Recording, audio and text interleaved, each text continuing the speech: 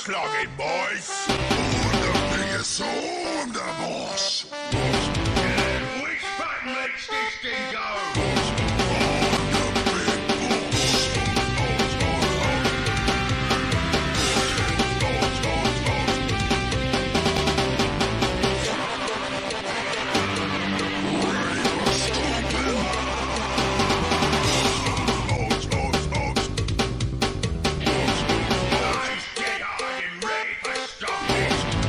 Send me to the fight!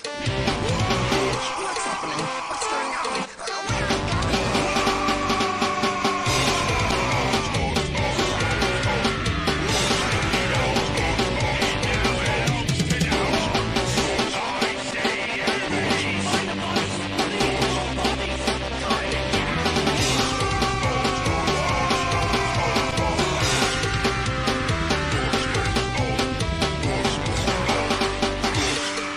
Fox is the biggest and the strongest. Kill the other boys!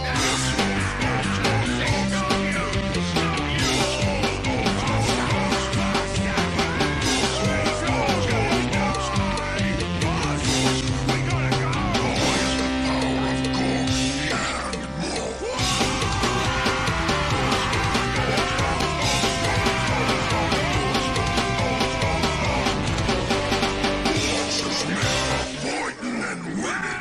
Please, no more kissing. Alright, welcome back to another juicy live stream, man.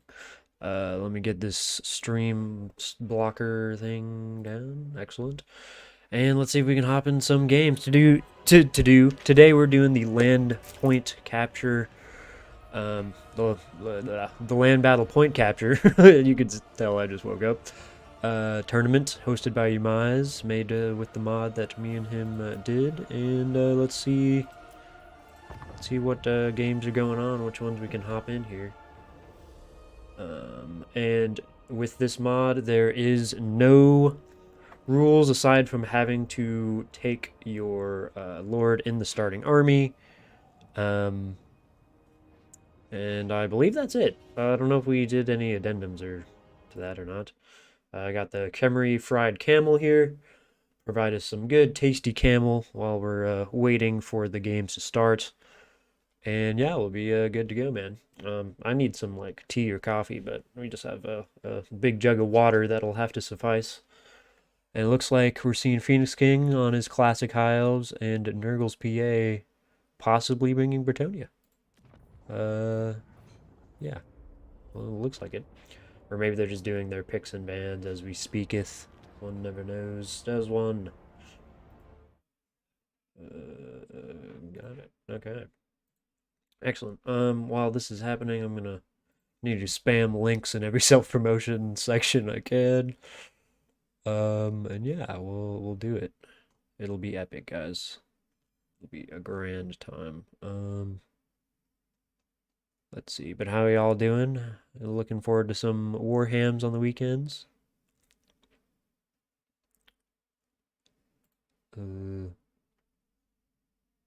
Yeah, guess there isn't really any, I don't know. Okay. Guess I'll just post it there. Fuck it. Fuck it.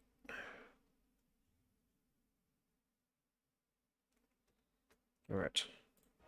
Make sure we didn't load in already. Good. Yeah. Oh, Wood Elves versus Bretonia. This would be an interesting one. Be interesting indeed.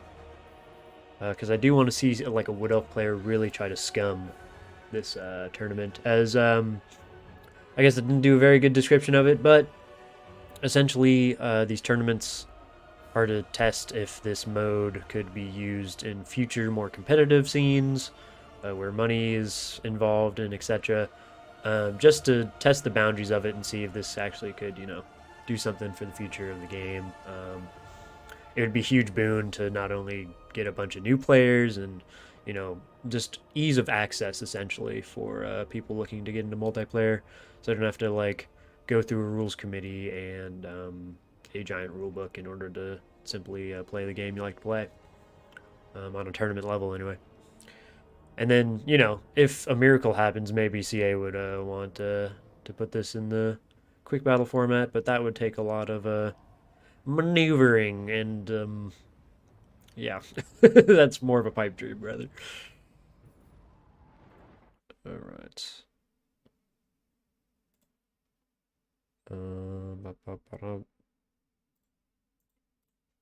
Bam.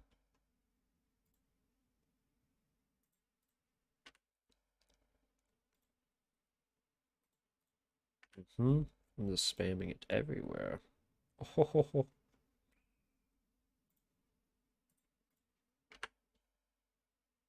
oh yes. Okay.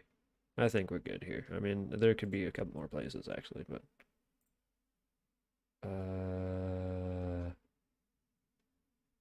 yeah. Video promotion, there we go. Bam. Okay, now I will stop looking at my other screens here. What else versus... Oh, Jesus. So it's an elf off. You know, actually, I'm interested to see it, you know? Can the dreaded top-tier Dark Elves be toppled by the now, I wouldn't say mediocre, but definitely less scary Wood Elves coming into Game 3? And I wouldn't even say they're less scary, but it's just like Dark Elves have so many good tools now. They've had good tools for a long time, but now that they just have really a couple strong lords, not saying that the rest of their lords aren't strong, because they have pretty good lords too. CA doing things for MP, even if they likely didn't spend all their MP budget on Dorn. That is likely. Right. You never know. But yeah, they more than likely that is an L, brother. You're correct. All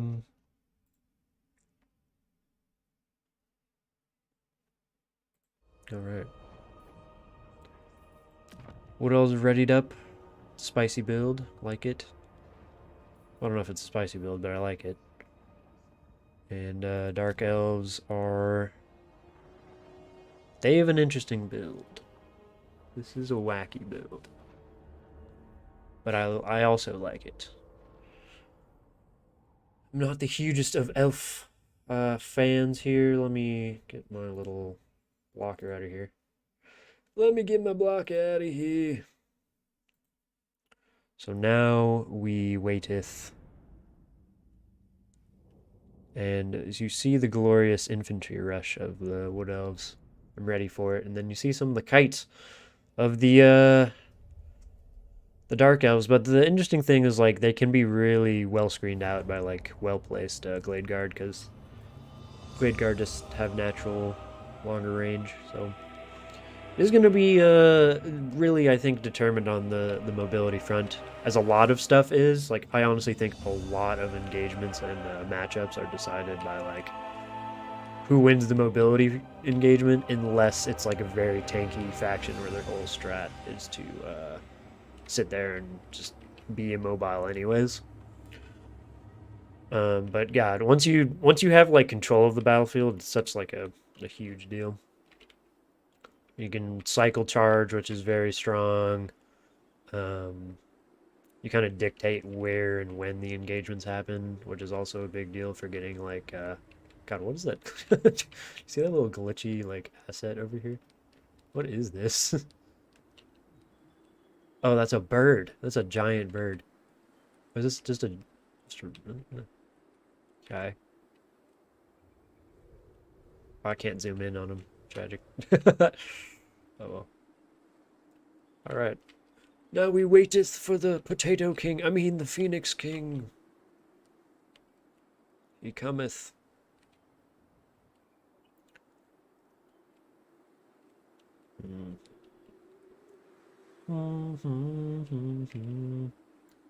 Yeah, I'm really tired this morning, guys. My bad. This is like just a very... I don't have my caffeine yet, you know? I'll supplement it with just tons of water and see what happens.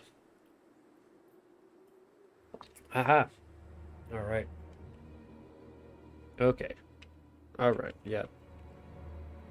There we go. Okay, so looking at Phoenix King's Wood Elf army, we got the 4 Dryads, 3 War Dancers, very good at mulching most infantry here, 3 Glade Guard with Starfire Shafts for the armor piercing, lovely, Glade Riders, and 2 Riled Riders, yes, and Great Stag Knight. Very nice. Along with the HQ of a Spellweaver of Life with Dwellers and Earthblood. No regrowth. Interesting. Still pretty good spells right there, though, and Dwellers can deal some serious damage. Looking over the Dark Elf side, we got the Malice. Classic Malice. You know, I mean, it's just really, what else could you want? He's on Spite. Love it. Sorceress of Dark. Interesting for the Soul Stealer and Word of Pain. Okay. The double hero squad here. We got a Master. Who's just going to be a nice source of armor-piercing anti-large on a single entity. So, and he's riding a Cold One as well. 2 Dark Riders with repeater crossbows, 2 Scourge Runner chariots, 2 Bleak swords, 1 Dread spear, 2 Black Arc Corsairs, and a Dark Shard, and then 2 Harpies. 1 being the Crows of Cain. Yes, very nice. So the ranged heavy Dark Elves versus not so much ranged heavy Wood Elves, but the range of the Wood Elves kind of like are really good. I mean, like, Scourge Runners can definitely like dodge out the way of Blade Guard, but more about can I go any further? Okay, I'm used to debug. I play with debug cast with regular because the debug flips out the game pretty much. Makes it tweak out. Alright, so we're going to be approaching. I really don't know why there's a shadow on this map. There's not like a ton. I guess it's just like the mountains or something, or yeah, it's just like an open sky. Yeah, do you see all these like weird shifting clouds? Oh god, so haggard. Alright. Yeah. Okay. He's going to be approaching up. Looks like he's probably going to take the point first, as these guys are moving much slower.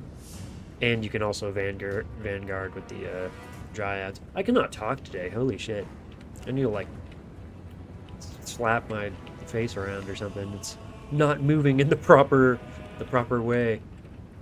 Alright, some Glade Riders getting shot up. Is not the greatest, but they're also like really cheap. So I mean, if they can catch these Scourge Runners, it's nice, but I don't know if they can even do a ton to them. I don't know what that trade is like. It's not great. Some Scourge Runners and Dark Riders are being nuisances here, shooting to the Dryads, and the Glade Guard need to be responding, but they're not. Glade Riders catch the Scourge Runner chariot. To no avail. Yeah, this is pretty much like a free pick for the Dark Elves, so that was pretty bad.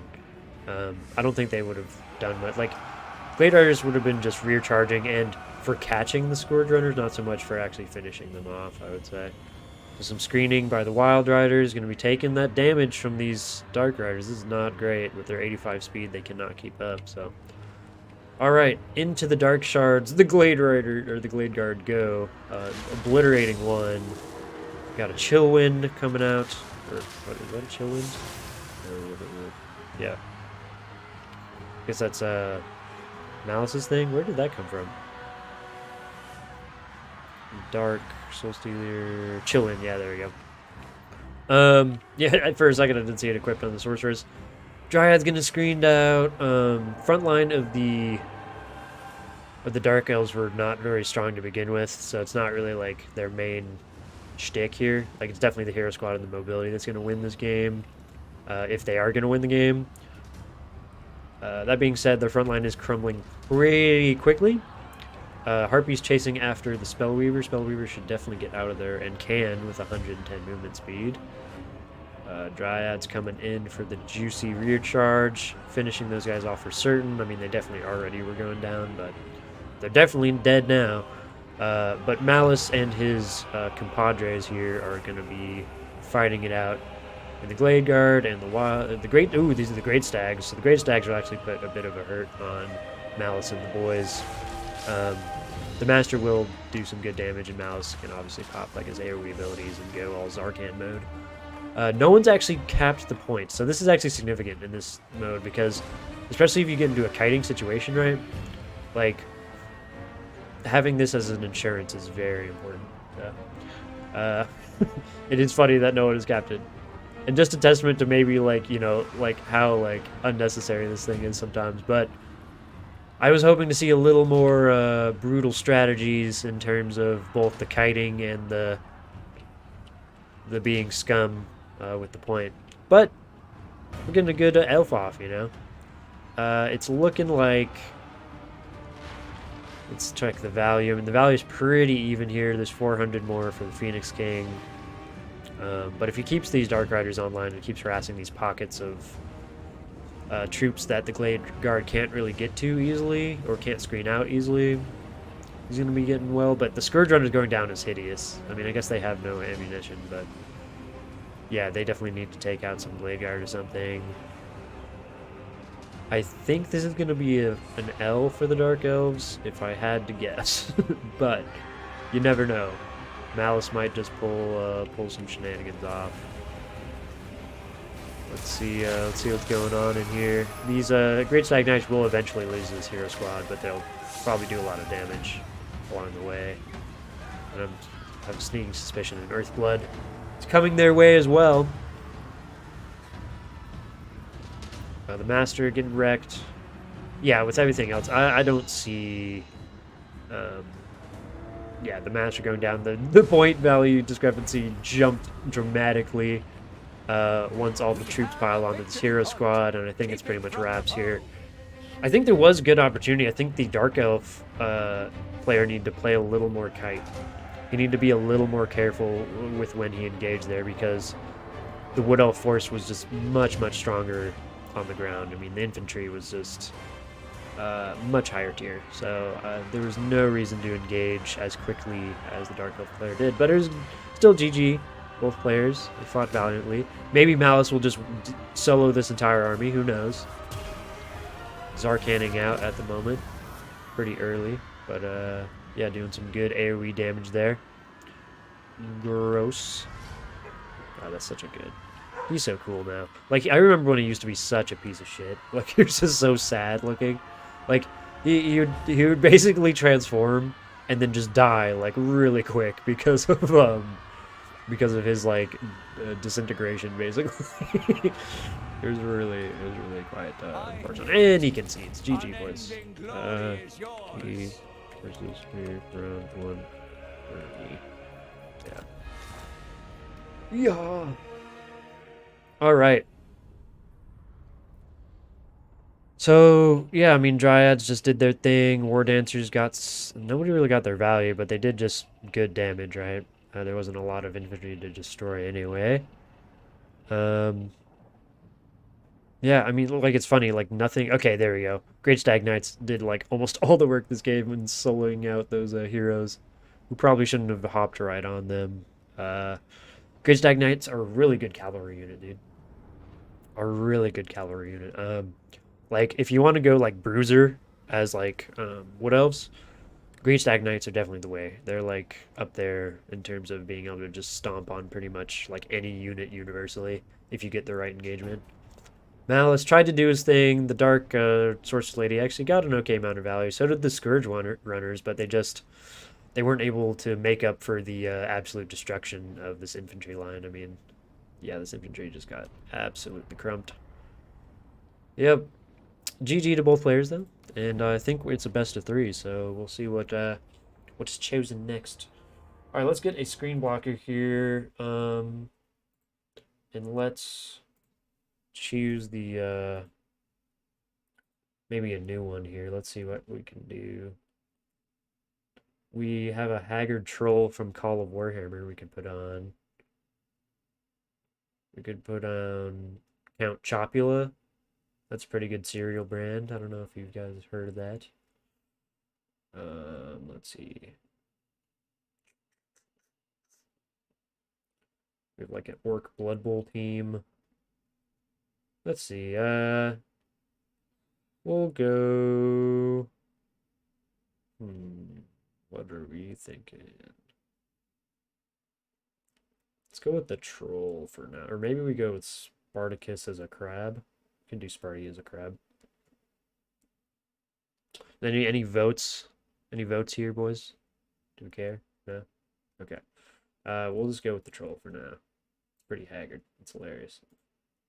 Oh my god. This image is huge. Jesus Christ. Oh, Anakin. Oh god, this is like a yeah, this is like a 4K image. You see it? Like a 4K medieval 2 image. Oh yeah, there we go. Oh yeah. Yep. Excellent. Boom. Bada bing, bada boom. And yeah. It is time. Let's see what nope, they haven't switched their picks yet.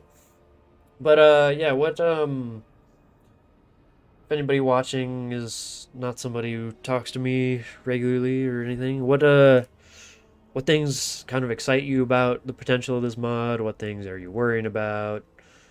Um, do you even know what this mod is? um, etc. These questions for the chat.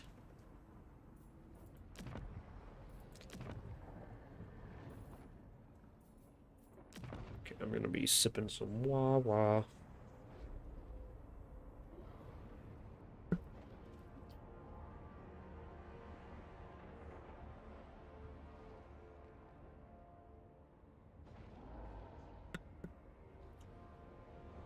All right. Jesus, I just hit my knee. um,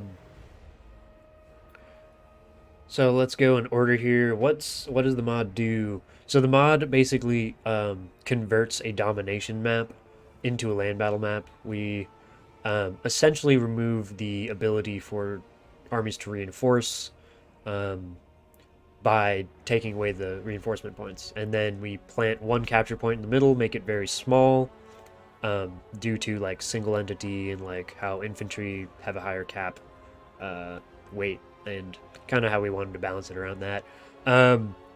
But essentially, it just puts a point, so it forces like a land battle mechanic in game for people to be incentivized to actually engage each other and fight each other. Because at the end of the day, in land battle, if you've played quick battle, you'll notice that there's not a real incentive for people to engage if they don't need to. And this kind of like in-game mechanic wise like has a reason for people to eventually fight each other, or somebody will just win off of capture points. For the second question, I wonder how a VC heal blob would work with it. We've had a few games in previous tournaments where like a VC heal blob not necessarily is like dominant, but in certain matchups they can actually like outcap and outlast stuff. But it's more so that like with this cap point mod, there is like a slight emphasis on like certain late game scenarios that are slightly different from land battle. So like in this mod, it's a lot more important to have like infantry clear, especially in the late game, because if your opponent has a lot more infantry than you, they can simply just sit on the point and outcap you. Now the cap takes a long time because it is just meant to be a land battle, so the point is to win off of combat. But there has been exactly one game where the VC player had a blood dragon and a bunch of zombies left, and a dwarf player only had, three. And Coops, you could probably guess who that dwarf player is. Only had like three heroes, and the three heroes simply could not clear the remaining zombies in time as they capped the point and eventually won. But that only happened once, so it's like these very like rare scenarios, and they played that matchup like a few times. So it wasn't just like kind of a one-off thing. It was good old Botet. Yeah, do you see the Botet troll? Ah, such a classic. What a guy. What a lad. The stone trolls are actually pretty good in that game. But, yeah, so there is, like, there's potential for, like, weird healing blobs and weird other late-game scenarios. But I think it's a lot more niche than people are speculating, you know? And I think we'll see that the more games we get played with this mod in general. And the funny thing is, like, a lot of people are like really good sports, so it's like it's hard to get like people to really like push the boundaries of this mod, which is the whole point of it, right? So it's like it's funny because a lot of people are just playing like, you know, how they would engage in a regular land battle, but they don't have to.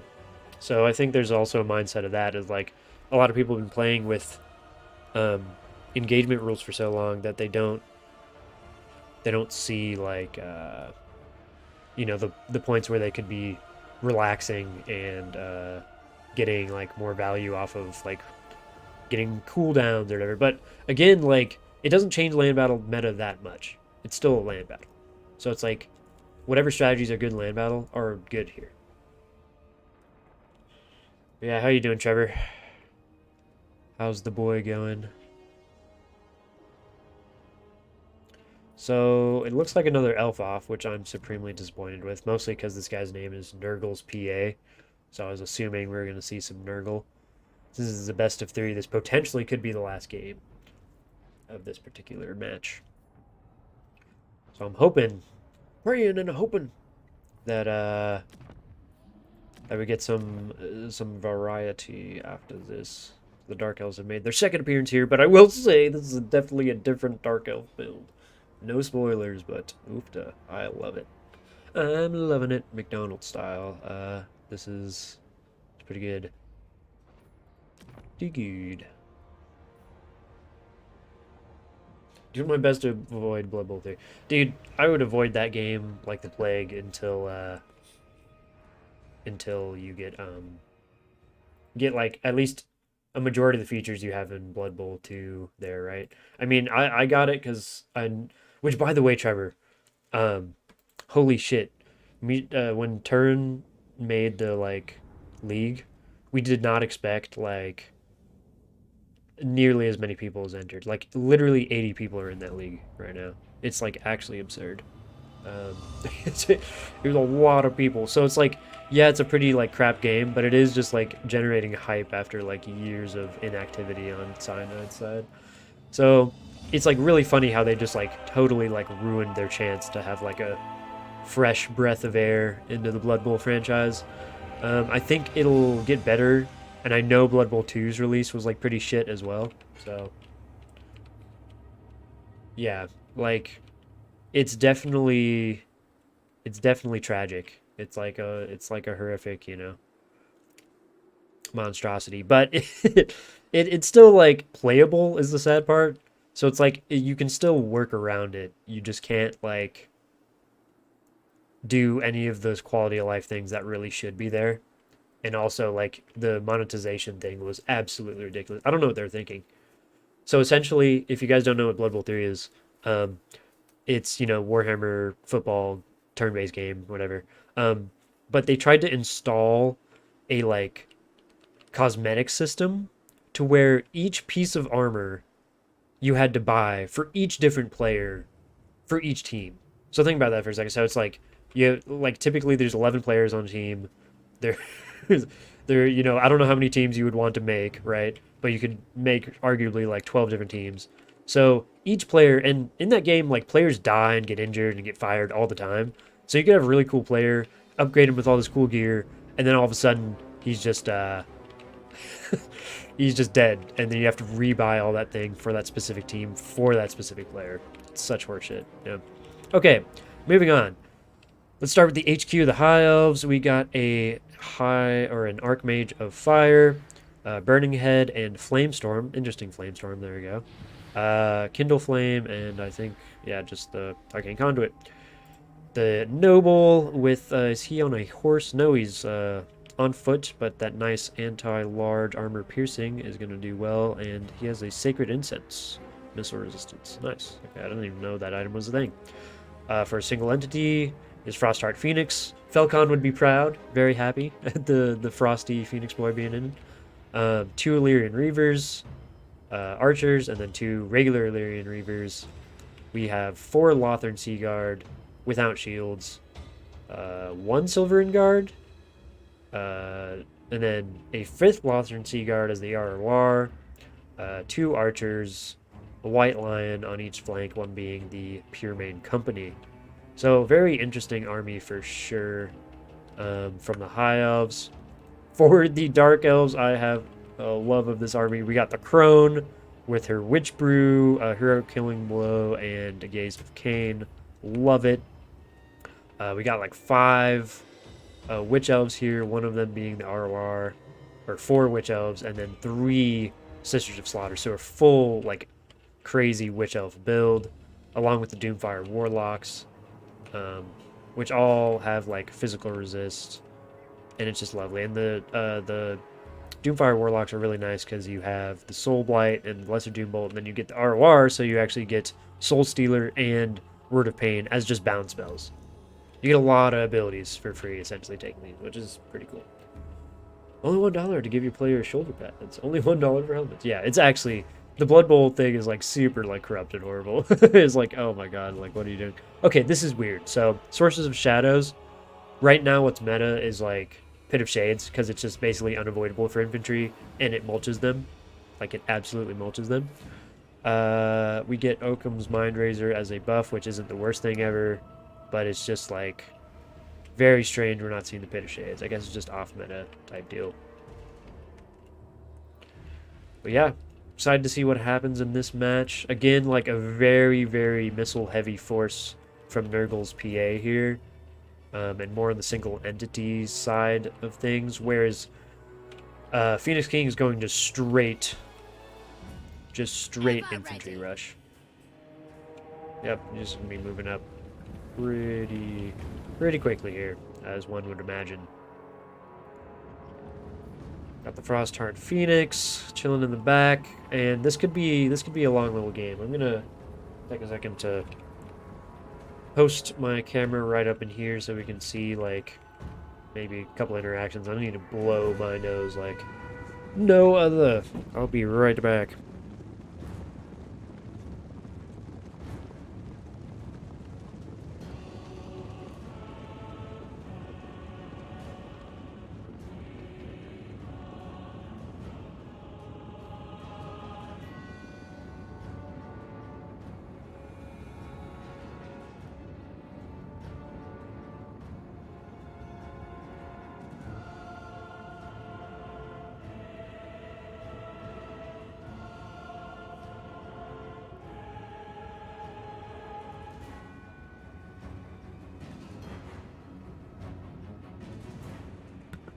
Alright, I'm back. Do it. So, we're seeing some early skirm here, and I definitely would be firing into these Witch Elves. The Warlock guys have 92 speed.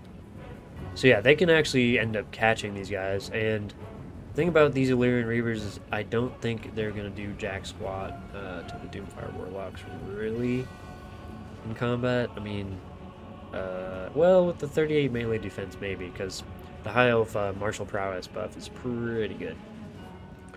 Witch Elves taking some damage on the flanks here, but not a lot. Again, I think there needs to be a lot more spacing when it comes to these missile builds that Nurgle's PA is playing, because right now, the organization of the army is getting pretty rough. If he cast a spell right here, if this Nurgle Sorcerer Shadows just cast a spell... Oh my god. Oh my god. Oh. See, if that was a Pit of Shades, it would have been just death, dude. It would have been just his entire, like, army would have just crumbled right then and there. So Archer's running in. So yeah, Nurgle's PA is definitely, I would guess, a newer player. If not, maybe game's just a little off, because he is engaging very haphazardly and not using the missiles to the best effect here. The Witch Elves are taking some damage on the flanks here with the Illyrian Reavers. There's a nice attempt at a Burning Head. That Burning Head could very well have been very good. Probably would have driven the Burning Head right up here, though, to get both of these guys. As the as the High Elves are pretty armored, so the Burning Head wouldn't do a ton of damage to them in that regard. Would not help their morale though. Yeah, Dark Bolt, Doom Bolt or whatever. Yeah, this is just rough. Pretty much a similar tale of the tape happened last game, where Nurgle's PA essentially was doing some range shenanigans, didn't really have enough time to pull it off, and the Wood Elf Rush just came at him in a very similar fashion. These Witch Elves are just running up in their grill, smacking around these High Elves, not giving a single F at all. Yeah, Crone, ooh, fucking rampage this Frostheart Phoenix and is absolutely obliterating it. Taking some good damage from the Noble jump squad here, though, but Crone is a menace. Crone can get up to, like, ridiculous weapon strength here, especially with these two comboed. Like, yeah, it's gross. Get 100% of her weapon strength buffed, essentially. Pure Main Company holding up, but this game's over. It's pretty much wraps, you know. This is a nice Burning Head, and these Burning Heads would have been very crucial in this game if it weren't for the kind of formation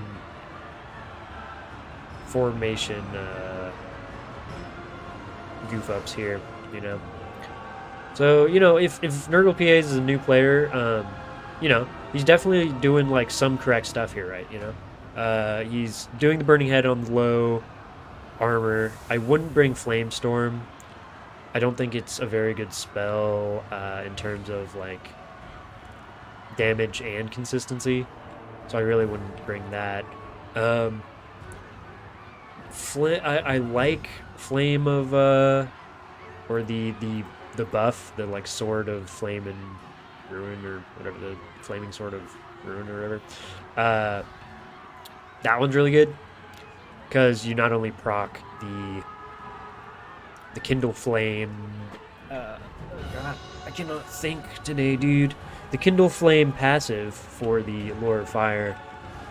You basically proc it, and you buff your guys with flame attacks. So you're giving your opponent's weakness to flame, and then buffing yourself with flame. So you're getting like a really good damage increase, essentially. You're like a 40% buff to like that area. But yeah, this is pretty much game. It's been game blouses for a while. It's definitely a wrap, as you would call it. And yet again, the point was not even captured, which is just hilarious. Like, like it doesn't even matter half the time, right? Like that's the goal, right? For it to not matter half the time, majority of the time.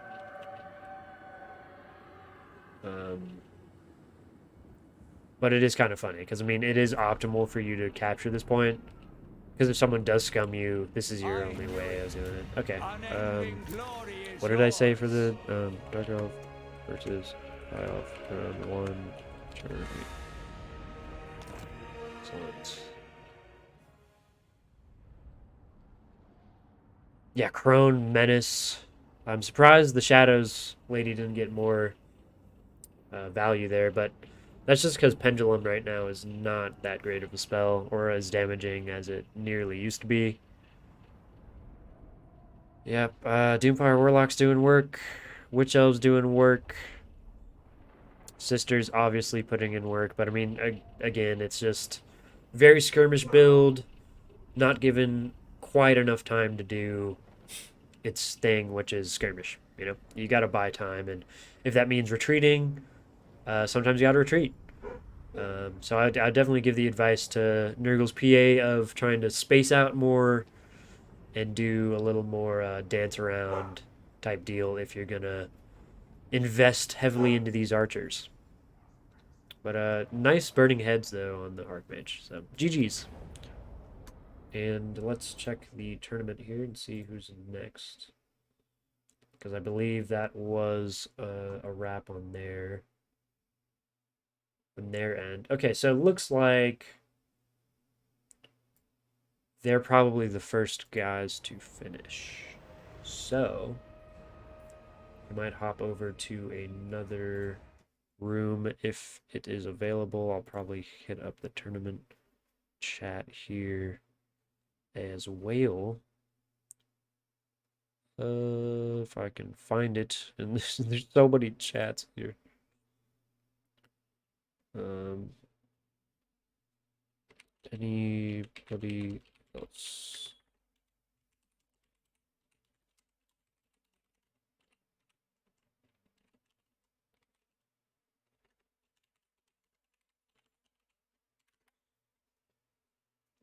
I think,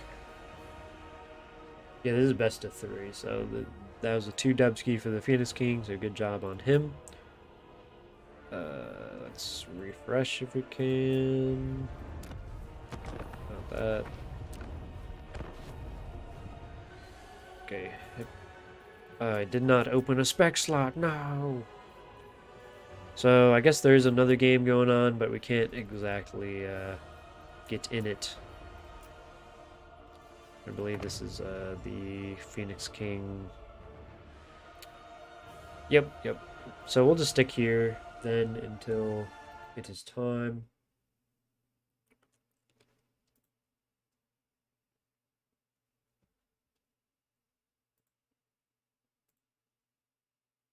Yeah, it's so weird. My broadcast thingy, like the little like live thing. Trevor, I don't know if you're still here, but the little live broadcast preview on the YouTube thing is like always not live for me. Like I have to click the little live button. Does that happen for you, or is it like, does it stay pretty like up to date, or not up to date, but like pretty like on par with your stream output?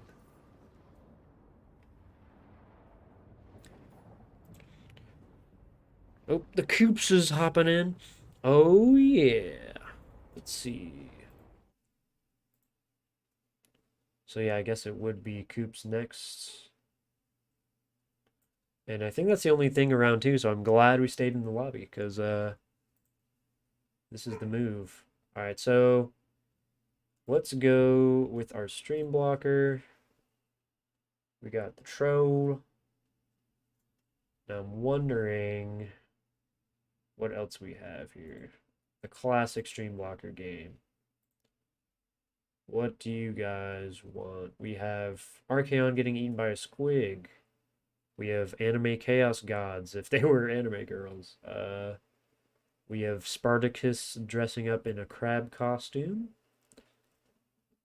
We have Count Chopula, the orc cereal. We have Grimlock riding Croc Gar in a weird turn of events. We have a Slan eating a hot dog and potato chips. We have cornflakes, the deliciously original Chaos cereal.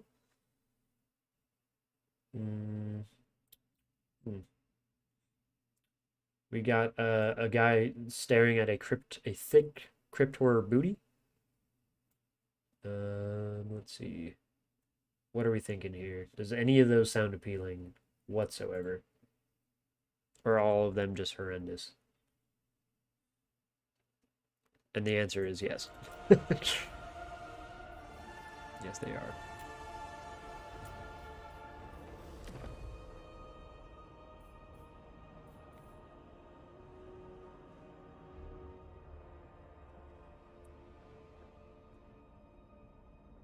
Alright.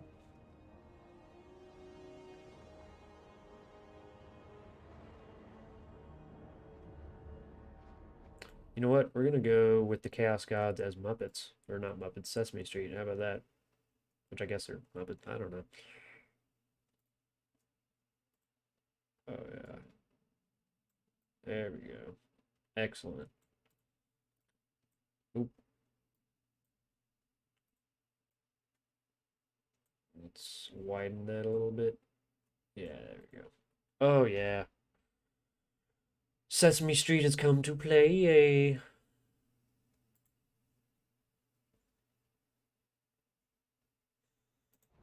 So it looks like we're seeing Kislev versus Slanesh. This is an interesting matchup.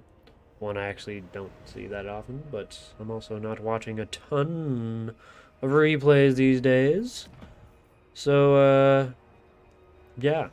Both are like very, like, have very dependable frontline Infantry, because of Kislev's By Our Blood, which makes them unbreakable if they do decide to rout, and Slaaneish's natural ITP on pretty much every goddamn thing they have. So, you know, there's definitely some sturdy front lines going to this match. It's more so, again, about the mobility fight. Can Slaanesh get enough flanks and countercharges to outlast the tankier Kislev shenanigans here?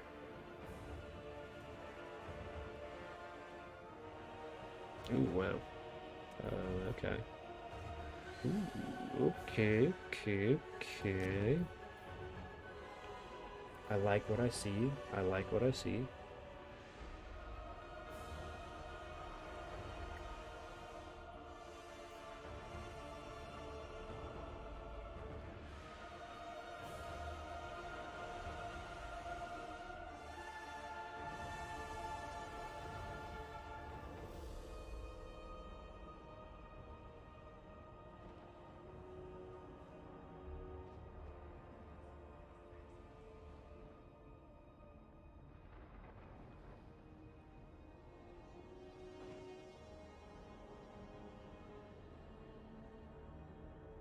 Okay. Yeah, you know, how hyped are we for Chaos Dwarves? They got teased at the end of that dope Immortal Empires trailer, which, by the way, was a fucking awesome trailer, man. Um, they haven't come out with something with actually that cool production in a while, for sure. Ooh, when the game's getting started. But I thought it was really well done. Kind of for like a lackluster announcement, to be honest, but still pretty good. Pretty juicy. All right, so these are interesting builds. Got the absolute Chad 20 stack and the absolute Chad ITP warriors and Marauder front line. Oh, I think they did the same map on accident, but that's all right. I don't mind it. I don't mind it at all.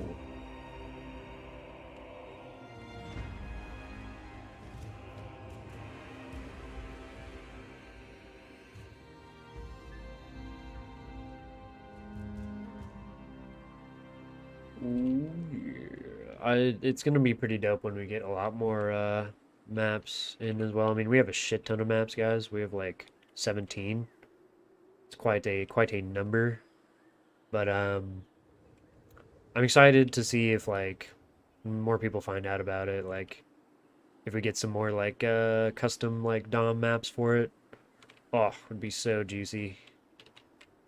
Because like I feel like there's so much potential you could do. All you need to do is make it like kind of large, you know, so the white line isn't really a problem.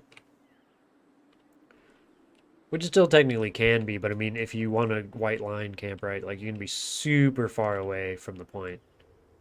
So you really like are gonna have to work it, you know, if you want a quarter camp or some shit.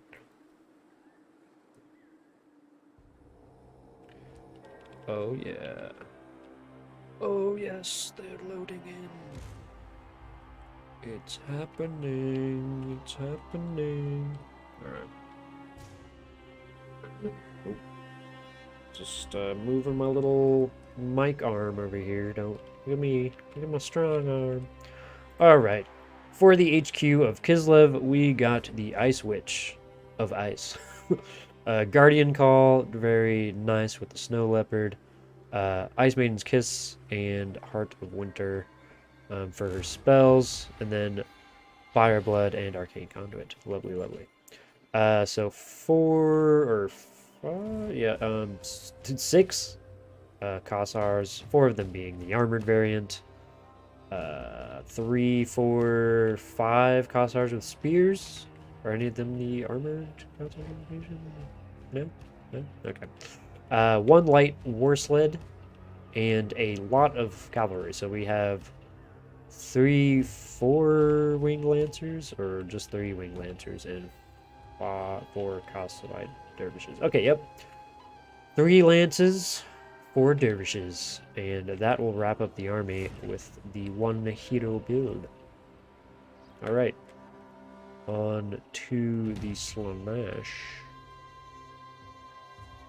We got the Herald of Slaanesh with her good old Locus of Grace ability. Did not even realize, I guess that's her Locus of the, yeah. Good, the Portal Glyph, really good ability of summoning Chaos Furies, Lash of Slaanesh, and Acquiescence. So Lash is pretty good, she's going to just spam it. For that good passive, Blissful Raptures are really good passive, gives you plus 12 attack and plus 4 leadership.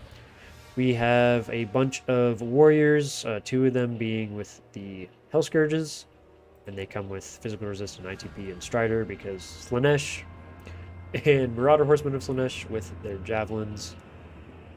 1 harpy, 2 Hell Striders, and 3 Seekers. So we got a pretty strong mobile core for both sides, but definitely Slaanesh is in the superiority on this one. Kislev will have the advantage when it comes to the numerous infantry and also the ranged factor, but none of the ranged is armor piercing. So those Chaos Warriors are actually a pretty decent choice here. Do the white horse sleds have... Yeah, they have armor piercing. I guess they shoot guns on their sleds, huh? Yep, they got some good old rifles. Yes, very nice.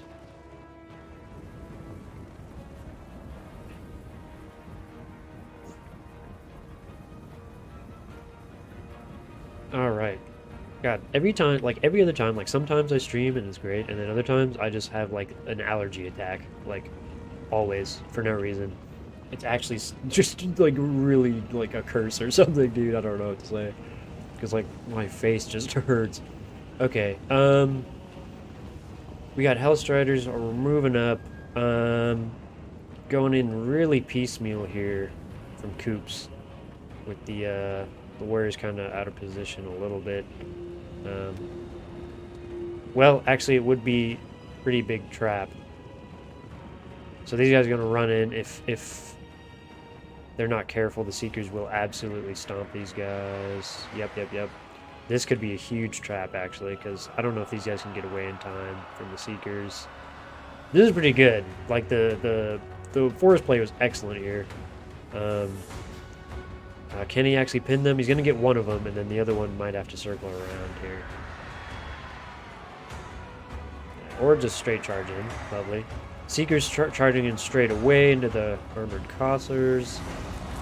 Hellstriders getting charged, possibly by the Dervishes, but I mean, this is a bad engagement for the Dervishes. Seekers running around. The point is actually captured by Slaanesh here, in case this comes into play. Fury's getting on the spears in the back, and armored Cossers just fighting with more Furies. So I guess there was 2 Furies. The other Fury was just off somewhere. But yeah, leaving Seekers in and also charging them in kind of like... I think they should have waited a little bit, right? Because if they could have caught these guys like in the rear, it would have been great. Because then you have a clean getaway. But as soon as you run into the blob of infantry and stuff, those wing lancers sitting in the back are going to cause problems. Again, Seekers just needing to disengage. They have the speed advantage. They are poisoning them. Like, yeah, you definitely need to just get out. Get out, man! So they can run away and fight another day and get some more recharges and stuff. But for now, the Kislev line is holding. The Ice Witch dropped down some sick magics on the cavalry engagements, which are pretty much the most crucial ones in this particular fight. And, yeah, ooh, another juicy little, what is that? Ice Maiden's Kiss. Lovely wind spell. Dervishes getting onto the, ooh, I'm the Marauder Horseman, no, Anakin. They need to run. At this point, it's like you definitely are depending on the warriors to grind through a lot of the infantry. I guess these guys are just charging into spears out of desperation, but they're going to get hammered and anviled by these wing lancers pretty hard. and it's probably going to be a wrap after that.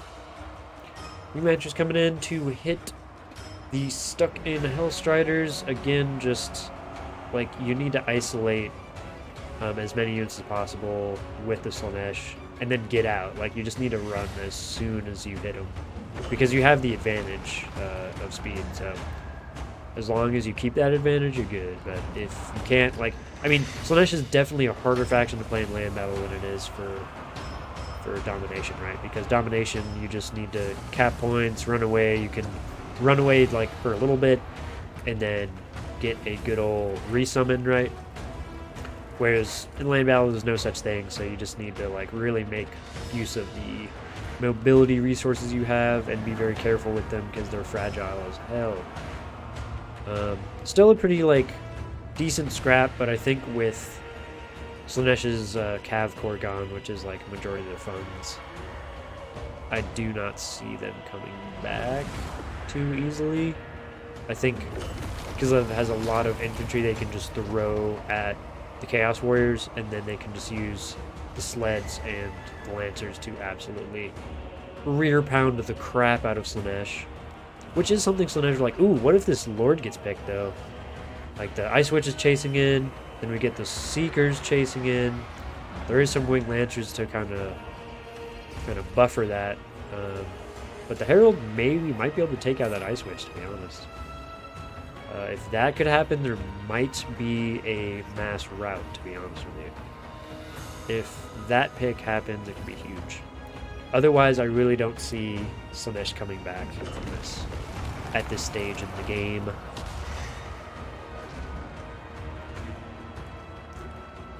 Yep, okay, the Ice Witch is possibly going down here.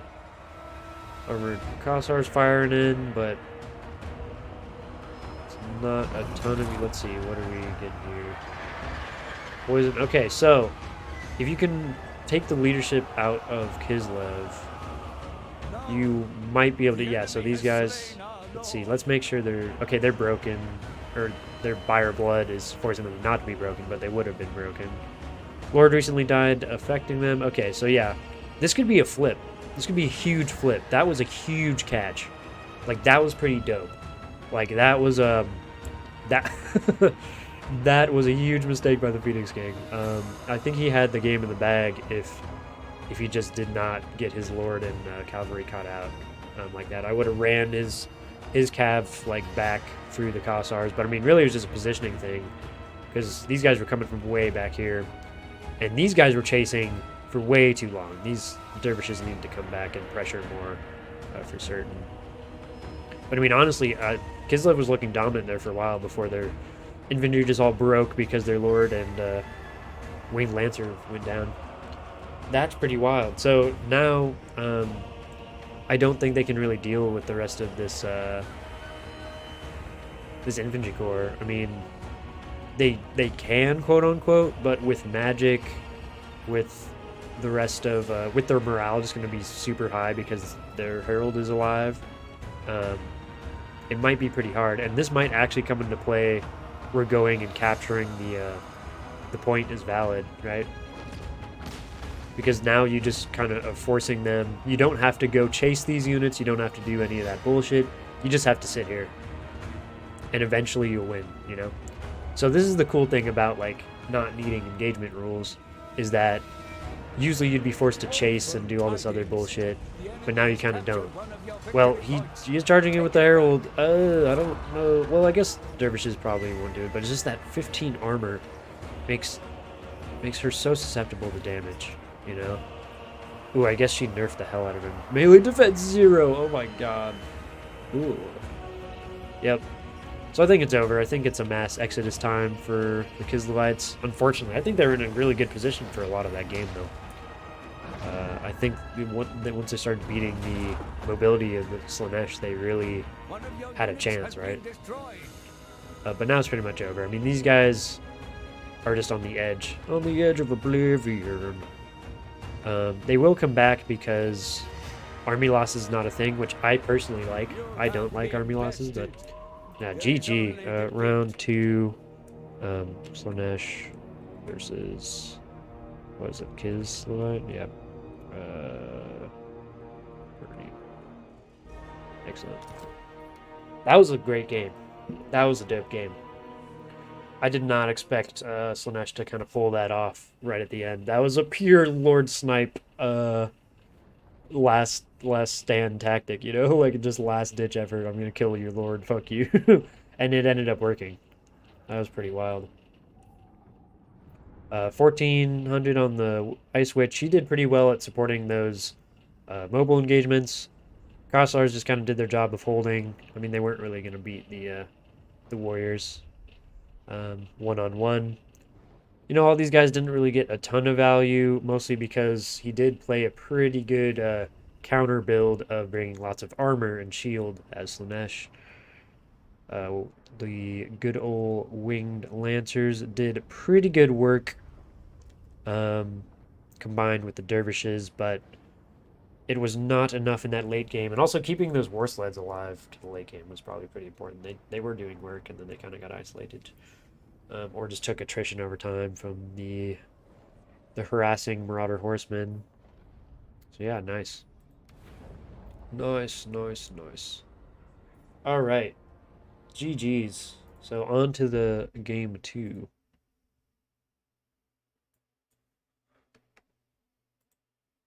Just gonna...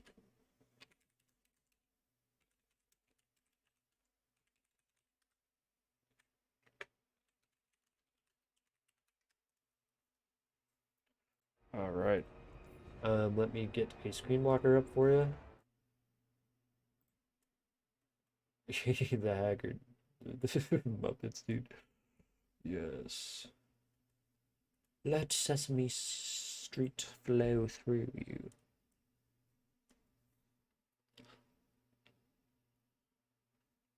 Yeah, that armor spam definitely worked. Definitely worked. It was a very, very solid strat.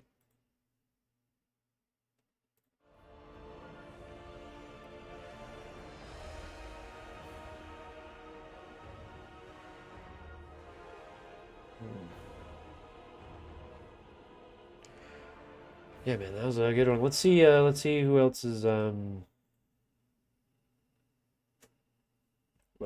playing. So we have okay, interesting. It looks like 2 of the games have not finished in the first round, or maybe it hasn't updated for me.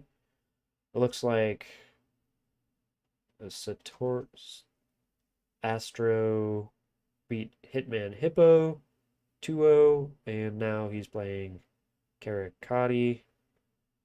Gemma and Ioba have not played, it seems, or have not like submitted it. And Saber Skull and Booj have not submitted either. I'm gonna see what's going on. What's going on?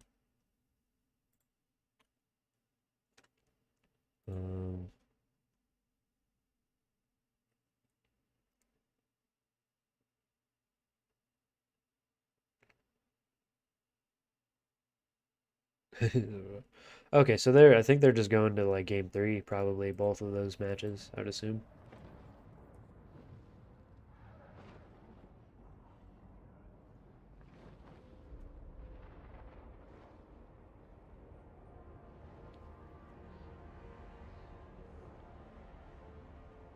Alright, looking like Hiles, the classic Hiles for the Phoenix King, and Lizardman for Coops.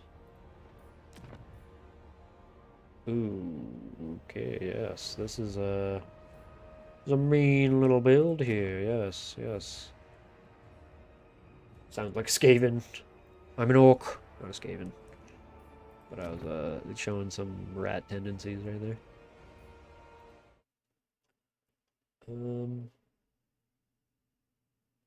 Yeah.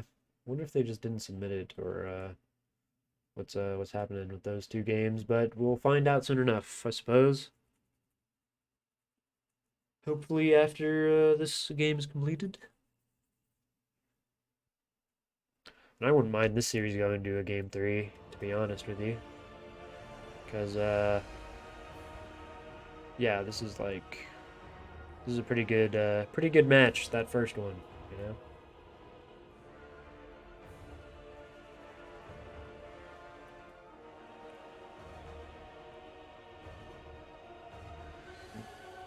But what units are you guys most excited for in Chaos Dwarfs? What would you like to see on their roster?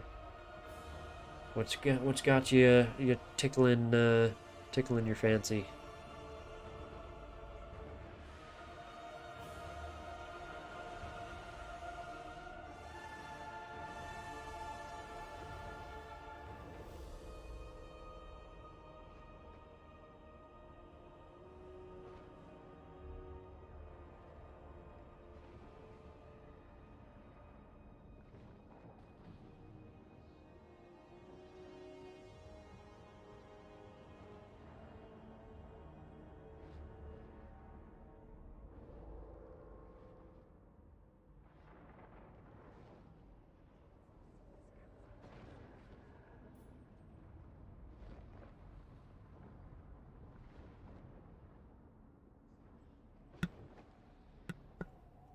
Alright. I was just like hacking up a storm, coughing the Nurgle rot out of my throat. Alright, let's play the screen blocker game again, shall we? What will it be this time? Will it be Thomas the Tank Engine, if he was corrupted by chaos? Will it be Santa Claus as an orc? Will it be... Oh, you know what? I think it needs to be... What does it need to be? Oh, it'll be a Screamer Face. That's what it'll be, man. Let's go Screamer Face all the way. Oh, yes. Look at that face. I mean, who couldn't love that face? Who could not love... Oh my god, no. Yes.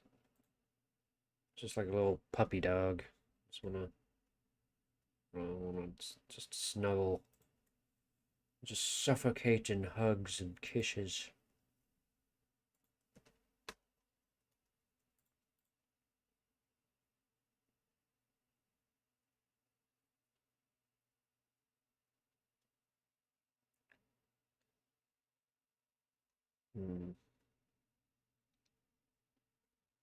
All right. Oh yes, we're loading in. Juicy.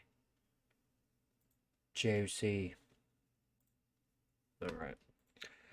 Oh yeah, so you can see this is a wide boy lizard build and a classic high elf. I'm gonna shoot you with the DACA all over the place. Yeah, let's see what's on these HQs here, but I have an inkling. Feeling I know. Love this map. I think this map like offers a lot of variety here. You have a pretty wide like open fighting area with varied terrain. You have a little area you can go and like kind of play around in terms of hiding and stuff, but it's also kind of janky because it's mostly like objects in there, so you kind of have to like run around them. And then you have this cool forest like big tree area where you can go in and out of the forests and do shenanigans there. So I really like the versatility of this map. It is very nice.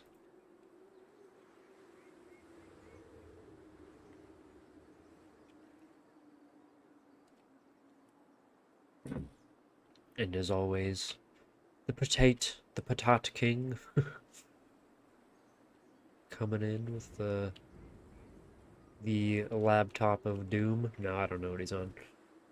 You could have a very, very nice computer. I'm not sure it's all about the internet or really the server, the peer-to-peer connection, really. So it's just hideous. We would love service. Please give us servers. CA. Help our ravaged connections. Okay. Let's go over the builds swiftly. Techless. On foot. Wild. Potion of Troy. Nice. We got the Bound Fiery Convocation. We got some Regrowth. And we got a Net of Ammontok. Very gross in combination with the Sisters here. We got a Noble on a steed. His trusty steed. And he's bare bones. 2 silver helms, 3 of the sisters as previously shown, and 4 Lothern Seaguard. Are these spearmen? Yep, they're just spearmen. No silver in here. For the lizards, we got the cost-efficient red-crested skink, and he's coming with just Focus Instincts, Opal Amulet, and the Warrior's Crest. Ooh, that's a nice buff. And he causes fear like an actual menace, just a little scary skink, I guess. Let's see. We got Cursor Banner here and Flock of Doom. Very nice. And the Wild Heart is a good passive as well for mana regeneration. We have a lot of mobility. We have, I believe, 4 feral cold ones here. 2 horned ones, 1 on each flank. And yeah, that's going to be a total of 6. Then we got 4 skink cohort. 4 of them with javelins. 1 Saurus warrior. And 3 red crested skinks. Count them 3. With their armor-piercing great weapons, and one of them being the unbreakable, unkillable, well, slightly unkillable for 20 seconds, skink unit. It's very cool. I have a PC. Yeah, I'm sure it's beautiful. If you're just kidding, I'm just you load in ever so slightly slower than I do, so I'm just flaming you, man. It's no big deal. Horned ones and company moving up. This really is going to be determined by the missile play, right? Can the sisters get their value, and can the swarm of lizards stop them from doing so? And also the horned ones are scary, so if you not careful watching those guys, they will absolutely chew up pretty much everything in this army. I mean, silver helms definitely, and the infantry definitely as well. So moving up here, he's pretty close to this forest, and this is a pretty good angle of attack for cavalry here, just from experience. I've played this map a couple times. Knighthood. Hello, man. How are you doing today? How are you doing? Yep, mobility coming in strong across from the woods. Sisters actually kind of pouring into skink cohort, which is not very worth it. Lothern Seaguard forming up on the flanks. Silver helms ready to defend their people.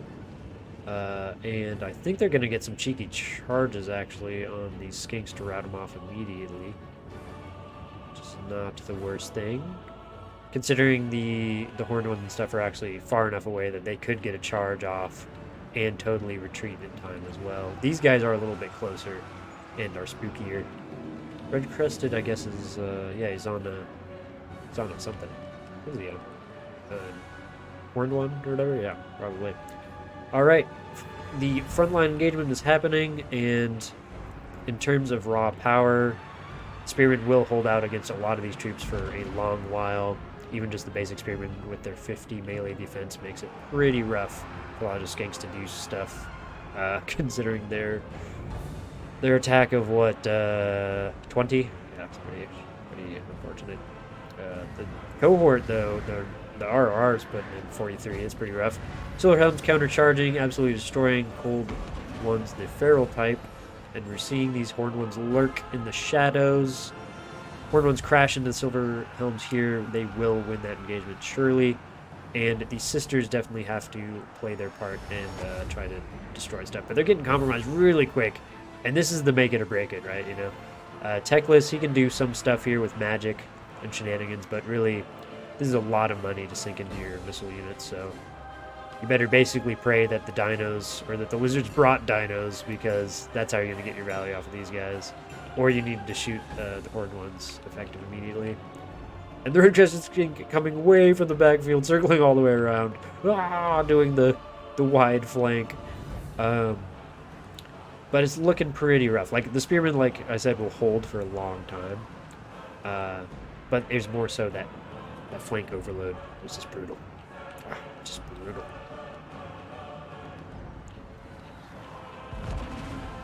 Um, yeah, this is pretty rough. I don't got a ton to say. I mean, it's just like it's pretty much over at this point, Anakin. Not because like there's no hope for a comeback, but you'd have to one fiery convocation this, please. It's bound or whatever. I know it's super slow, but like Jesus, look at this. They could just route all these guys off. As long as the sisters are alive, there's hope. But they're holding on somewhat. So if he can get all these skinks off of him and take down the horned ones, there is hope for certain. But that's the only path I see that the elves make it out alive now. With that red-crested guy going in. Although the nobles should definitely hop on this guy and start pounding his cheeks a little bit there. Teclis running away, probably going to pop a potion if he gets too scarcely low here. But yeah, I definitely would be using that Fiery Convocation on these skinks. I think it's bound, right? Yeah. Blathering out here. Most of the sisters are compromised, though. I think this is pretty much a done deal. I don't think there's enough punching power in this elven army. I think it's wraps. Boys. Yeah, it's just an overwhelming stampede of lizards here. Hey, but you know, it was a valiant attempt, but the ranged builds so far in this tournament have not been faring well. Coop's up 1-0 right now. Yes, correct. He will be taking the series if he takes this game, and it's looking like he's going to take the game. So. Coops will be moving on to the, what I believe are the semifinals. Yep, the semifinals. And let me refresh those, that tournament page, actually. See what's happening here. Weirdly enough, that has not been updated, so I guess I'll ask you, Miles, what's going on with the lower brackets here. Or maybe that's just a glitch on my end. The Fiery Convocation come in. Oh, that was a juicy Fiery Convocation, though. You know, no. I thought with that route maybe he could get something going, but if these guys come back, maybe he really needs to delete all that mobility, though, which is these horned ones, these cold ones, the red-crested skink. I just don't think it's happening. I just don't see it happening at all. And yeah, well, Coops just started taking the point too. The irrelevant point. Good. Is he taking damage? Warrior's Crest? Oh, Opal in that. Yeah, he's just gonna stomp on Teclis. Ignore that noble. But I mean, you can even start stomping on him too. He's surrounded, probably getting poisoned and shit. I'd imagine getting poisoned. This guy do poison. He does poison. I guess only he does poison. And the Lord of Soda. No, the regular red crested skinks do too. So he should be getting poisoned.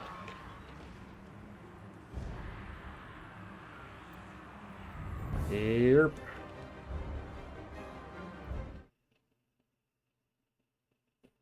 This build looks pretty Warhammer 2. I feel things are moving more infantry based and yeah, Sister of Avalon are what they used to be. That is true. They're definitely they can just be out. Like, I mean, if you just take a wide build, right, and you just admit the fact that dinos are risky, right?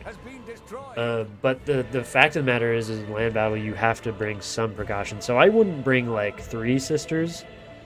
I would maybe settle for 1, to be honest. Like, I think 1 is, like, protectable, and then you have more funds for, like, a wider army to actually defend the rest of your innards. If you do have other, like, archers or something, per se, right? I think you definitely want to go wide to mitigate this type of build from the lizards. which have been rising in popularity, for sure. I've seen Umbrella and a bunch of other people take just like wide-ass builds, mostly because wide builds have and always have been like very good if wielded properly, because you just can usually get a lot of value out of each individual unit, right? Round 2, Wizard versus Tourny. Very good. Very good. GG. GG to Phoenix King. GG to Coops. Has put up a valiant scrap for us today.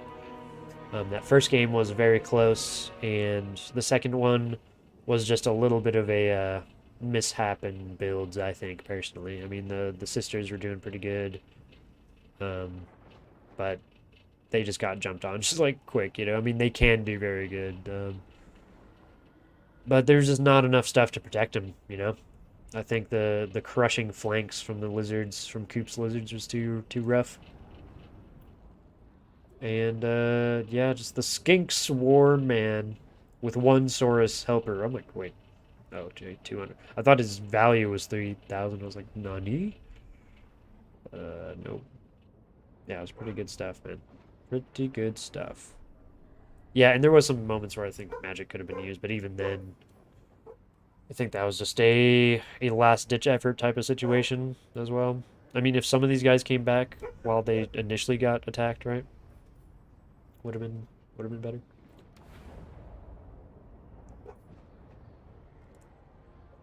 Alright, I'm gonna go murder my dog. Actually, I don't know if you can hear the dog barking,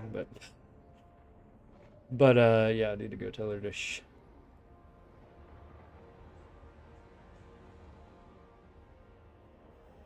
Cyber School game just wrapped up. Okay, interesting. Nice. So I guess we will stay in here if Coops stays. If Coops leaves, we're dipping out. I don't know. Well, I guess we'll dip out if a semi is starting, right? Stingers and Cyber School. Okay. So I'll dip out for now. Because Coops needs to wait for Hitman and Karakati anyways. So, yeah. Oh, yeah.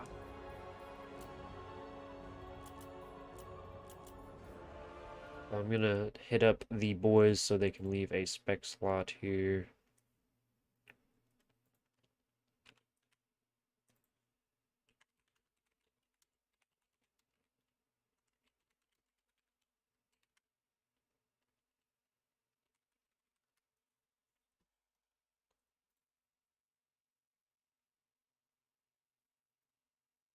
Okay. Okay, Rachel. Okay, let's see here.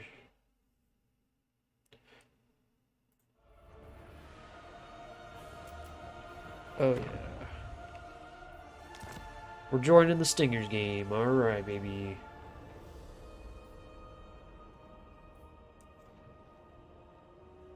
Go to bed. Shut up, Misha. God, just leave me alone. Leave me alone. Tell that to my toddler. Yeah, well, in Misha's eyes, I am a toddler. That's kind of the problem. Actual menace to society.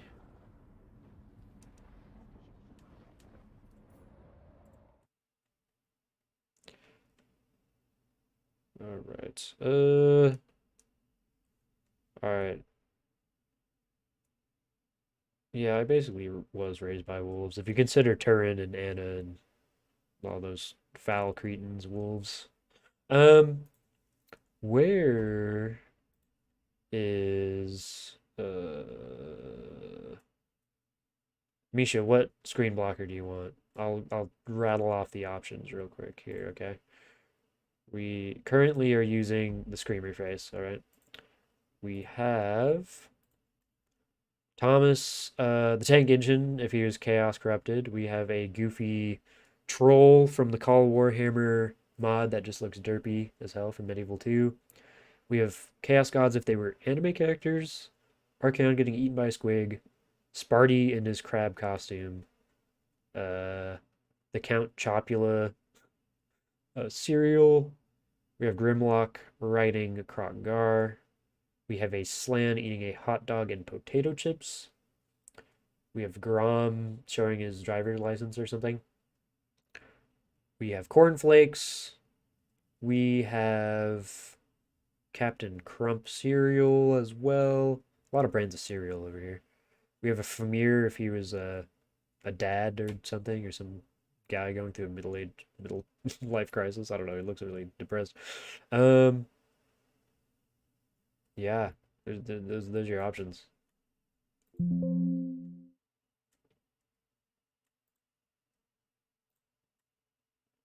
Squig, Squiggies. Okay, it is Squig time then.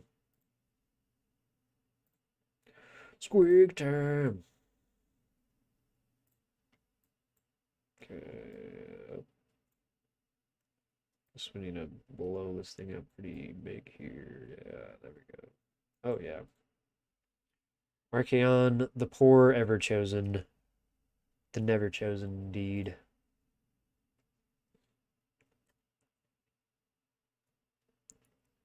Miss me with the weeb stuff. Yeah, Pone is a hyena.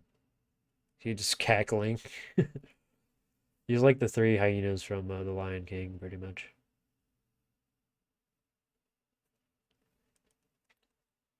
Ooh. So yeah, I wonder why those games took so long. Definitely, like, couldn't have been. I guess it's probably just a scheduling thing, you know. It is a weekend, and it is all the stuff. So.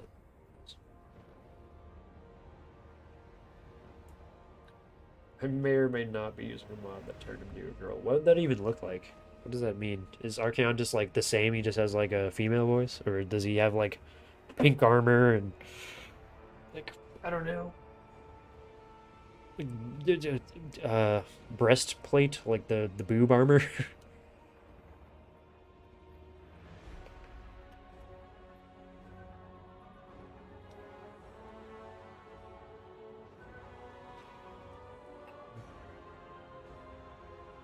That was an interesting little start of a Bretonnia build. I don't think it's what he's choosing, but it's kind of interesting. It's a little wacky.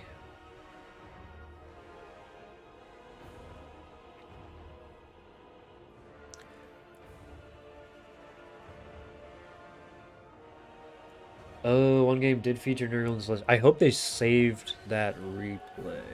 In fact, I'm gonna message everybody just to make sure that they do save the replays. Let me go do that. Right now.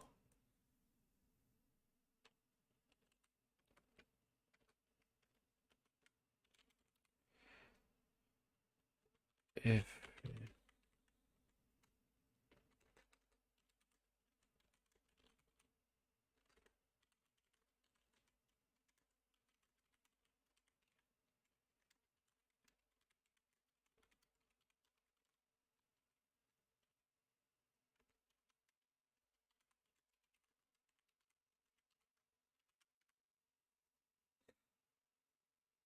oh, I can't add here. Oh, Misha, Misha, help! Give me powers. What the fuck?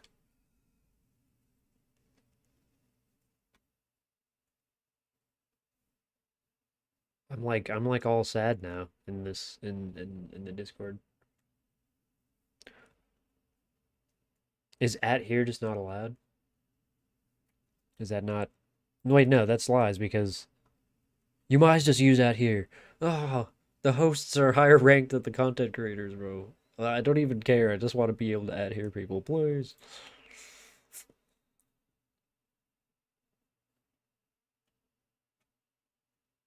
Give me power.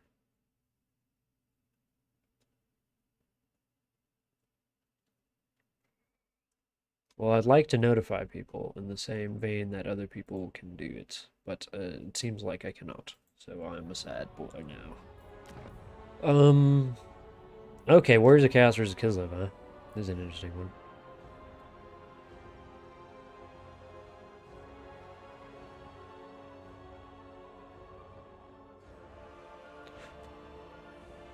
Yeah, so I was in the find opponent area, Misha, and I like did at here, and it just like did not ping anything.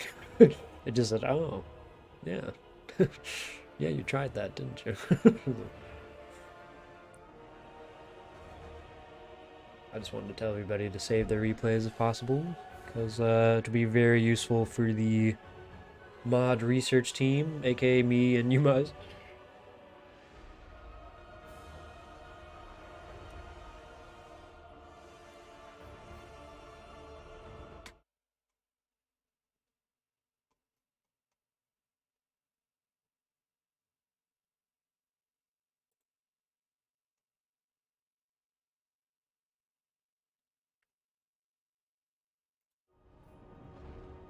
Alright, looks like their builds are relatively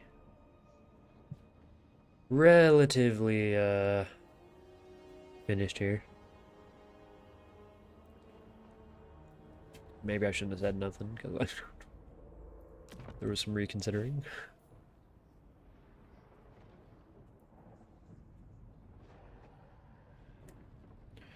Yeah, like I don't know. It's I think the people who actually play it do enjoy it. I think there's a lot of like hesitation though. And I think that comes from like all these systems being built or having, well, first of all, the necessity of all these systems having to be built around land battle. Then all of a sudden something comes along and like takes that all away. But the funny thing is that as much as like I think some like very hardcore land battle sections don't want to admit, like the only reason people like built those systems and those rules and stuff was because there's super like abusable like things, right? So even if this isn't like a perfect mode, it is infinitely more less abusable like just as it is than normal land battle is, right? So um I don't know. I like I think people who have played it like have enjoyed it. Um and I know there's like a few faces from the old community who are interested in coming back. But me and you might just need to push this out more. We haven't been doing crazy good promotion for it. We've gotten some people like Turin to stream it and cast a few battles. So like people are down for it. It's just like, um, yeah, like also domination, splitting the community in two is not great. You know, I'm not like I mean, I am blaming domination. I'm not blaming the players who play domination. I'm just blaming like how CA introduced it was like really poor.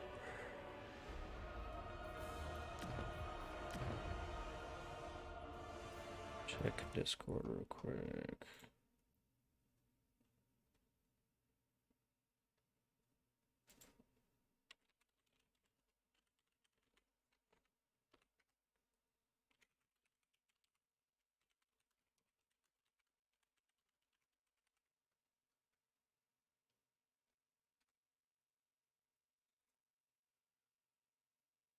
Ooh. Okay, yeah, I think we're getting the Goji being crippled problem solved here. Oh yes. I have been upgraded and now I can add here. So I'm gonna add here again and I'm gonna do the little up thing.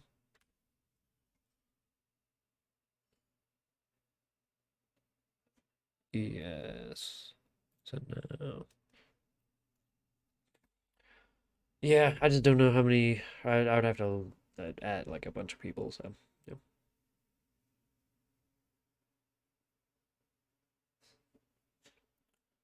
Thank you, Misha. Love you. All right. Let me get rid of the blocker now that we have that all settled. Okay. We have a Chaos build that consists of Archie on his trusty steed with the Slayer of Kings, gross. Armor of Morcar, also gross. Spirit Leech, Burning Head, and that's about it for the spells, but he has some other abilities. Okay, this is redundant. You don't want to take this because this actually... Or wait, no, he took that instead of the Crown of Domination. Okay, no, he took both. That's you usually just want to take the crown if you have more money, or Paragon if you have less money. But yeah, because they do the same thing of giving immune to psychology. We have Severed Claw, Chaos Warriors with halberds, 2 of those, 2 regular Chaos Warriors, 1 Chaos Warrior with great weapons, and then a bunch of just regular Chaos Warriors. So this is a very heavy Chaos Warrior build with Aspiring Champions and no Marauder Horsemen. This is going to be wild. I like it because this is probably a relatively... This is Saber Skull. Maybe not a new player, but definitely a bold player, if not a new player for sure. Alright, let's go.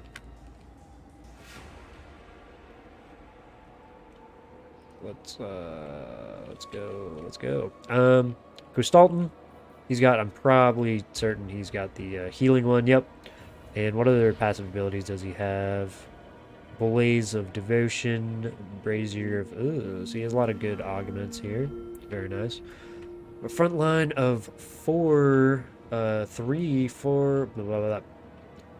armored Kossars, 1 Streltsky, 1 just regular Kossar in the back, and then 2 with the spears on each flank, along with the dervishes on each flank. And then we have 2 heavy war sleds and Oathbreakers of Tor. Very strong. And then also some kind of Patriarch, Frostmaiden. The Snowflake Pendant, Hailstorm, and Blizzard. Ooh. Yeah, very nice. Very nice indeed. Freezing Winds. Cool. Oh, is this a... How big is the Freezing Winds effect? Yeah, everywhere, 25 speed. That's actually gross. Freezing Winds is really good. Damn. The ML community has a ladder and mostly used challenge for tournament.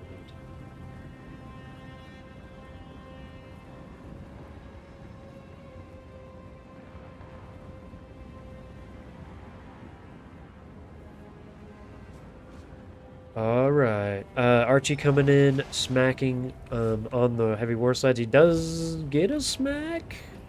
A little smack roll? Yeah, he does get a little smack roll. Nice. He's probably gonna get another smack roll here. That charge bonus. God, 94 speed. Dorgar is a menace. Holy shit. Okay, Ice Brothers of Tor coming in, smashing into the Chaos Warriors. Hesitated for a little bit, but they're running straight in. Because really there's no hesitation. The halberds are pretty far apart, and there's no mobility for this Archaon army whatsoever. This could be, like, really bad, or really good. I don't know if I'd say really good, but if he Spirit Leeches down the heavy war sleds and gets rid of basically the war sleds and the Oath Brothers, you're probably in good shape. Because, like, this army is absolutely dumpstering the infantry for Kislev, right? So you just need to get in as quick as possible, which is you should be moving up, countercharging, having these halberds actually be kind of behind these Chaos Warriors so they can countercharge and keep the war sleds from doing shit like this, where they just run them over and just absolutely obliterate them, while some Kossars pepper them from afar. So yeah, Archaon's force is getting pretty stretched out here. And the war sleds are just unimposed. Like, this is going to be rough. This is going to be rough. The Chaos Warrior spam will eventually win the infantry fight, but we'll see if this mobility can make use of just stringing them out as much as possible. Yeah, getting some good fire into the warriors. God, and this cycle charging is going to be brutal. I would even rear charge with the dervishes too, just to like keep throwing down the punishment while you can. The Kossars are actually caught out. The war sleds are smashing in the range units. Yeah, like sometimes there's just weird line of sight bullshit in this game, and the units just feel the need to like literally run up in the faces of melee infantry and then just like try to pop shots point blank, which is just hideous. The surround of these warriors is pretty much going to be the tail of the tape of the rest of these warriors if they don't manage to clear the infantry quick enough from Kislev, which Kislev is pretty good at holding due to Buyer Blood. So it's just really a matter of, oh, and these guys are running out. Yeah, in order for this army to remotely work, right, you have to be keeping your stuff together. So it's not the worst idea to go infantry heavy, especially against Kislev, where you know, like, they're usually not going to go infantry heavy, so you can, like, push that advantage. But you also need to have some stuff to contend with their mobility, because that's where their strength lies. That and their, like, hero squads as well. But right now you just have the halberds, and as long as he has mobility and range to take care of these halberds who don't have shields, it's going to be a bit of a rough one. Are these the Streltsy? Did the Streltsy get, like, absolutely, like, destroyed or something? No, here they are. Yeah. So if the Streltsy have free reign to fire down, especially upon these halberds, it's going to be, like, game, pretty much. Archaon can do some work, and if Archaon takes out Kostalton, it could be a big deal, too. Another thing to keep in mind is he does actually capitalize on capturing the point. So if he's able to just hold out his army for a certain amount of time, it could get scary if Kislev can't pick apart his infantry quick enough, you know. So we'll see. Archaon, ooh, Kostalton does not need to be here. Needs to pull out the Oath Brothers for that fight, and also run Kostalton the hell away. Because Archaon, just base Archaon is beating his ass. Not to mention if he pops Slayer of Kings, which makes his weapon strength ungodly. Some good magics getting thrown down. Doing some pretty decent damage here on these Chaos Warriors. I just think the mobility is just a little too much. And these guys are just totally running out in the dark. These guys need to go. They need to run here. Reform with the rest of their army. Because these guys are just getting picked apart. Yeah. Just absolutely, like with the magic and the cycle charging. Ooh, this is not a... Ooh, you harmed yourself. Yeah, running it. Didn't take as much damage as I thought, to be honest with you. I really thought they'd take a lot more from that shard attack. The bombardment spell. Let's see, Burning Head here equipped for Archaon. I would use it probably right now to get some potential routing. At least get him to pop Fire Blood if it hasn't been popped already.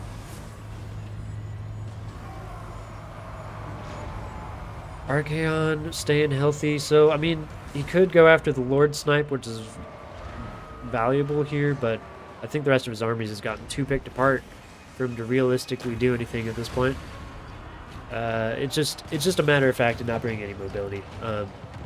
Mobility is like one of the kings of this game at the moment. Like, unless you're playing a very specific strategy, there's very little situations where you want no skirmish contesting at all, right? And in fact, it's like very little or very rarely you will see like no skirmish contesting. Usually you'll have characters who have a wide variety of abilities or spells that can deal with the mobility, or like a long-range artillery piece. Like for Nurgle, they have the Soul Grinders, and they have some Haggard like dogs and Marauder Horsemen, and you'll see them bring those regularly, even if it's just a few, just to screen out skirmish and mobility and ranged units that can just sit there and pluck apart your force, you know.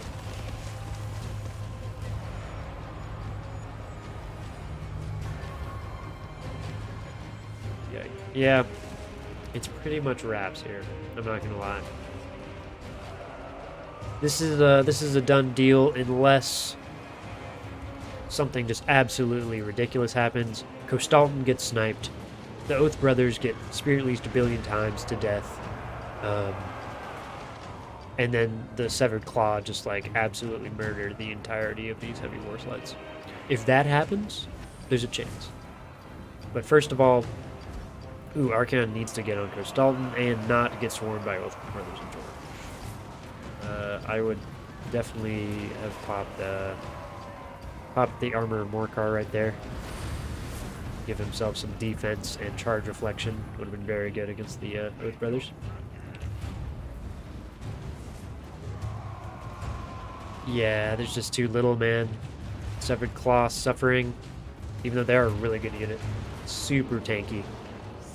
Super, like, clutch late game if you have them with a decent amount of shield left. because they will survive for a while.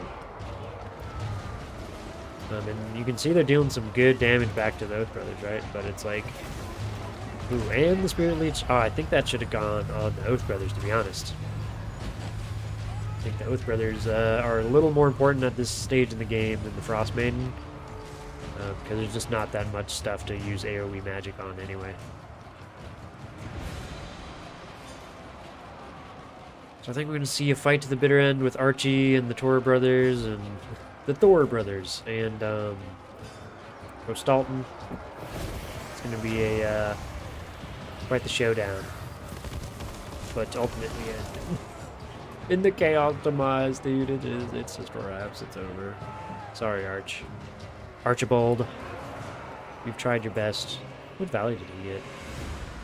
God, he got a lot of value, man. He got a shit ton of value. 600. What did those Oath Brothers do, though? They were absolute menaces. 1400. Yeah.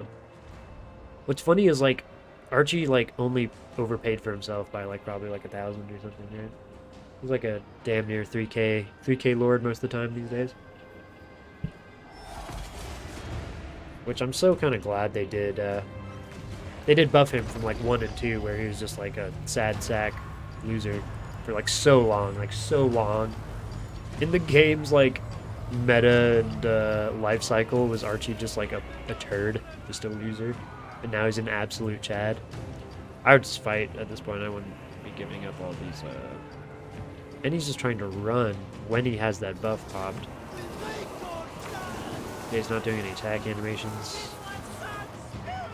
Yeah, and he lost the buff. Yeah. I mean, it's over. Like, there's no way at this point, but still. You might as well play optimally till the end, right?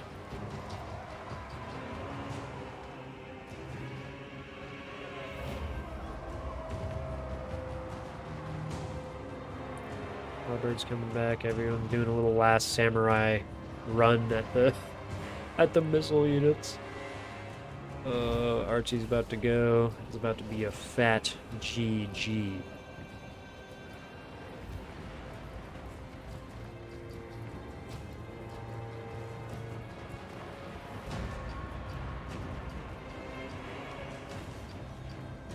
Just end it. Archie's too much of a beast. He's not going down quick enough. You have been bested. Round 2. Chaos or block.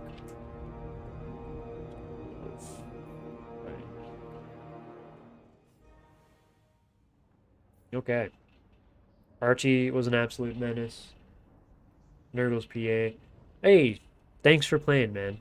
It means a lot to both the creators, myself, you guys, but it's also interesting to see if, you know, this mode can actually work out. So thank you for participating, man. GG. There is some good value on the Severed Claw because they're just monsters. Archie is a beast and was doing work, but he could not carry this army on his back, unfortunately. I think the composition of it was a little too rushy. I think the Chaos Warrior frontline is fine. I think you just need a little more mobile support to keep the War Sleds and the Oath Brothers of Tor in check. Otherwise, they are going to just run your cheeks, pretty much, unimpeded. Streltsky and all the Rangers, or all the range units, did very well for themselves, just picking apart the army slowly but surely, and the Ice Frost Maiden woman was putting in work. She was putting in a lot of AoE damage spells there.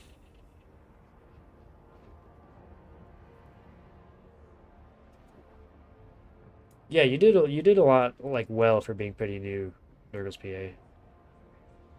Like, it's essentially, yeah, like, exactly, like, learning MP is just taking L's to the chin and learning from it, like, as quick as possible. So, like, you know, like, I think a lot of people get frustrated and down, but it's just a game, you know, like, someone's is beating you because they have more experience or you know, or thinking about it more. It's just, You just gotta, take everything with a grain of salt and improve from where you last left off, and just keep moving forward. I lose him over half the time. See?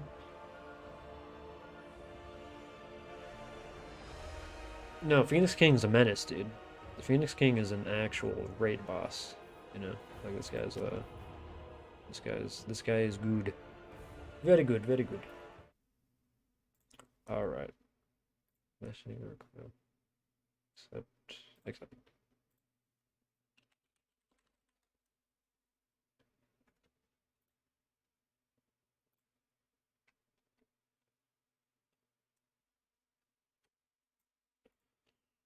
All right. Oh God. Yeah, I'm gonna close that for now.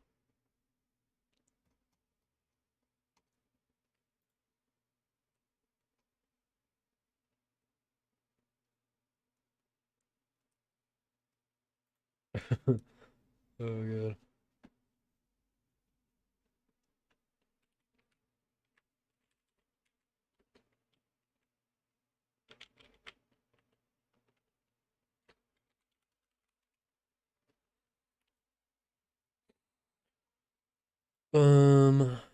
All right. Let's see. Sorry, guys. I was looking at Discord messages like a buffoon. GG on the wins. Coops. A bit surprised there. So yeah, I believe we're doing another game here. So let's get the blocker up.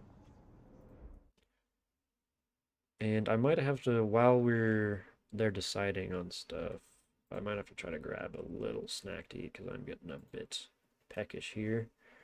You can watch the glory of Archaon getting devoured by a squeak.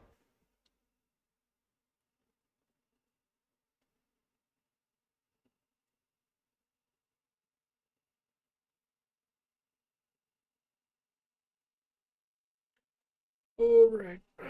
I will be right back. I'm gonna try to find some snacks while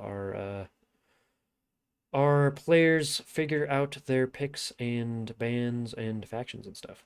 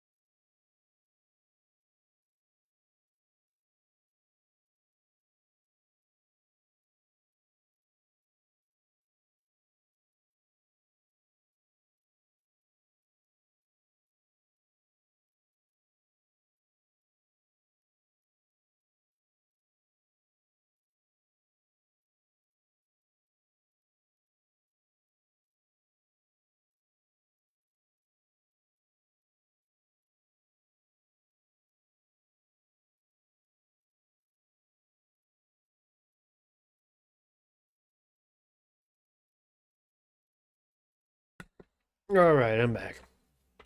A little schmack roll here. And now I re-energized. I'm prepared.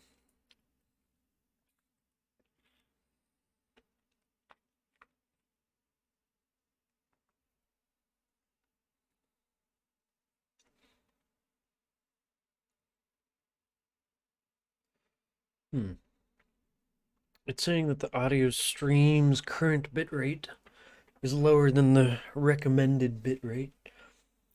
Can everybody hear me fine?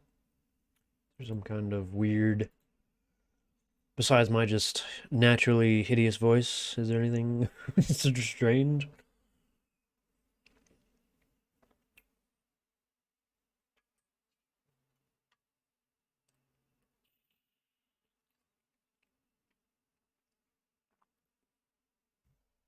Oh yeah, I would recommend going to Human Boy stuff for like quality games. It used to be like the Ent ladder a while ago for Anticity's bot, but that has ceased to be, and Human Boy has done a great job taking up that kind of mantle. So there's like if you want to get games that are against other active like decent players who are not going to try to scum you, um, that is the place to be for sure.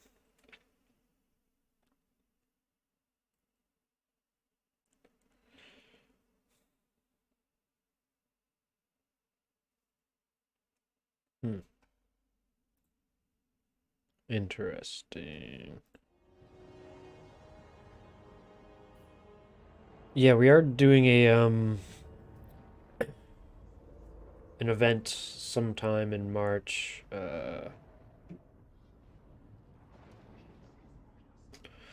It's for Human Boy's Ladder. I think he's helping us put like the mod uh like integrated into his ladder essentially, which would be super cool.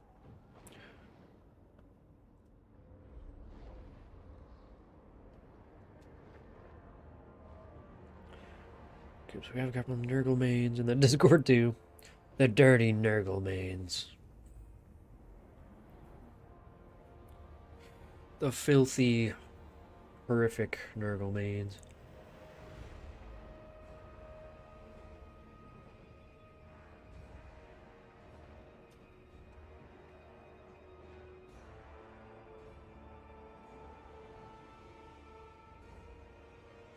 Alright, looks like the showdown's beginning. It's happening. Yeah, Umbrella can be a bit of a menace too. He's a pretty good player. Here we go. Alright. The Dawi versus the High Elves, a classic grudge. The reason the world almost perished in the Immortal Empires trailer is because Thorgrim's too much of a stubborn fuck. Yeah, I love the look of this map. I guess they should have probably changed maps, but I don't mind. Again, I don't really care. If it takes longer, I'd much rather have them just start than anything else.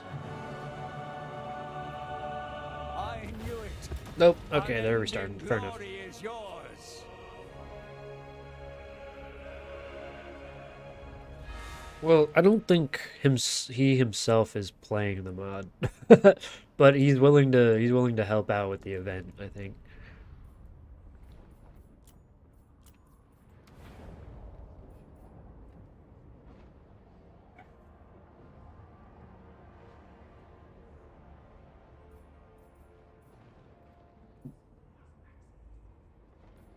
All right, we have already seen the builds here, so I just need to switch the map, ready up, and they'll be good to gear. Oh, what? Oh, they can't look at their builds now because I'm switching it too quick. Oh my god.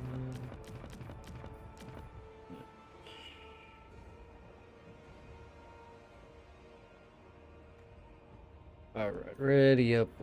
Zabber.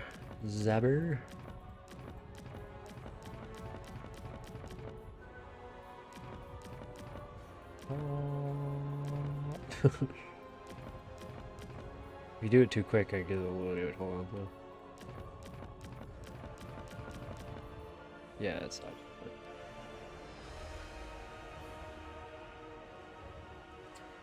Ooh. Shame, I'll never participate as a stubborn single faction player.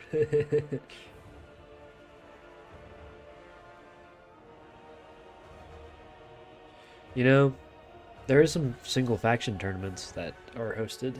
Um, I think a lot of them are on Dom, but I'm hoping like once more land battle tournaments get popping off, I'm sure there'll be a lot more single faction ones as well to your liking.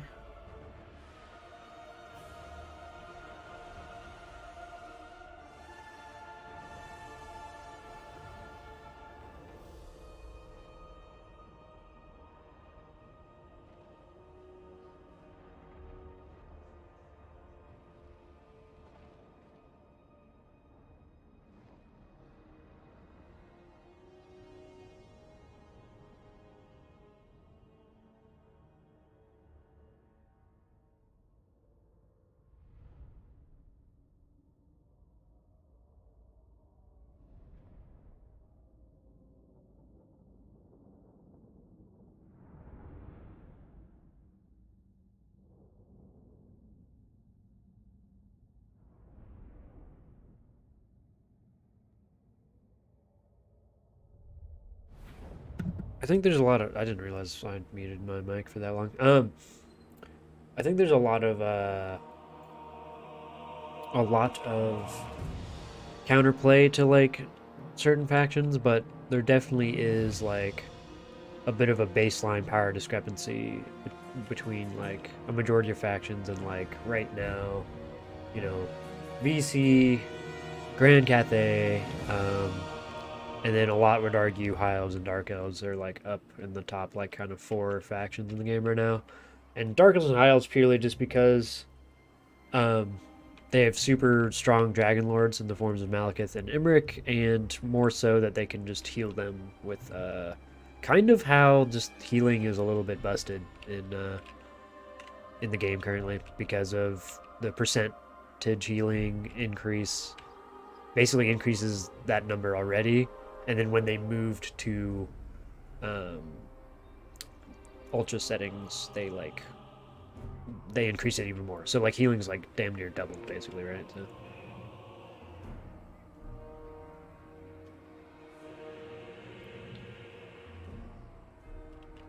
alright, so for the dwarfs we have the Ungrim Iron Fist. It's got the Red Ruin, Axe of Dargo, and Deadly Onslaught Gross. We have a Thane, just a basic Thane, and do we not have a Rune Smith? We do not. Okay, interesting. I'd also recommend always bringing a Rune Smith. Well, not always, but it's pretty good value most of the time if you have a rune wielding character, because all they take up is time for their abilities, you know. So, yeah, what else does he have in his build?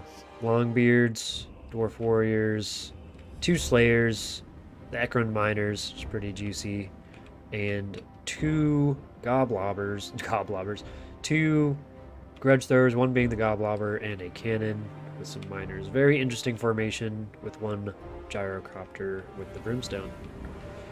For the Stingers, we have a long infantry line, Rangers, Swordmasters, White Lions, more Rangers, and a lot more White Lions.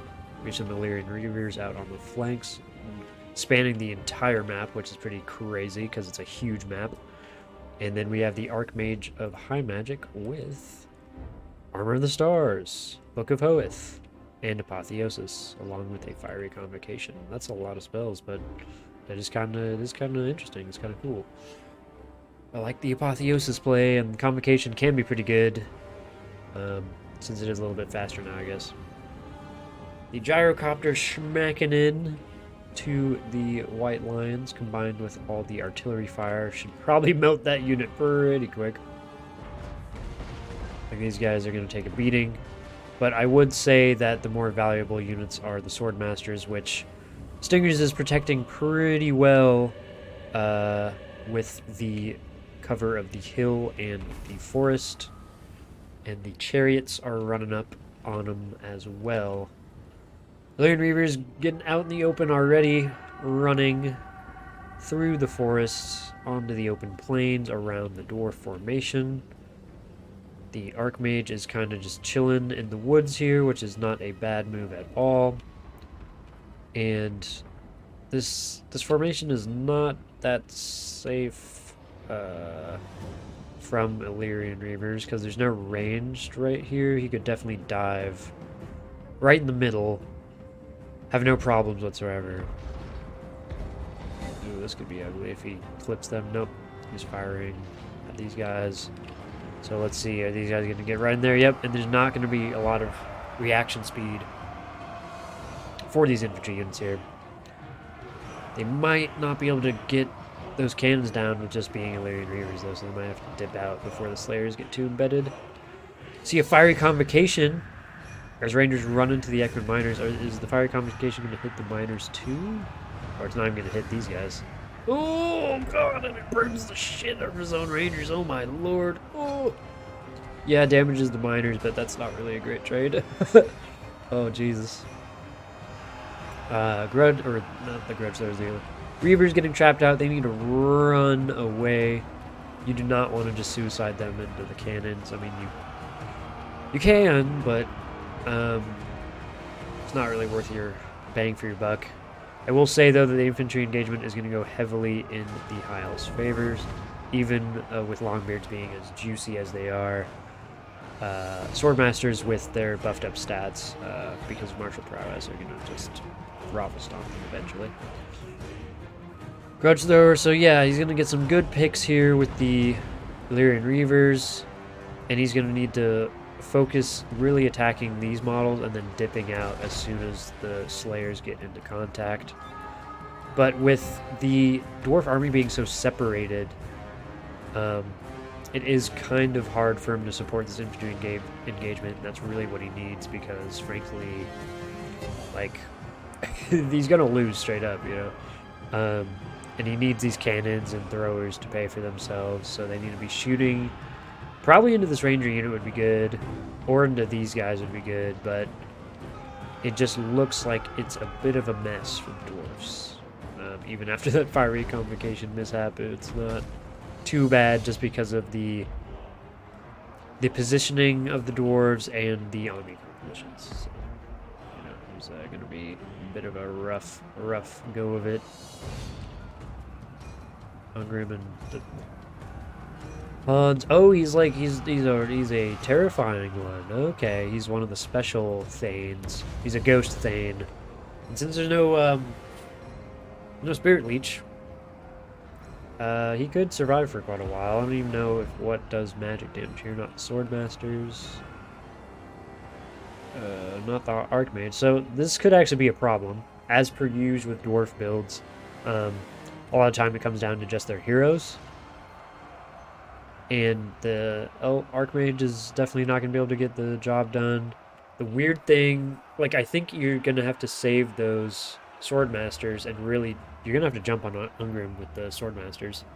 Because I don't know what else is going to really take him down.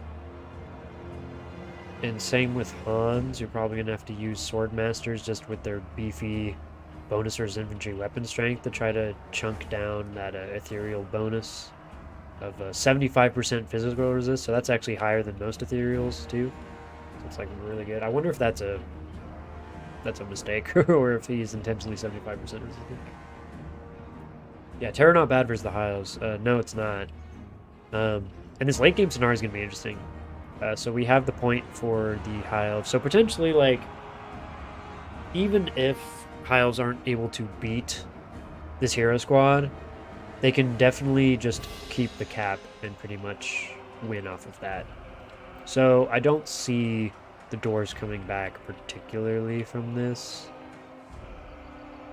Like, if they really deal good damage to the Swordmasters, sure. But the Swordmasters are going to probably be the only thing that can actually deal with these two, aside from cycle charging the Archmage and other shenanigans. The Archmage is already like a half health probably from being hunted by the gyrocopters. Slayers, white lines of trace. Just, yeah, the dwarves just got schmackled by this infantry heavy army. If only white line chairs were bugged. Yeah, what's the bug with them? I don't even know. Is it just like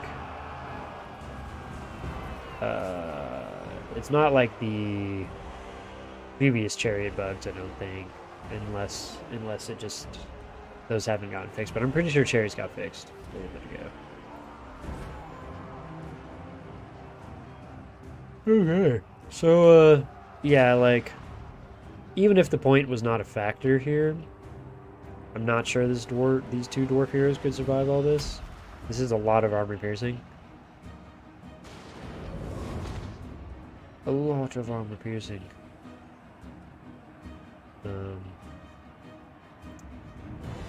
Yeah, Ungrim will definitely go down. I would worry about the Hans. Hans! Damage counter. Yeah, the damage counter seems a little off here, not gonna lie. Well, I mean, let's see, like, how much damage? 500? Yeah. I mean, how much did those cannons get? 500? That does seem a little weird, right? I mean, this blatantly does seem incorrect, I'm not gonna lie. But I mean, maybe it's not. I mean, I don't know what did these gyros get? 1500? Okay. Has been destroyed. Miners 200. Yeah, I don't know, dude. I don't know where all that damage is coming from. Considering, like... Yeah. I wonder... something on the dwarf roster must have just gotten insane amounts of value. If that is to be believed. The dwarfs are coming to cap the point.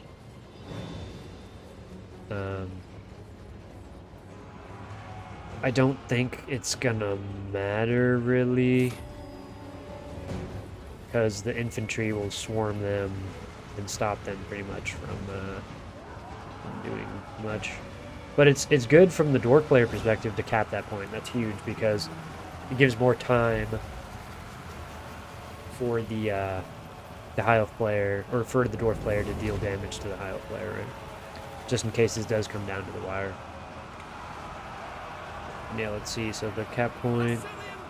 Okay, so they're not really capping the point, but I mean, it would take forever for the dwarves to cap back, and probably impossible due to all the infantry left. So, yeah, the dwarves are just going to get cycle charged here pretty much. To death. I would be interested to see how much damage they can do, though.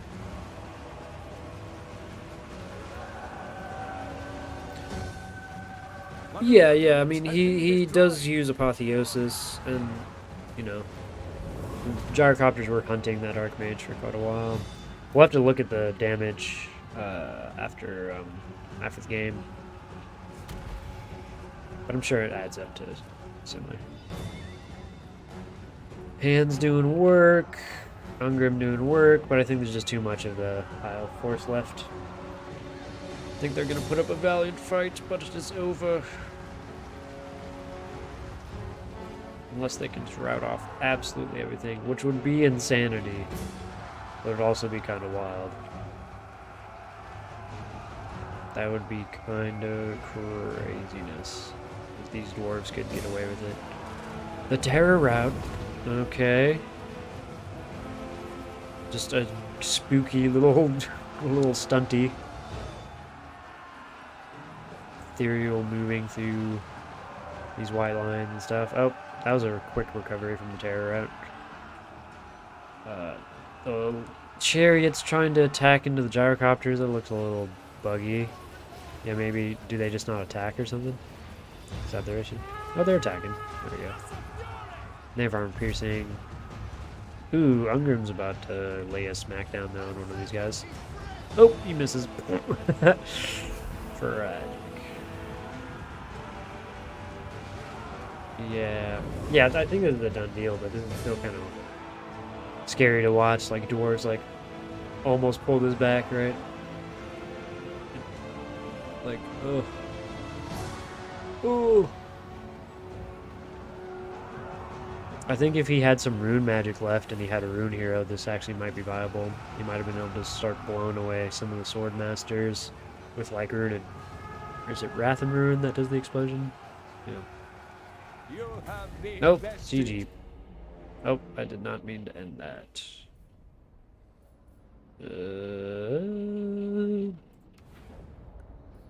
I will be right. Was that a 2-0 by Stingers? I think it was. So we can actually leave this as well. And move on to the next shtick here. We have Coops and Hitman Hippo, so we might jump over to there. And real quick, I'm gonna get that auto save. Yep. We're gonna name that real quick. GM of Moors. Okay, so they're still playing. They're full. Stingers is full, so we might do the semis of.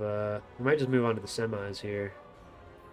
So before we get in the lobby, let's hop into the files, grab ourselves that autosave, rename it to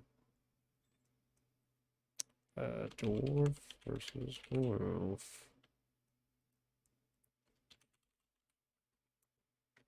Excellent. Okay. All right, let's hop into this one. Will be Hitman Hippo. Yep. Oh yes. Oh yes.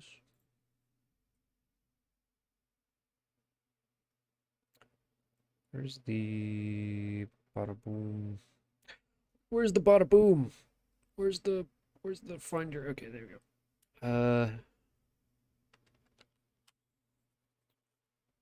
Hippo.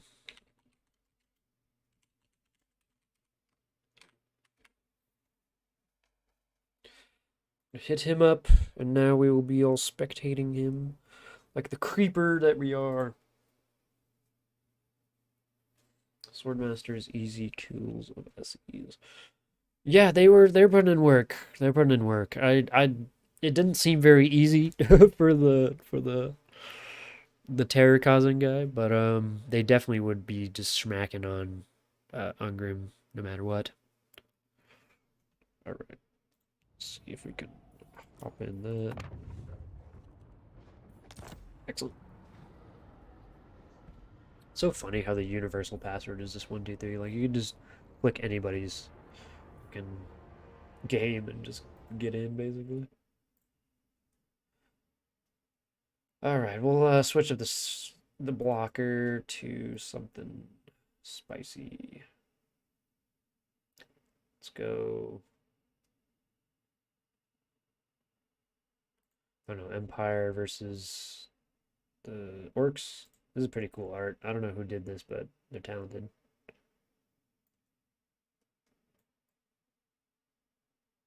Oh yeah, look at that. That's a pretty dope. That's like some anime shit. But like honestly, the art is just amazing, regardless if it's anime or not. Like look at the Wurzag. Look at the Franz, dude. Like Franz looks like a G. Like he's in there to whoop some ass. Like just brutally.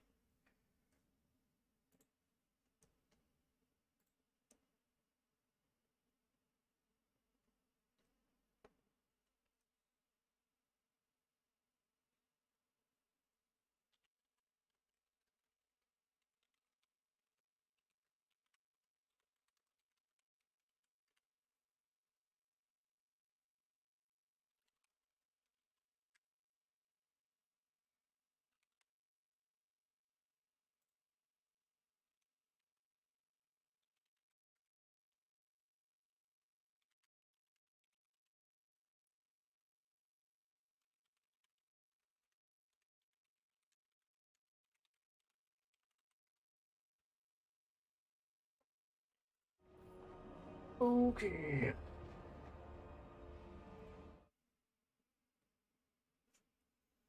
Oh yeah.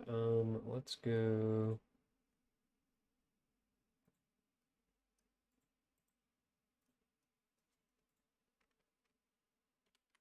Oh, you might have got me. All right. We are in waiting.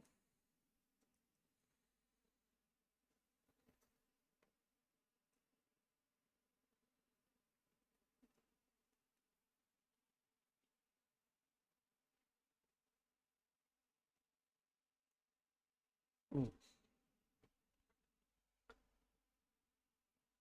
Oh yeah, it's time.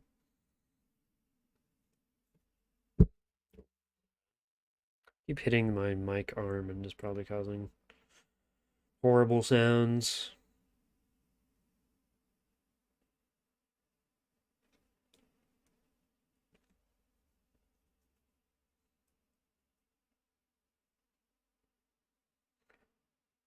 All right, looks like he picks ogres. Coops picks ogres, dark elves and high elves, and bans dwarves.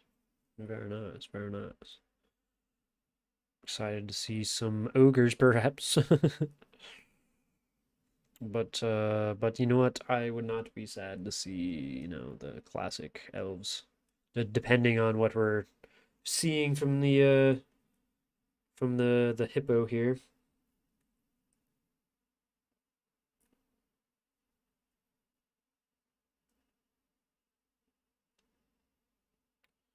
Because we've seen a lot of elves today, I'm not gonna lie to you.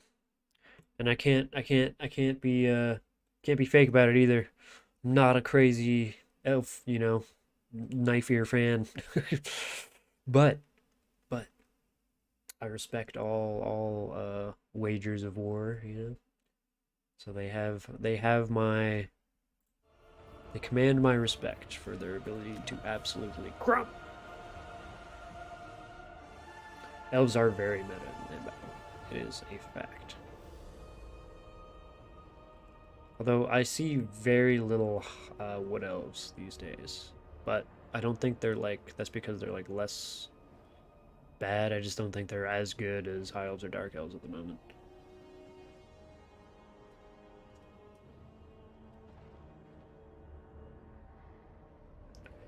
I still think well used wood elf stuff is really potent, but there is some factors that I feel limit it, including there's basically a lot way less responsiveness, especially of infantry units in Warhammer 3 comparatively to Warhammer 2. So you can't as quickly skirmish away stuff in Warhammer 3 as you usually would. So it's a little weird when playing with units like Way Watchers and other, mobile infantry units that Wood Elves use to great effect in previous matchups and stuff.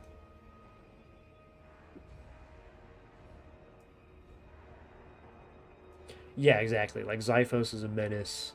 Lotus Moon back in the day is a menace, and Lotus Moon's actually he's probably coming back to the scene in a little bit, and he's excited about the mod. Uh, so so there's a lot of stuff I disagree with Lotus Moon on, but at the end of the day, he is very passionate about the game, and he's a pretty overall I don't think he's that bad of a guy, but he just people do not like his playstyle.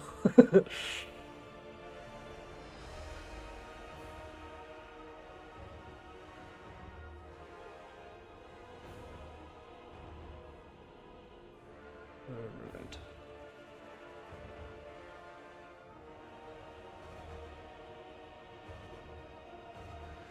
This is an interest. Oh, I'm liking these builds. I like it. I love it. I want some more of it. Will that get me copyright striked? Knowing YouTube, yes.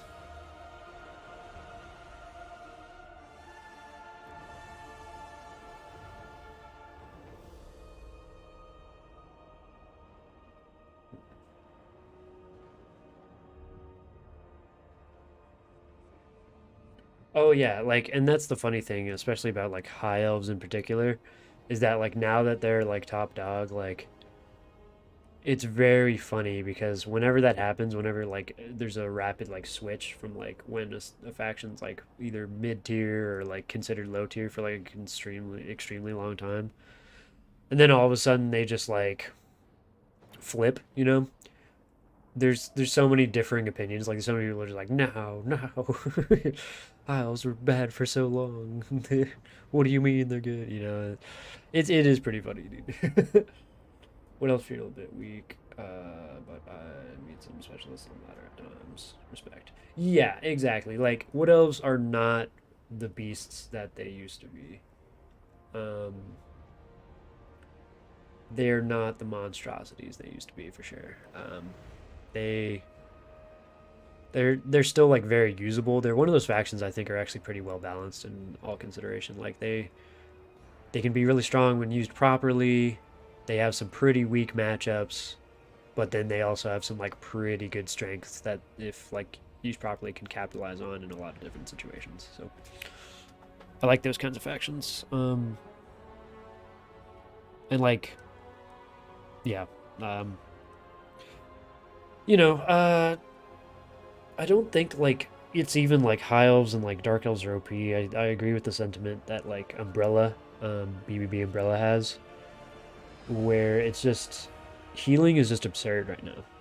You know, the percentage combined with ultra scale up is just it's a lot of healing, and so it makes like these big centerpiece units that have factions that have access to healing magic or healing abilities just super potent, like just super durable and like less punishable when you like go out and like try to like you know, surround them or you know punish them for like misplacing said unit, and instead they can just kind of like wipe the slate clean by healing them up again in a matter of seconds, you know.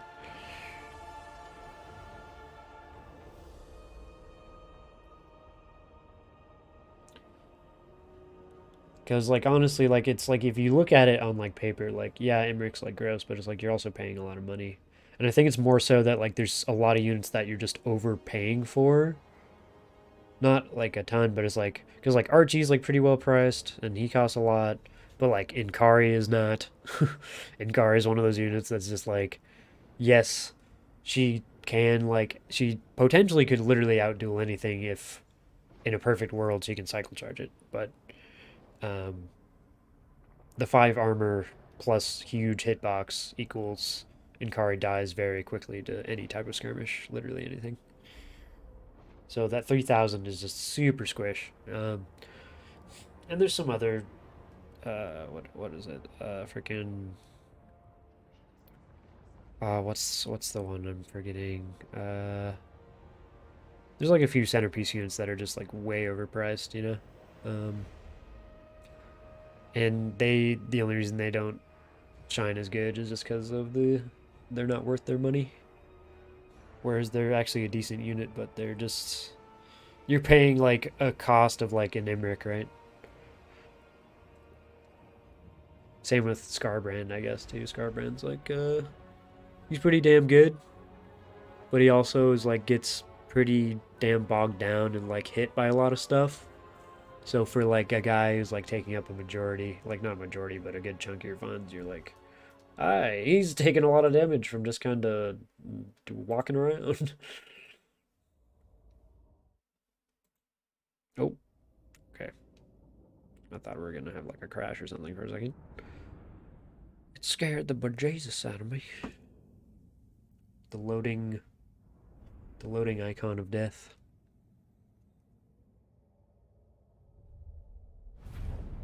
All right. So this is the semifinals. Spy 10's long spear, but yeah, pretty much, dude. I mean, like, it's funny because like Kugath is worth it. I'd honestly say like Kairos is worth it too because of just his magical capabilities, and like he's a really good caster, has a decent HP pool, has barrier, and then also is a source of terror, you know? And he's not like a crazy good combatant, but it doesn't really matter when you can just like terror out shit. Okay, love this, dude. This is epic. So we have Orion, and I guess they ended it because they picked the wrong map, I would assume. But I love the Orion pick. It's just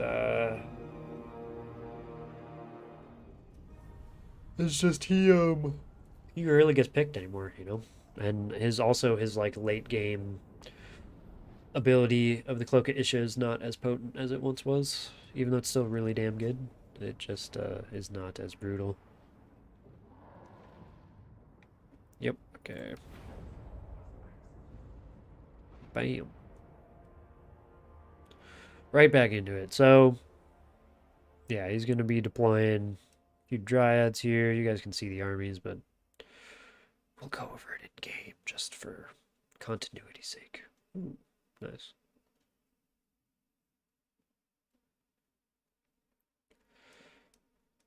Oh, load machine, load. By the power of Grayskull. Whoa. Okay, this is a cool one. Proving Grounds. I likey.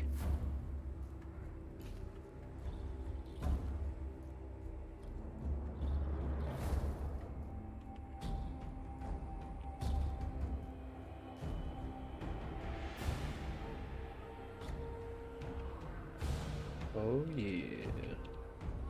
Got a cool little skull thingies. Okay, so we have Orion. He has just the Cloak of Isha, which honestly is probably for the best. I mean, when I pick Orion, because I'm a memer, I just like bringing all of his abilities, just because they're free. So you kind of get like these good AoE things for no winds of magic. He's got nothing but the cloak. Then we have 2 treekin. We have 4 dryads. We have a spellslinger with. Earthblood, Awakening the Wood. Very nice. And the passive. Is she on foot? No, she's not. She's on the horseback. And we have Hawk Eyes of Drakira. Ooh, very good Waywatcher unit. And then 3 Deepwood Scouts. Regular kind, not the Swift Shiver bullshit. We have Orion like an actual Chad, just like standing out in front of his army. God, what a... Orion's just such a cool... Yeah, just such a cool character. Okay. Enough simping over the woodman goat guy over here. We have the Tyrant with Wallburger. Looks pretty bare bones. He has snacks. There we go. Didn't take Greedy Fist or none of that. We have the Snowhorn of Morn, very nice. The Glacial Defense ability. 4 Sabertusk packs, because they're pretty S-tier unit. They're pretty goated in the words of Strat Game. Sky Striders, also really goddamn good. And then a main core of 4 Ogre Bulls with 4 Noblars, and then 2 Trappers on the flanks. And we have a little Fire Belly with the Flaming Sword of Ruin. And the Burning Head. A classic combo, truly.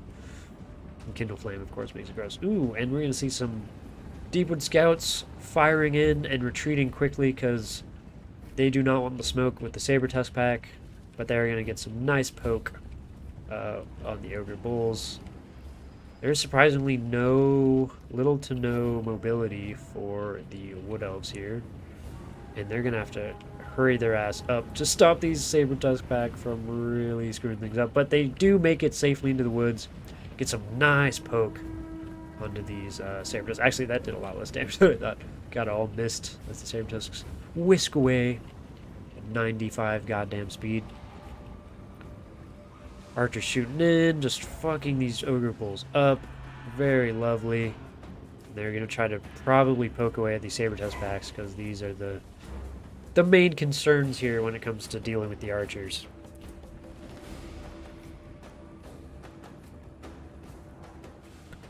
Alright. Deal something real quick. Snowhorn just kind of poking around here. Damn, taking some really good damage from the Waywatcher fire, though. Burning Head. Oh, very gross. Very gross Burning Head. And smash in with the Sabertusks. This could lower the morale significantly. These guys do cause fear. Flaming Tusk hits... Flaming Skull hits some of the Ogre Bulls, but not a lot. Deepwood Scouts definitely need to kind of retreat back into the woods here. This is a woodland engagement, though, so this does benefit the Wood Elves, for sure. Do they get the benefit? No. Okay. Some kind of... Yeah, they pass through trees. Okay, so... I mean, it's going to help... help them somewhat. Do they have the... No. If he had the, I forgot what it's called, but the Wood Elves can generate more mana if they are in the woods, which is kind of cool. Left flank of the Wood Elves getting crushed because of that Burning Head Saber Tusk combo. Absolutely brutal. Orion fighting the Tyrant. Orion will actually win that, especially with the Tyrant not having any of his abilities. But Orion might take a little bit of a beating, considering he only has 40 melee defense. Which isn't the worst, but, you know. Yeah, this Ogre is formidable. And, yeah, the Treekin will hold, but other than that, it's looking pretty desperate in terms of bastions of hope for these Wood Elves. The Hawkeyes definitely need to get out of there and maybe try to get hidden again. Burning Head wasn't as devastating this time. They missed pretty much everything, luckily for the Wood Elves. Burning Head right here would have been filthy gross. Burning Head I guess right here. Actually, right here would have been great. Yeah, that would have been brutal. Fire Belly, still hanging out. This is a problem. Orion needs to get the fuck out of there quick, or these Sky Striders are going to pile drive him into the dirt from whence he came. Hawkeyes didn't make it out, but some Deepwood Scouts are firing into Noblar. I wouldn't even fire into the Noblar Trapper. I would fire into probably Saber Tusks or the back of these Noblars or something here. So the Eternal Guard actually held out, and the only thing that is really significantly left besides these scary ass Saber Tusks, I'm telling you, these Saber Tusks might make or break the game right now, are the Sky Strider and the Stonehorn. Now, Stonehorn is probably easily dealt with. Sky Strider is a little spookier because they're a lot more mobile and they can absolutely ground pound Orion, whereas Orion will probably fight off the Snowhorn, to be honest, by himself. Firebelly taking some damage, and this is where it gets hideous. You need to run. Oh, but you're not going to be able to. Oh, and the leadership debuff. And the damage. Oh. Okay, so didn't route any of them off. That's good. That's really. This is yeah, this is still a pitched fight for sure. I think the Wood Elves are on the back foot, but I think there's a lot of stuff to consider here.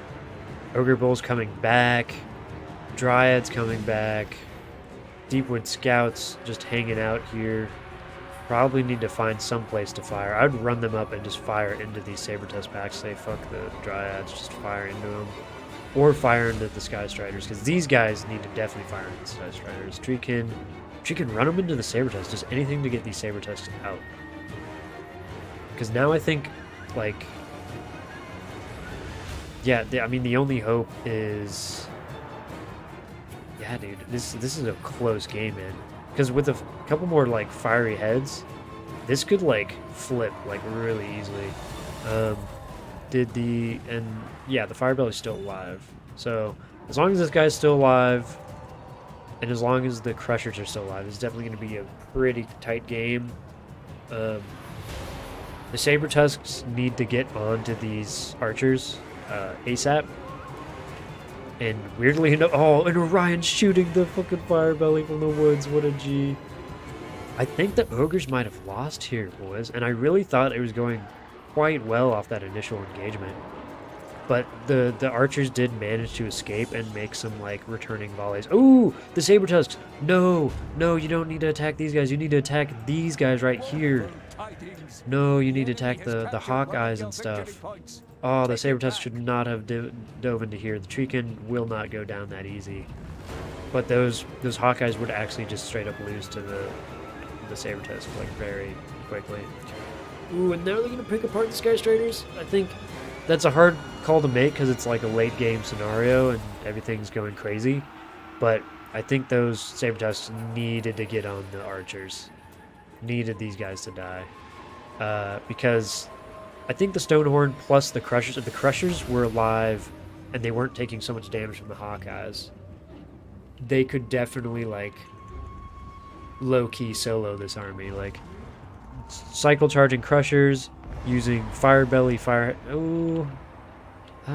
maybe would have used it here. I mean, either way, you just need damage, right? But I think this guy, if these guys were healthy, this guy, and as long as you kept your Tyrant alive, could have definitely dealt with this army. I don't think that what they have anymore can actually do it. Mostly because these guys still have a lot of ammunition. This is brutal. This is a great game. Wow. This is pretty good stuff, but oh, the Orion snipe on the fire belly, so gross.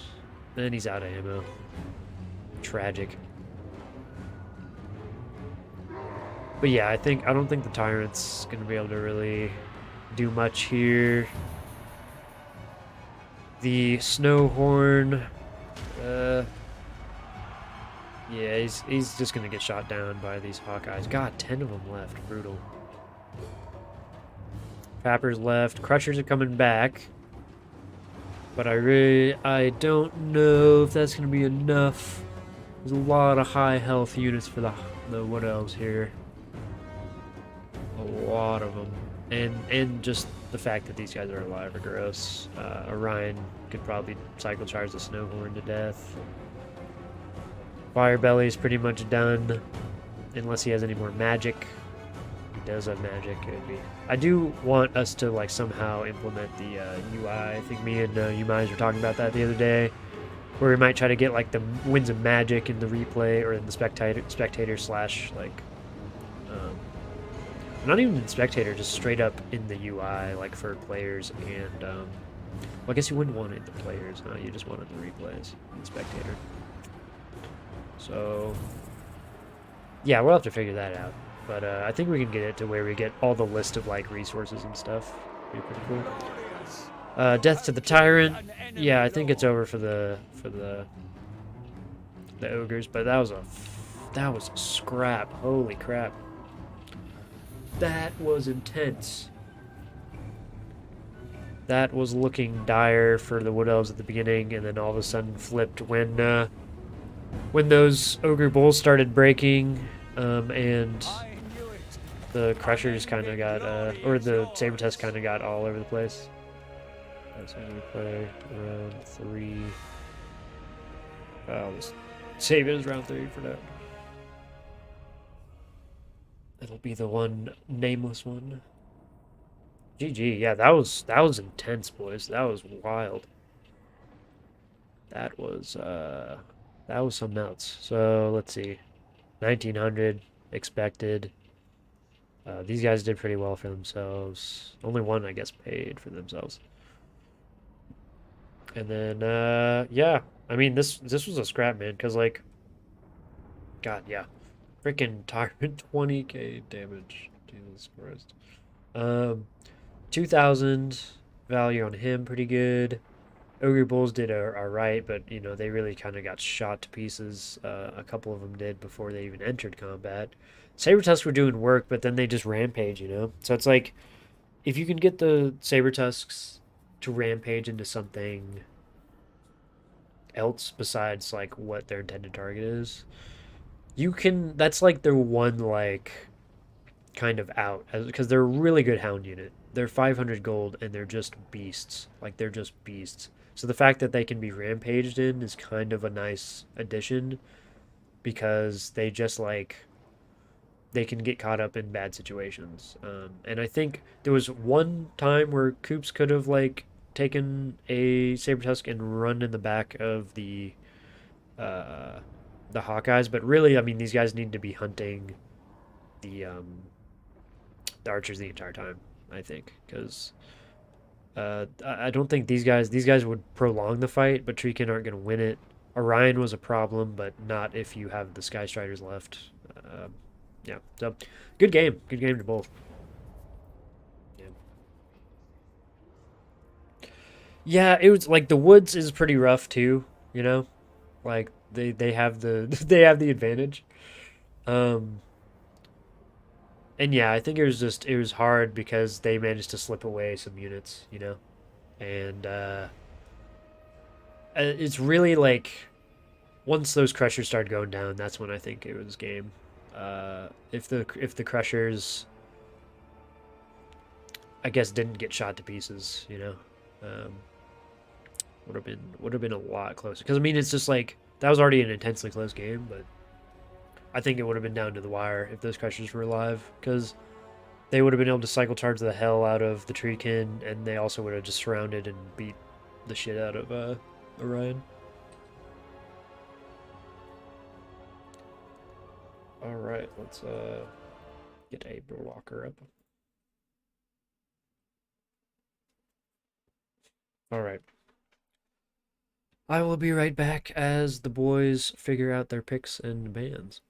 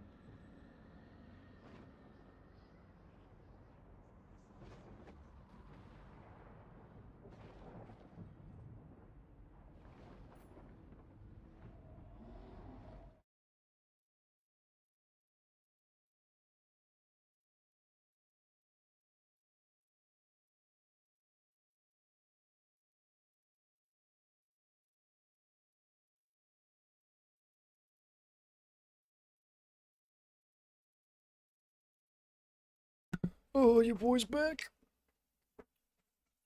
In action. Yeah. Yeah, this is gonna be one of the first like super long streams I've done. Not super long. I guess this is probably gonna shape up probably to be only like 4 hours, but that's still significant for the Goji. I've not streamed for that long in quite some time, or possibly ever. I have to get up, stretch the good old legs and stuff.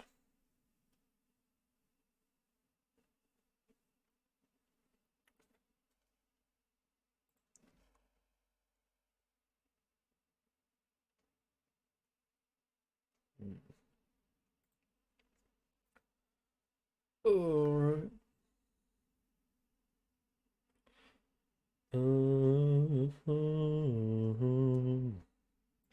And then yeah, we're gonna be doing a Blood Bowl stream tomorrow too.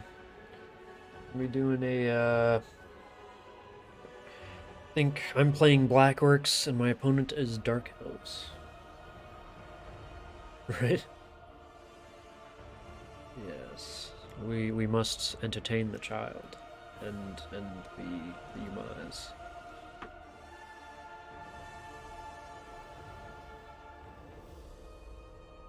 Alright, looking like Grand Cathay versus Dark Elves. This is kind of wild. Let's check the tavern here. Okay, so we're still going for the Moors versus Gamma game. And then once they're done, it'll be one of them versus Stingers in the second semifinal. So I'll actually probably cast those as well. So this could probably be like a 4.5 hour stream more than likely. Which in that case, before the finals, perhaps I might need a little snack break as well.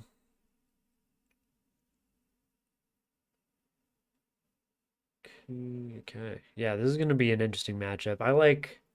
I've come around to Grand Cathay, even though I think like they are a little they're the harmony is definitely kind of unnecessary. They have a lot of tools that like are good just as is, and then the harmony adds some extra wackiness to them for sure. And then Dark Elves have Malekith and Soul Stealer, so You know, there's stuff to be said for that. It's gonna be a should be a very good matchup as well, to be honest. Shaping up for all around goodness.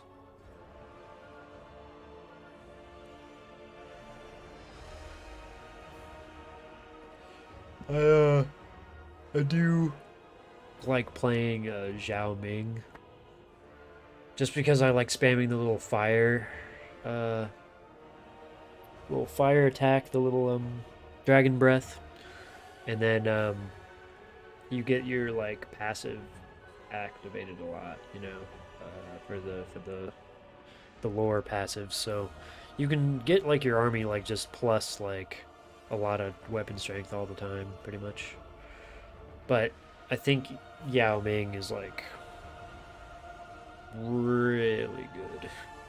She's really good because healing is really good, and she also has I believe she has that one spell like the Night Talons or whatever, and that's absolutely gross as well. So there's just nastiness to her that is not quite the same for her twin.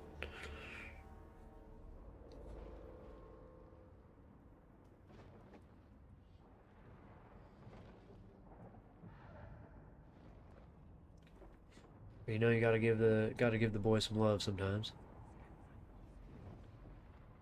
Gotta give him some love.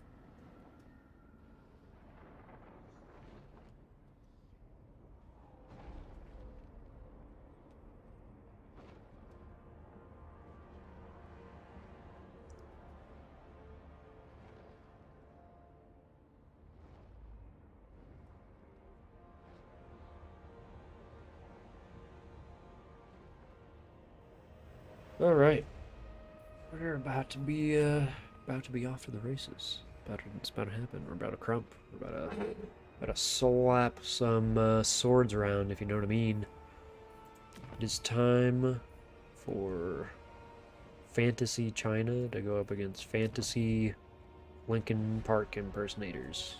All right, let's go.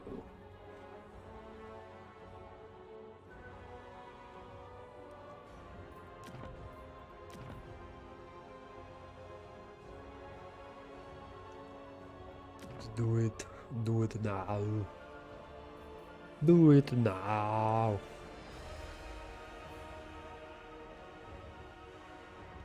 That was gonna be wacky.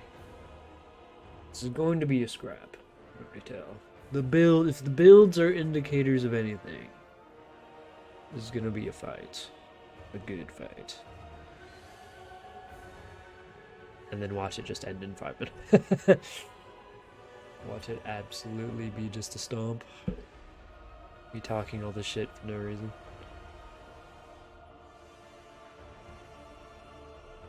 Okay.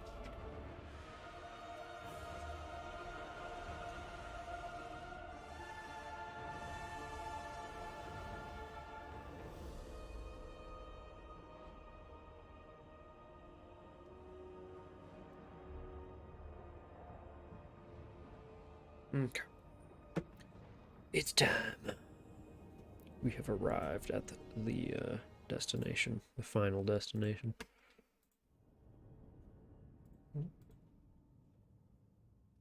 Okay. So as you can see, like, it's damn near 40 unit battle here. We got an 18 stack and a 20 stack. And they're just evil. Evil. So I'm wondering how the bolters do against crane gunners. I'm not exactly sure that interaction goes, to be honest with you. It's going to be a learning experience for the both of us. But it's just like two pretty wide armies clashing together. The just cost effectiveness of the Jade Warriors is going to be gross, but Bleak Swords got buffed as well, so Bleak Swords aren't bad. Like, yeah, it's going to be interesting. Okay, so HQ for Cathay is the Lord Magistrate on his balloon Inspired marksman, inspired defense. Nice. Okay. And we got Astromancer and an alchemist. So the Astromancer has... Oh, just mastery of the element. Just for the mastery. Okay, very cool. Please, legendary. Mastery, Final Trans, and Searing Doom. Interesting. I've heard that Final Trans is not as potent as it used to be.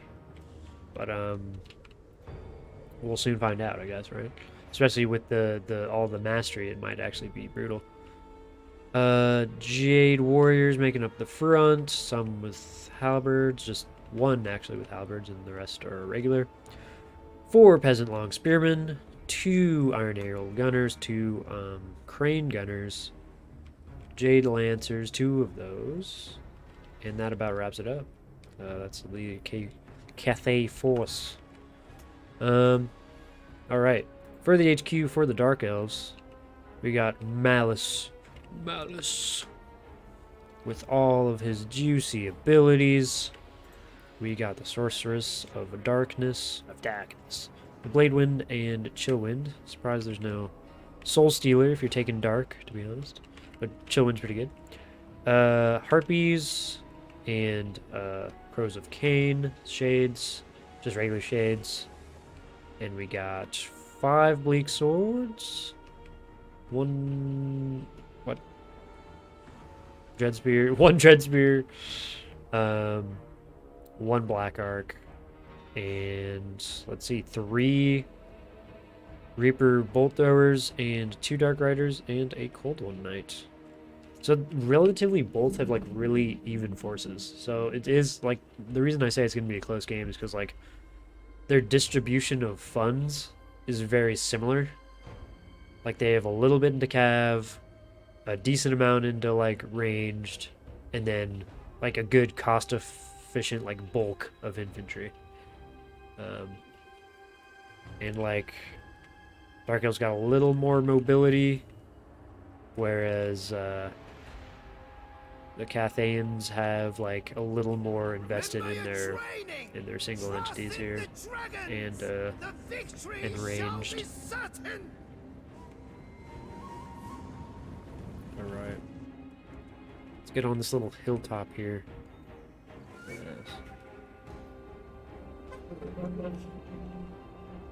Can you guys like hear that like rattling? There's like something stuck in my like fan for the PC at the moment. If you can hear the rattling, let me know and I'll try to fix it. But that would require me taking a panel out of my PC, which I'm not exactly sure I want to do on stream. Just hearing the clanking of me taking my PC apart.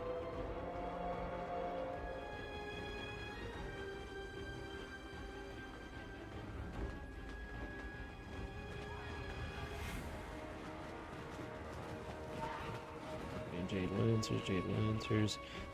Let's see when these bolt throwers start chucking their bolts. Let's see. Got my rotation speed is like a little too slow here. I'm gonna go to the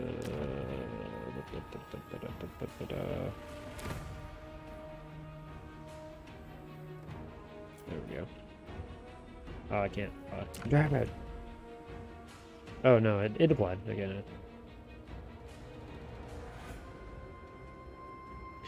Alright, let's see these guys' range. So they're approaching here. I need to get the range like UI up. Maybe I'll do that next game. But yeah, we're just slowly waiting here. There's taking their sweet time. And the Crows of Cain getting in the flanking position. And the Dark Elves will definitely be taking the capture point. Wait, is this thing circular? Oh. Yumize, can you make them circular? Or is that just like a unique thing? To make them circular like that's kind of cool, actually. Looks a lot better than the cube that like half disappears.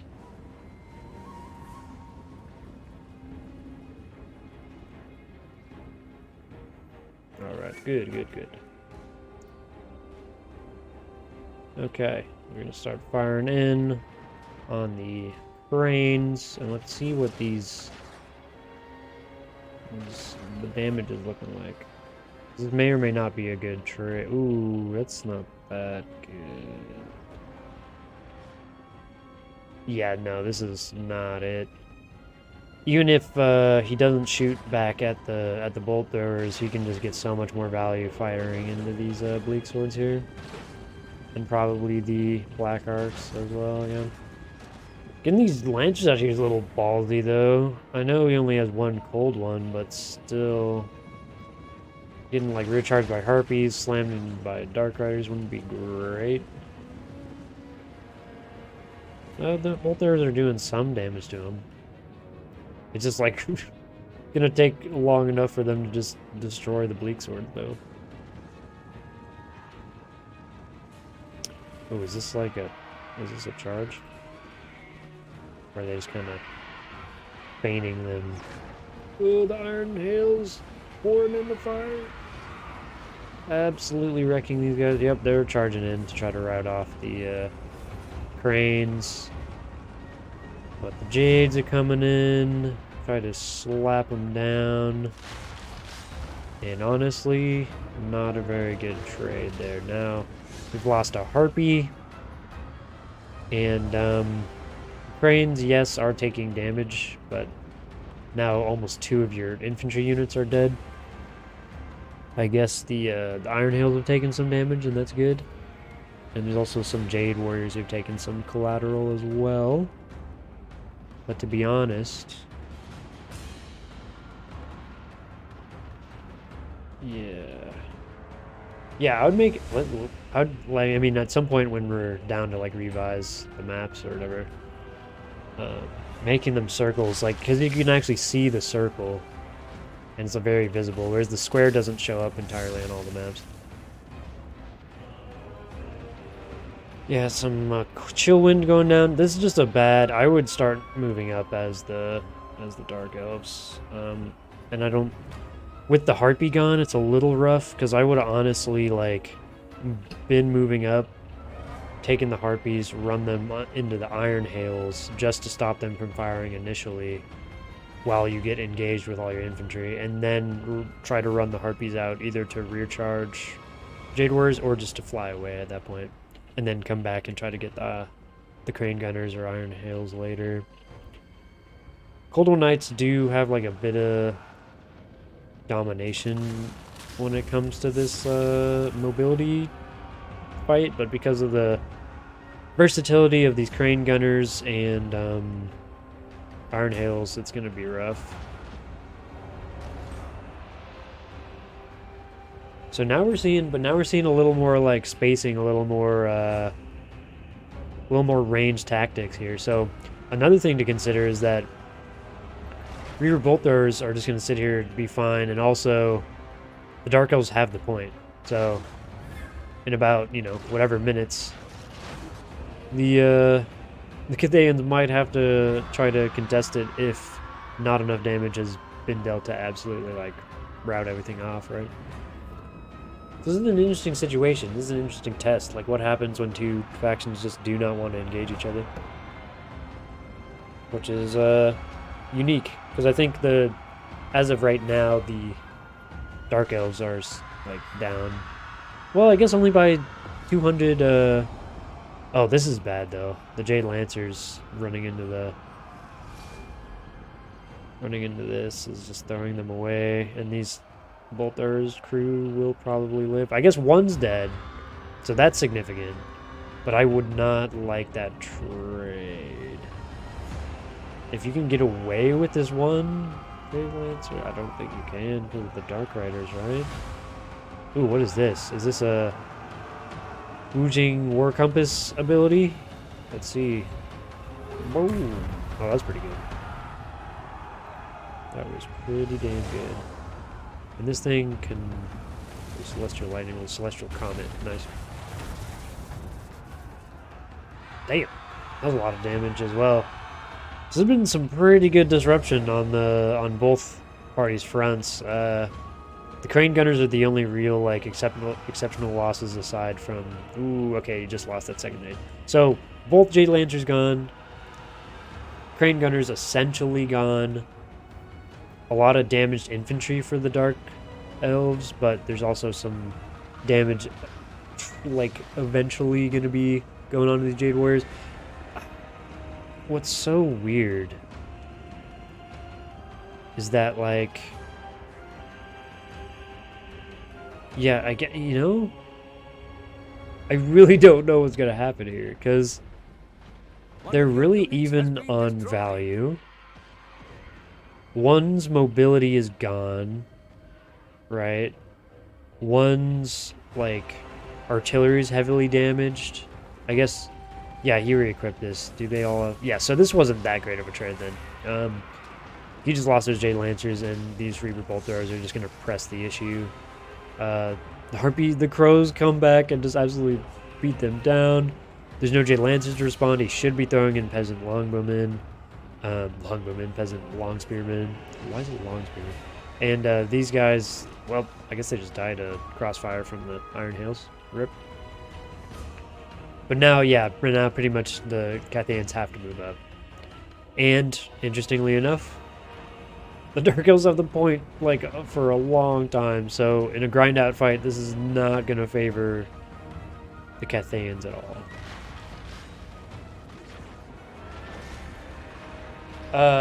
No, GM, go ahead. Please, play the match. I'm content to just stream the finals. You guys play your games, and just try to save, the replays, please. The replays are definitely invaluable to our development of the mod. So, okay. Blade Storm going off, pretty juicy. Blade Wind, Blade Storm, whatever. I think the Dark Elves have this, man. Not only do I think they have this because they, like, crippled the Cathayans ranged, but they just have the mobility still, you know? So they can, like, get the rest of these ranged off. There's not a lot of, like, power moves that I think Cathay has left. I mean, there's beefed up Final Trans, right? Okay. Let's see how much damage that does. Because the gross thing about Malice, right, is you'll wait. God. How long? Yeah, that's gross. Oh, that was a good amount of damage, dude. That was, like, a majority of his health, but he can still run in and then eventually transform into Zarkan. Oh my god, these crows are back! The unrelenting crow. Yep. See you, Gemma. Unrelenting crows, dude. And these fucking... Oh, wow. Okay, this is a lot closer. What the fuck is happening? Okay, so... Oh my god, and the surge... So where are these Cold One Riders? Yeah, these guys need to start pressuring. Because the infantry beat up from the Crane Gunners earlier are just crumbling for the Dark Elves. Which was a major concern I had earlier in the game, but I thought that because they had just defeated most of the Cathayan, like, range, this might actually be overcome by mobility, but the mobility has not been able to make up for it at all. And a lot of this Dark Elf force is gone, but god, the Dark Elves are close to capping. Can they maintain this cap before the game ends? Because it looks like Cathay's in a superior position now. They have Malice the Phallus, and he is going to be a menace once he turns into Zarkan. But, like, if Cathay isn't careful, Dark Elves might just try to maintain capture weight on this point and just win from that. And that's completely valid because of how long they took in the early game. Oh, Lord. Okay, Final Trans on the Cold One Knights. Ugh. And it's, like, an upgraded, like, I don't know what mastery the Cathayans have for their magic, but I'm sure it deals a lot of extra damage now because of Mastery of the Elemental Winds. Yep. God. Like, this is a tight game, dude. Okay, so going for the cap. He's going to try to stop the cap here. Stop the cap! Because they only really need 100 more seconds. So this is interesting, dude. I feel like Cathay, if they're smart, they're gonna plop an infantry unit down on here. That being said, it's still a really tight fight across the map, so... Wow, dude. What the what is happening? Okay, so they're going for the cap. They're gonna contest it. Dark Elves should probably have plopped, yeah, something on the point at this point. Because you're getting to that point in the game where that might be your win con. Like, legitimately, that is probably the win con.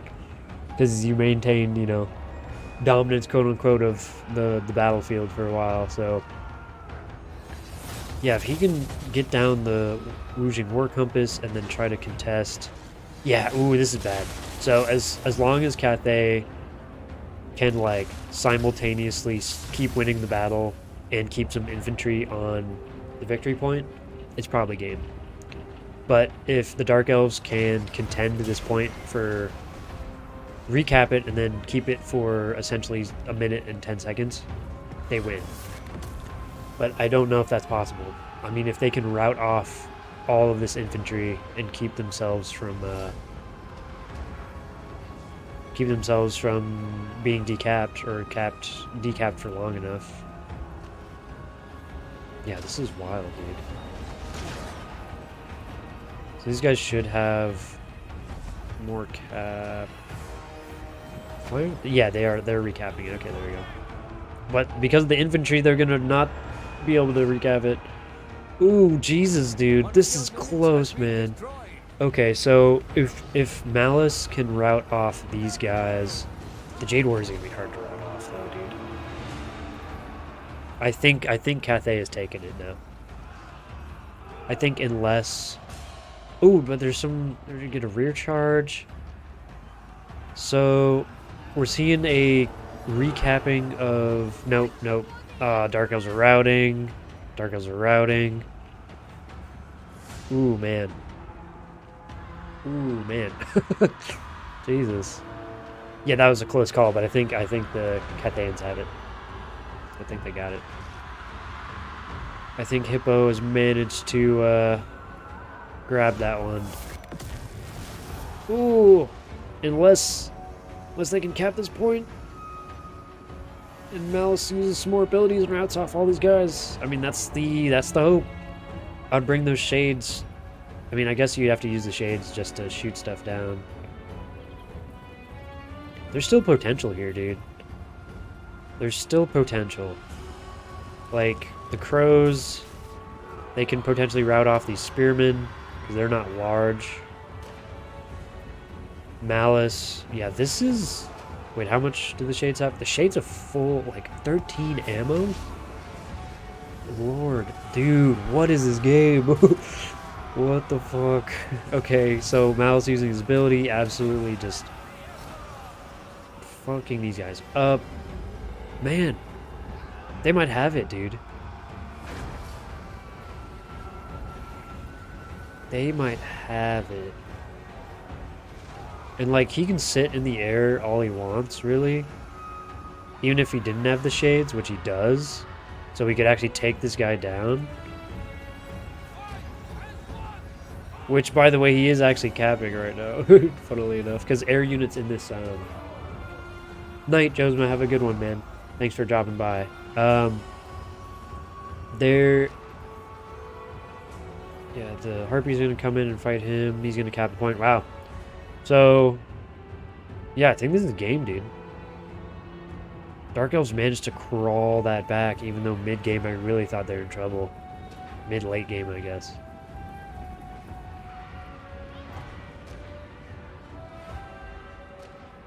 Yeah, this is wild.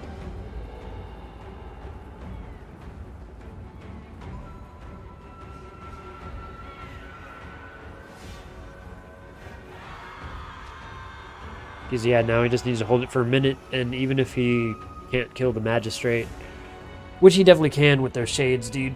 Their shades have a lot of ammo, and the Harpies as well. GG, though. That was incredible.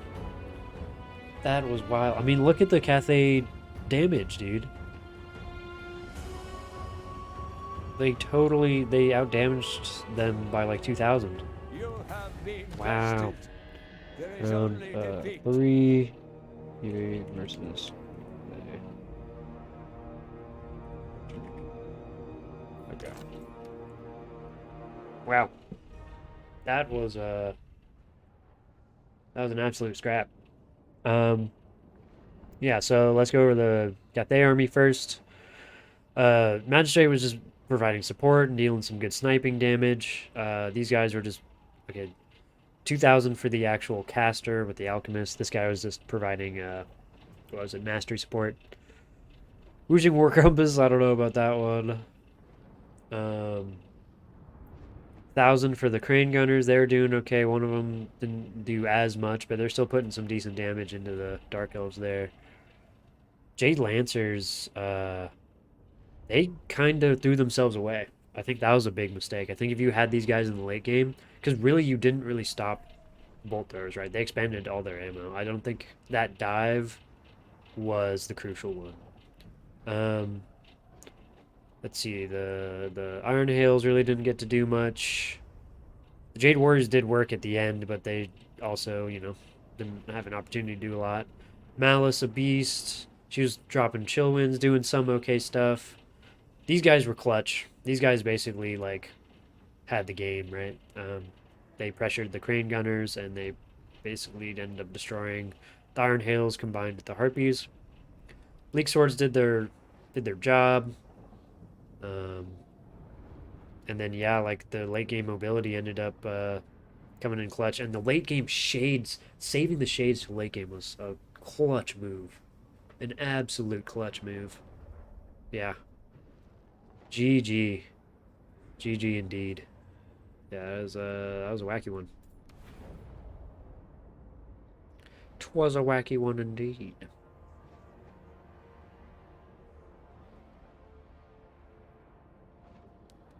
All right, let's put a blocker up.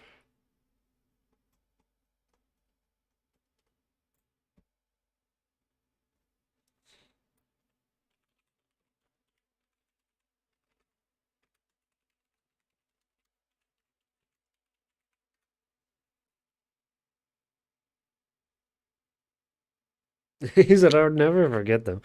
Yeah, like I mean, honestly, you forgetting them is like one of the not one of the reasons, but like it secured your victory for sure. Like because then there's no way for the magistrate to just sit there unimpeded.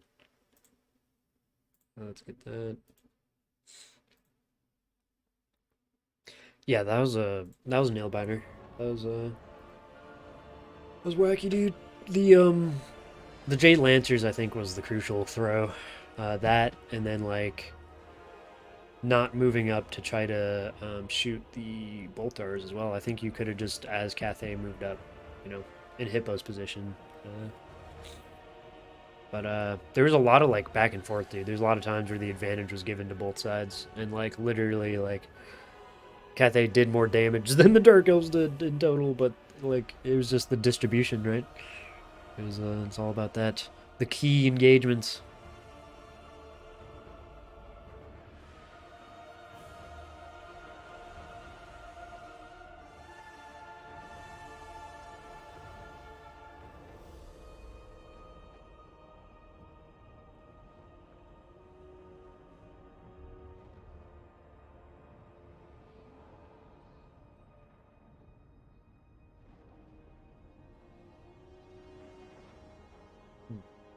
All right, I'm taking a little snacky break as this is going to game 3. Or wait, is this going to game 3? Yeah, game 3.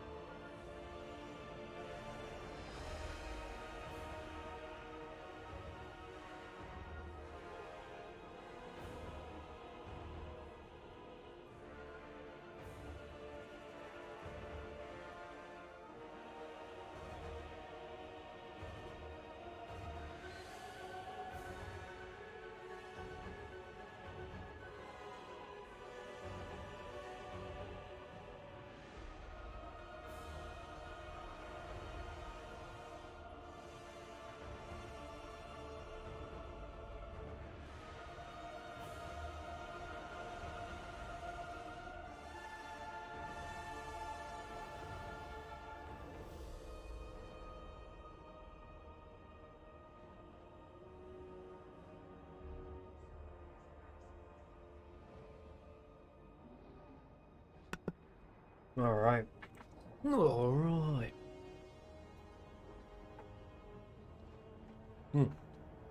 Looks like Hippo's playing Slaanesh. And, Goose is playing something. Find out soon.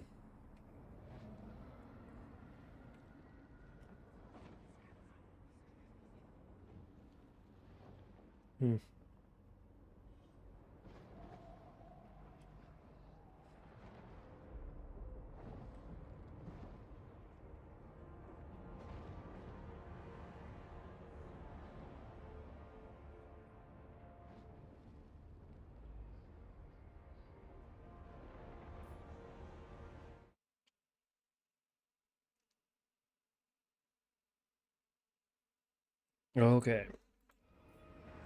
Alright, what are we thinking for blockers? No way, is this a Slaanesh mirror? This cannot be happening. This cannot. I mean, it can, but look at that's wild if it is. That is absolutely bonkers if it is.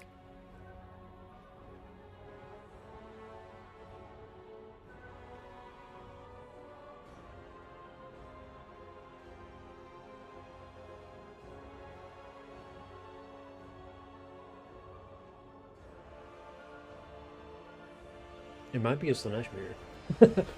If it is, that's a spicy spagoot, dude. Let me see. Yeah, it looks like it is. Oh yeah. Well, if you're a fan of Slaanesh, got that double time for you. We're seeing a whole lot of sensual, succulent, Slaaneshi sycophants.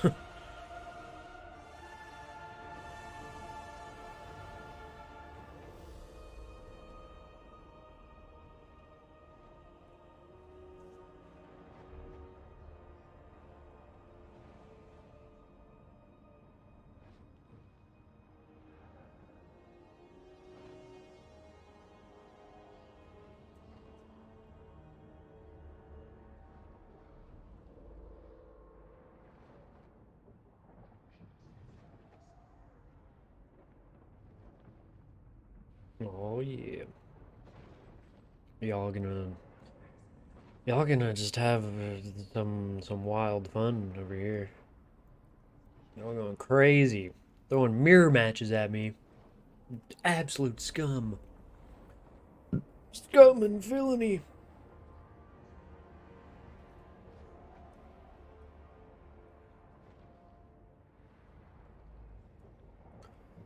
He's a part of the Rebel Alliance and I try to take him away. That's how I feel about you guys right now. How I feel about you guys right now. But these are some very interesting builds, so I'm actually kind of excited to see this. And I'm glad you switched your freaking your banners, because Jesus Christ, I would not want to do like pink on pink.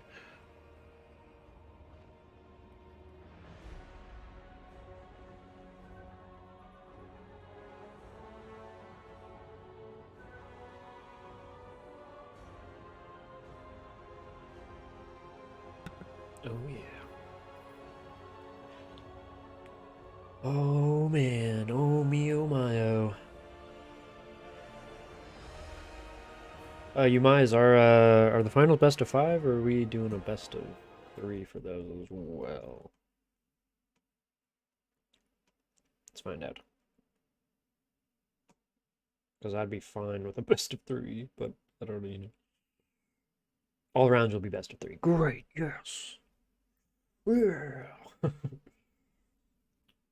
My streaming endurance, we're getting there, boys. We're getting there. My mind is only halfway melted, okay?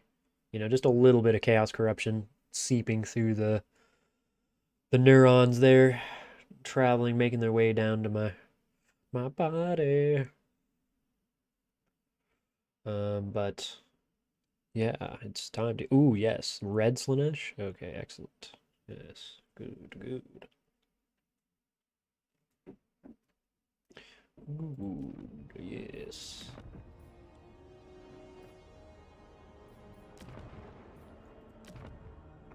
Yeah, this is wild. I like this. It's gonna be a fight. Who's the top Slanesh? And who's the bottom? Who's the sub and who's the dom? I need to know. We're here to find out.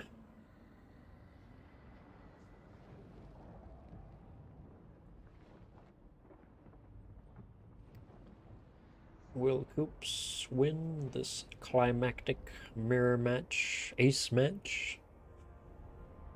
Or will Siggy and his legions prevail? Alright.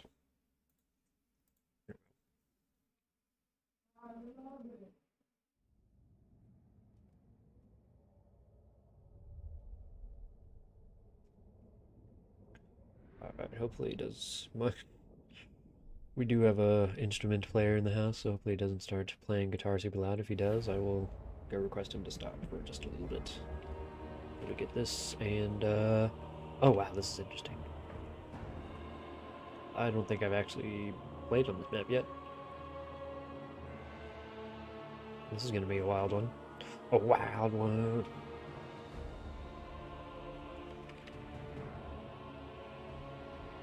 Yeah, I don't think I've played on this yet. I mean, I've seen it, but I don't know if I played on it.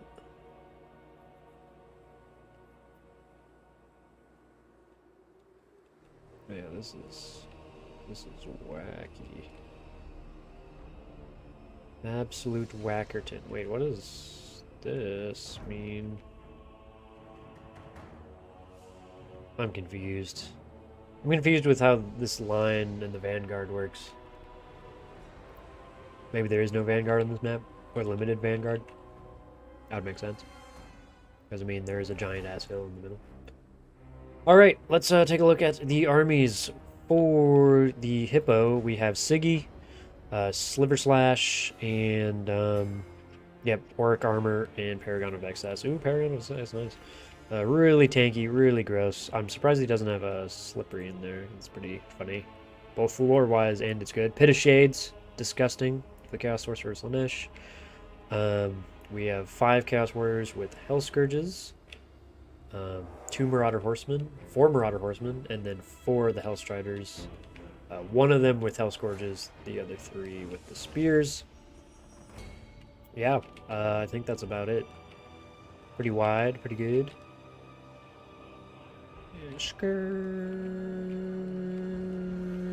Alright. For the other Slanesh player, we have a Demon Prince with the Mortal Blow, Enfeebling Foe spell, Lash of Slanesh, and Pit of Shades. Ugh, just as gross. We got all the demonic stuff, Paragon of Success, and Fiendish Musk. Ooh, Fiendish Musk. That's what I'm rocking right about this time. Yeah, I think that's about all of his abilities. We have 2 Hell Striders, 1 Chaos Knights of Slanesh, and a Seeker, along with these 2 Marauder Horsemen. For the Infantry Corps, we got Devoted Marauders, 4 of them, and a Chosen of Slanesh with Hell Scourges. Very unique, but kind of interesting front line here. Yeah, this is going to be a weird one. I feel like... So... Depending on how this mobility engagement goes, I really think that, like, either one could come out on top in terms of mobility. And I think it's honestly more important for the Demon Prince's army to come on top in the mobility fight. Because if they don't, these Chaos Warriors will pound those Marauders and then eventually team up on the Chosen Slanesh. Even though the Chosen Slanesh will last forever with the Hell Scourges, 70 melee defense, absolutely disgusting. But, not when, you know, there's like 5 on 1, right? Which is just Slanesh's style. Alright, so, we're getting some pretty good trades, from the Hippo here. Getting some good damage because these guys are bunched up. Ooh. Ooh, the Lash missed too.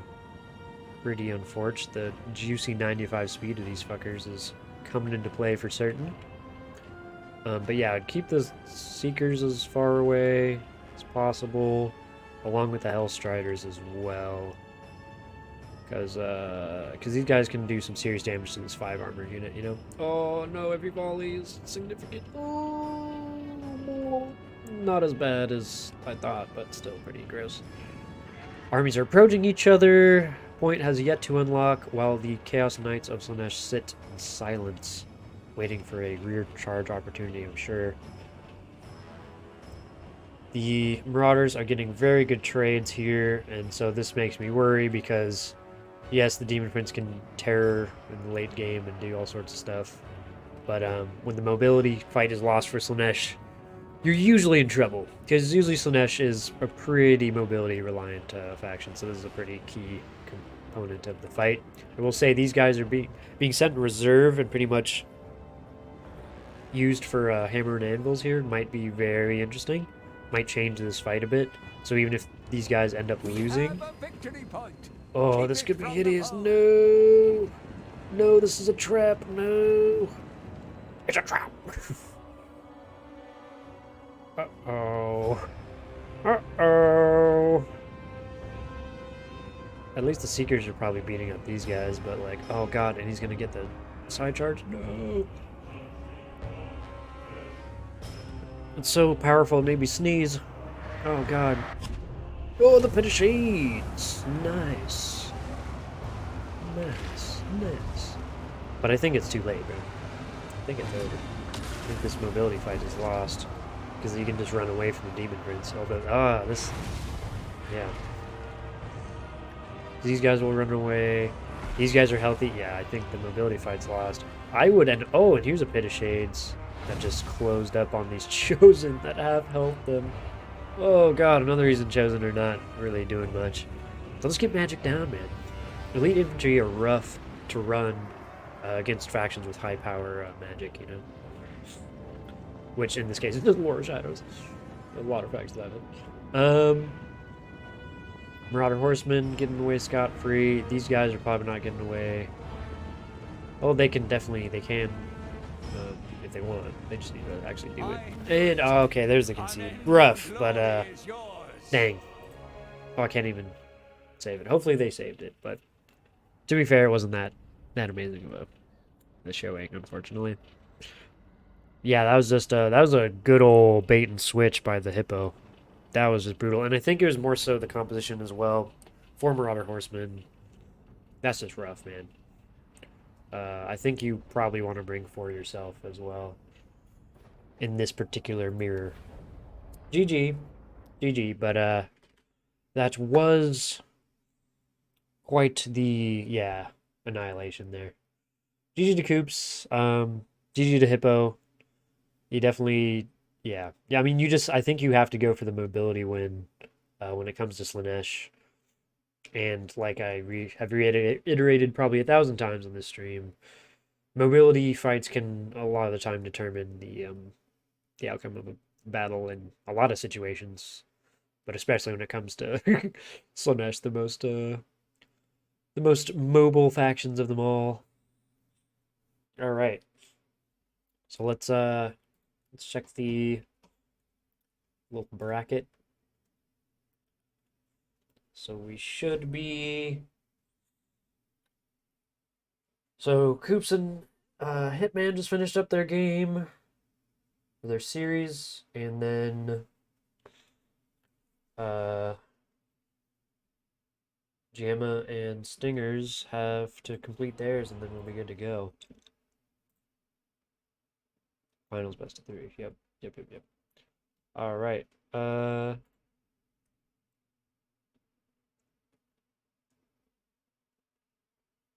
So it looks like they just hopped into one game.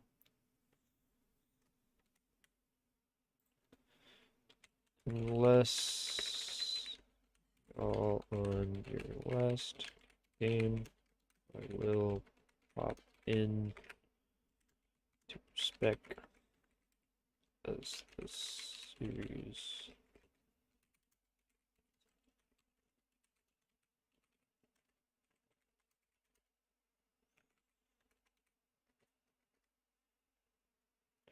Oh, spelled Cube's name wrong. There you go. Cops.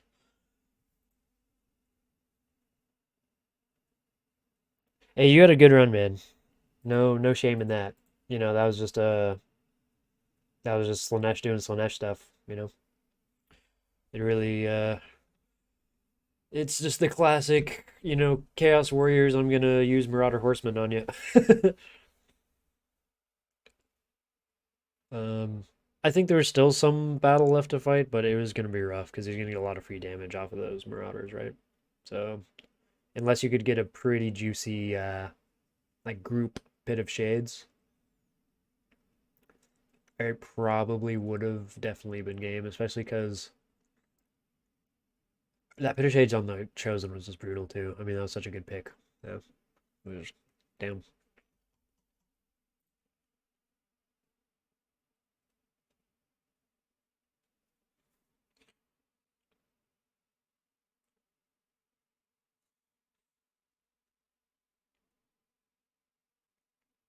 All right.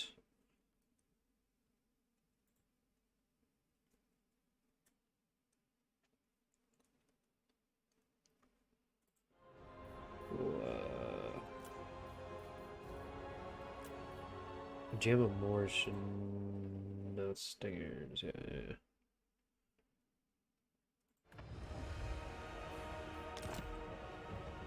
I didn't realize they were waiting for me. My apologies. I thought they already were playing their first game. Thanks for waiting, boys.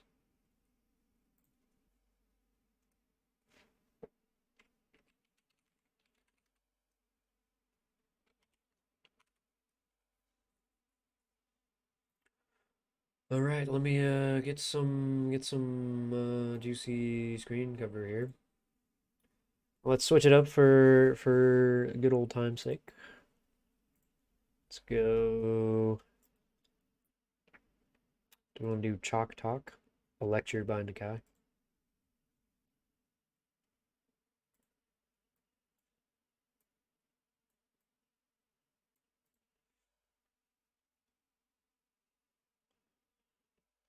Oh, that one's an old meme, but a goodie.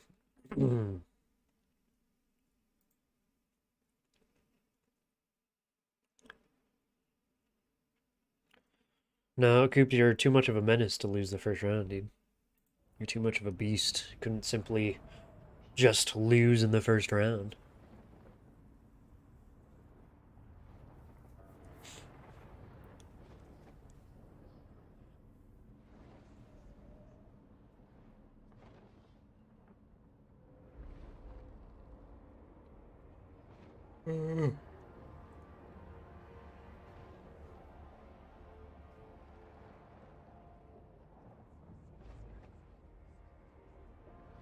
Alright, it's looking like High Elves versus Ogre Kingdoms. This is kind of a hype match. I like ogres. Don't like high elves, so I love this matchup. Telling you my last 4 times in the ODM tournament. Hey, you know, alrighty, man. Have a good one. Enjoy the cleaning. Get your stuff straight, and I'll catch you later at some point. You did well. You prevailed, brother. To the semis, or to the semis.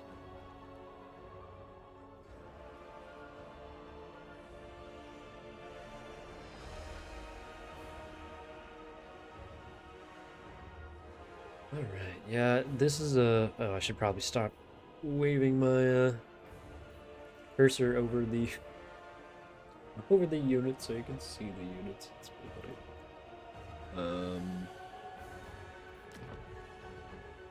You're gonna find out what's in his reinforcing army. Oh. Yeah, I like both these builds too. I'm starting to think though, with the amount of time they're taking, it's either this is not the matchup, or this is yeah, this isn't the matchup. This looks like they're picking stuff. So Stingers is banning Burger Kingdoms, and he's picking. What did I see there? Kislev, High Elves, and Dark Elves. Okay. GM will have to choose from there.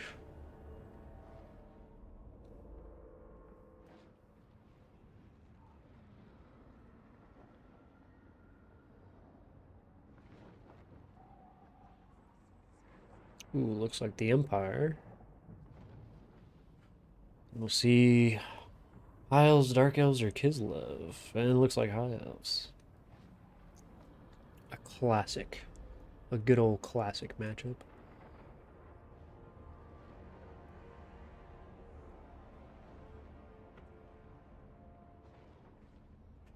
It's gonna be, you know, the war of human technology versus elven OP bows.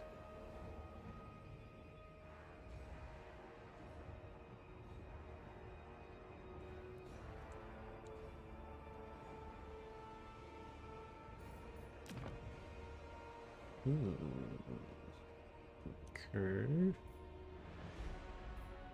Interesting. Oh. Yeah. Wow. Wow, wow, wow. Oh, man.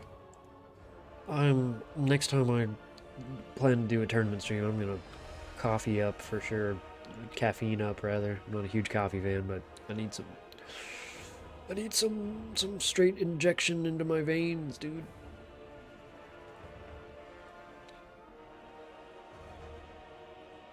I love that Giamma's icon is like the Gatorade symbol mixed with like it's like a snake or something.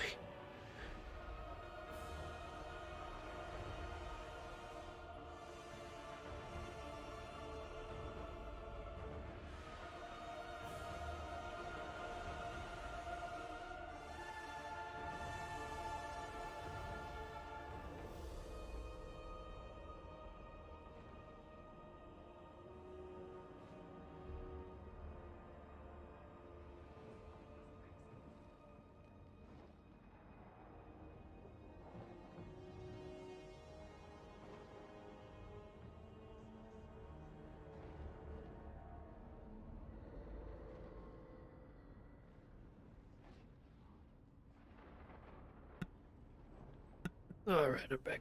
Oh, I'm back. Yep, I'm seeing some typical stratagems here. Seeing some high elf fuckery, some empire fuckery. All fuckery. There's... Yeah, I'm actually... What map are we on? The altar? Okay, yeah.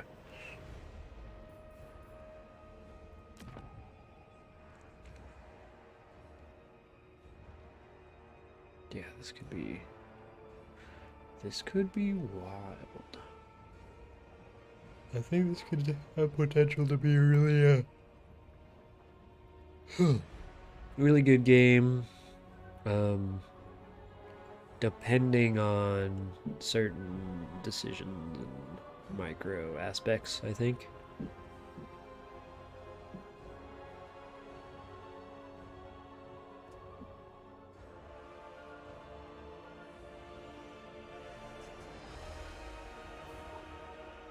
All right, it's time.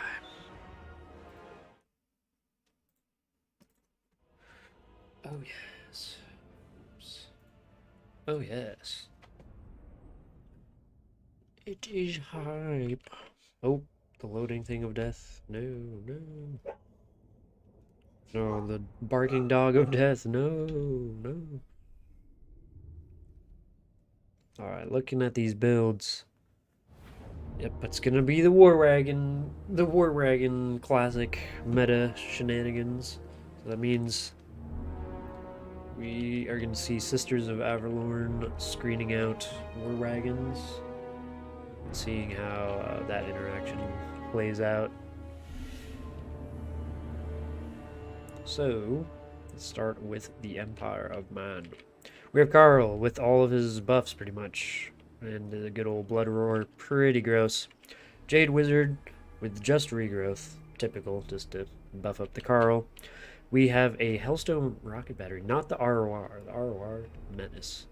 The Hellstorm, it can be pretty good if it lands its shots. This is pretty iffy. 1 mortar, and then we have 3 war wagons. So that's interesting. This is a combo. I kind of like this combo, honestly, because it pressures, you know, the sisters, and then these guys can come in for the killing shots as well.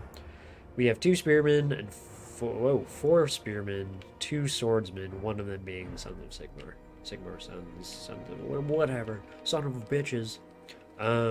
2 Empire Knights and 3 Emperor Knights, and that'll round out his build. Wow. Okay. Looking at the High Elves, we got Archmage of Life, good old Mage of Light. What does the Life guy have? Dwellers Below and Book of Hoeth, really good spell or ability. Armor of the Stars. And then, God, another book. Oh, Jesus Christ. Starboard Staff and Net of Amontok. Really gross. 2 Silver Helms. 4? No, 2 Silver Helms, 2 Lyrian Reavers. We have the classic 4 Lothern Seaguard. 1 Sisters of Avalorn, the ROR Talons with the Martial Mastery and Fire Resistance. And they also do fire damage and stuff. Oh, they're just archers. Are these the sisters? Oh, these are the sisters. I was like, this isn't right. There we go. Yeah, Sister of Avalorn, armor piercing, magical, gross. Yeah, just absolute beasts. And then 4 rangers of the front line. And that's about it.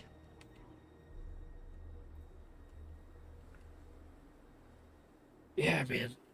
Oh, so basically, I think if the mortars can zone out those sisters, get some good shots on them, it's going to be a bit of a problem.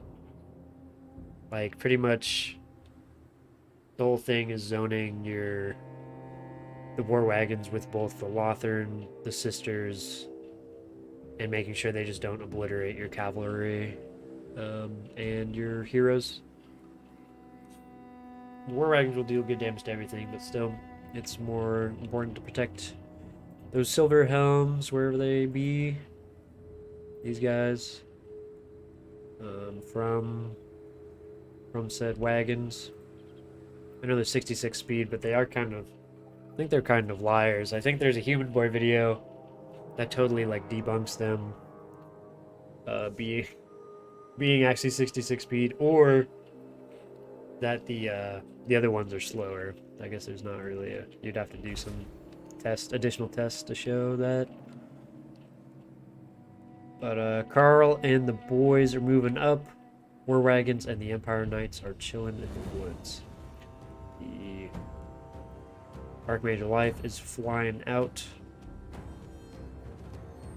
using the Book of Hoeth. He's using the Book of Hoeth to just get insane amounts of magic off rip. Carl going for the early contest. Good old Carl. What a Chad this guy is. Yes. And does anybody else's game like kind of like have moments of where they go in and out of like focus for the unit models? I think that's just because the game's kind of weirdly optimized, but still, it's a strange phenomenon.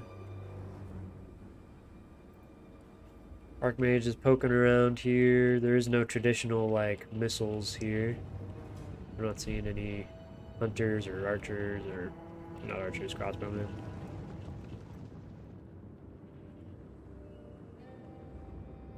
But we are seeing some of these war wagons, which could totally, yeah.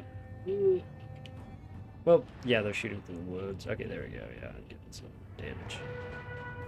Oi, oi, oi, oi, yeah. Gunpowder's a little bit harder to miss, or a little bit harder to dodge.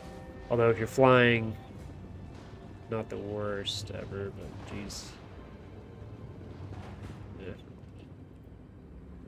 Honestly, if you can make them miss a lot of their shots, then that's a bonus to you, but I'd much rather have them soak like damage into like Rangers or Lothern than than my lord or hero or like any of the other stuff. Silver Helm going around in the hills. Empire Knight's still chilling, which again is like people have been using terrain really well in this mod. Like people have been using terrain crazy, like for it's like these crazy ambushes and setting up like wood elf defenses in the woods and shit. Yeah, pretty good. Okay, the point has opened, and I believe the Archmage is gonna go try to cap it, which is a interesting move.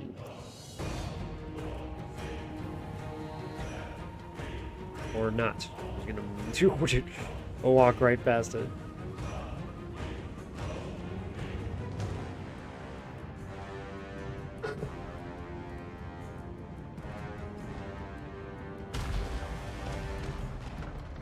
Yep. Alright, so Empire's just gonna kind of fortify the little hill here, which is interesting because I guess they are gonna probably maintain this cap easier than the High Elves, considering their war wagon supremacy. The clan of the war wagons, and I'm really surprised no one's capturing this point with how they're playing. I mean, like, this is a perfect time to be racking up points. A perfect time. I guess they're too scared to, or maybe they think that, like, flying units don't cap, but it's actually not true in this mod. They just cap very slowly, because they have low weight. She's using the armor of whatever. Armor of the stars. Okay. Hellstorm raining in, whiffing like buffoons, unfortunately. Yep. Got that one almost hitting the Archmage though, or the regular mage. Archmage doing a little dance of her people in the back. With the... Oh, there goes the Hellstorm. Jesus, yep. Dwellers will totally annihilate those guys. I'm assuming she's going to save up for another Dwellers and just do it to the mortars too. That's actually not a bad strat at all. But yeah, like, they're moving up. I guess Hiles will be the one to take the point, weirdly enough. Mortars dropping in. Should definitely be attacking the sisters, I think, in my opinion. But I guess doing some damage to rangers, and the regular archers aren't bad. I would be focusing those sisters down really harshly though, because they're the ones that are just obliterate both Carl and the war wagons if given a chance. The good old Carl is chasing the Archmage into a trap, pretty much. Yeah. These guys are gonna get a volley off. Does Carl get hit? Yeah, Carl's taking some damage. Ooh. Some magical arrows appear, shining, lighting up Carl like a firework. Alright, mortars plopping down more fire on both. Oh, I guess I thought that was a double stack with like Lothern, Seaguard, and Talons, but just the Talons. Rangers going in isolated, very bad move. I think one, the Empire Knights totally need to get out here and start doing some stuff, but the Rangers are just going to lose, I think, because they're just so depleted from the mortar. And I'd definitely be shooting the mortar into some of these Lothern as well. Lothern, Sisters, like, all those are good targets, but ooh, there's some Illyrian Reavers straight into the... Oh, what was that? Oh, I think that was a misclick or something. That was not a great Dwellers. I think the Dwellers would have been good to just plop down on that mortar. But I mean, the Illyrians got through, and because the Empire Knights are like all the way back here, you know? Yeah. Pretty rough. Carl getting lit up still, just chilling. Oh, and he got netted. Oh, this is why you don't walk into the kill box. Not the elven kill box. Oh, Carl. Carl, please get your regrowth. Is this guy on foot? Oh, he's on foot. You're not gonna escape those cav on foot. I think if Carl goes down, it is game blouses, indefinitely for sure. Now I'm wondering who won the first game. My curiosity, if we're on to the finals or not. Okay, Carl lives, and he gets a regrowth on him. No, he doesn't. Not yet. There he does. I would just finish him off with Archmage. Well, I guess she doesn't have armor piercing. He does have 100 armor. Could get a little cheeky charge, though, on him. Get some damage in there, because he's pretty low, like 1,000. Fire pouring into the Empire Knights. Empire Knights don't care. 110 armor shielded. Empire Knights coming in from the rear. Is this a comeback? Don't call it a comeback. He's been here for years. The Empire Knight swinging right onto the sisters. These one Empire Knights getting lit up by the sisters, though. Wow, they get side charged. Okay, so if these sisters can get compromised, there might be some redemption for the good old Empire here. Where did Carl go? Okay, Carl's chilling in the backfield, probably gonna jump on Silver Helms if he can. Speed 104. Oh, Foeseeker, nice. Empire Knights doing work against the sisters. Probably gonna try to stay on them as much as possible, but they're escaping pretty decently. He's gonna want to run those guys around. Yep. So Empire's coming back to it, man. Carl lives. The War Wagons are healthy. The War Wagons not being focused down by the sisters is actually a huge play. And even though their artillery and like all their shit got like absolutely obliterated, there is some like upsides to this Empire position. It's just that like I think you really need to get the key units still dead, which is sisters and as many of the other archers as well. I guess the other archers are pretty much dead. Because after that, it's going to be hard for them to pin down the war wagons or deal significant amounts of damage quickly to them. So you're kind of you know, negating the things that are countering your stuff. The classic rock paper scissors aspect of land battle. Archmage is trotting along her little bird. Carl seeking out some more glorious battle, but being sure not to get too close to these sisters again. Or is he going straight for the sisters? I think he is. Oh, I wouldn't turn. I wouldn't. Well, I guess you can dodge right down there. Yeah, shooting up the Empire Knights. They will not like that. Yeah, like, these Lothern are really not doing a ton to the War Wagons, right? Is that a net? Ooh. Wait, did they just not get netted? I swear they just... Okay, so they do have a net, they just don't have the net, like, on them. Yeah, interesting. Okay. Yep, they're getting caught out. Carl's getting... I think the damage discrepancy is way too large at this point, and damage discrepancies can be made up for by, like, what units you have on the field. And the War Wagons are, like, definitely a winning unit, but the fact that they have all their counters to the War Wagons, like, out with the net of Ammentog, the sister's still healthy. I don't know if Carl can carry this on his big, broad back there. I think even the Emperor of Mankind is going to be hard-pressed to find a victory here. Oh, and some sister fire just pouring the armor-piercing damage onto him. It's looking ugly. I think those Empire Knights need to come and pressure a lot sooner. And also Carl also needed to not get popped a billion times in the face. I think he needed to play a little more passively until the cavalry arrived, so then he could pincer like them a bunch. You could have probably like terror routed the archers or the sisters and then chase them down with cav or something. Would have been a nice select there, and then forces his cav to pursue you cav.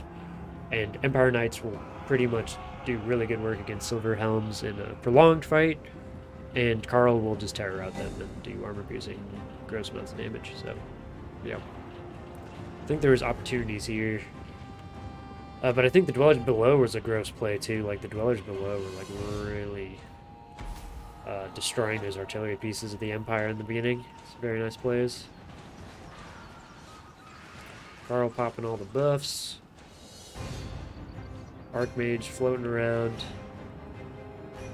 I think it is over. The last of the war wagons and Carl. War wagons charging in, doing some good damage to the archers, but soon to be routed. And now you watch as Carl solos this entire army. I mean, it's funny, he could actually terrify the Archmage, because she doesn't have terror. Yeah, sisters have 2 volleys left. One with the Lothern Sea Guard. This is gonna be nasty shit, man. Carl's just gonna drop down dead before he even lands at this rate. Ooh. One last volley. He flees to the forest, I guess. Oh, Carl, no. You have been bested. There is only defeat.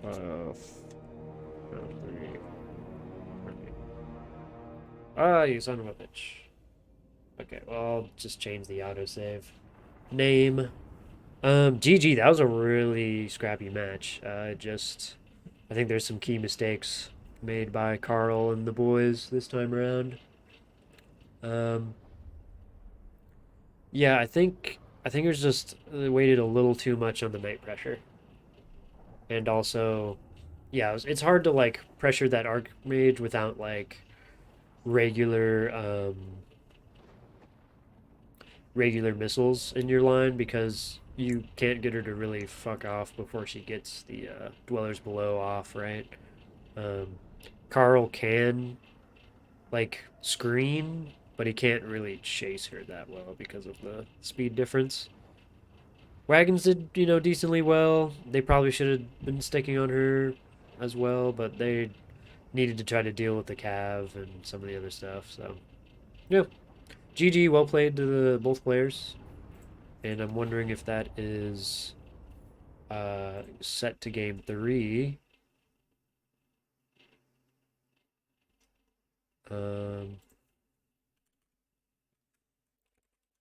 That last one, or going to game 3.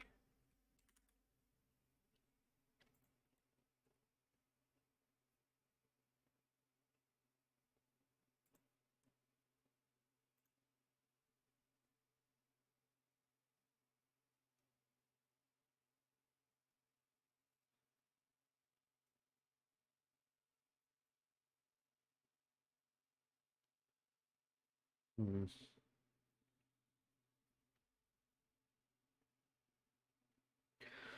Okay.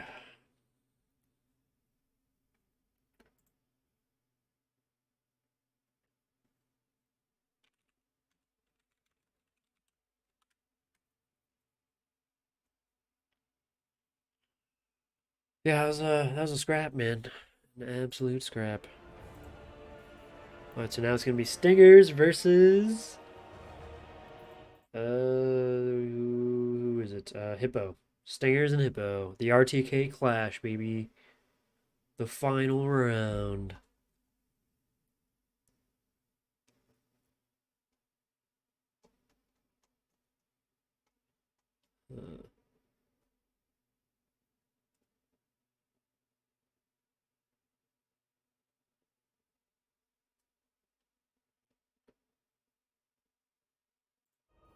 Right, let me get the last blocker here. Let's see. Hello. Hello there. Let's find a glorious blocker. So we have Chalk Talk, Electrobind, Akai. What do we wish here? We could have. Let's see. You know what? I think it's happening.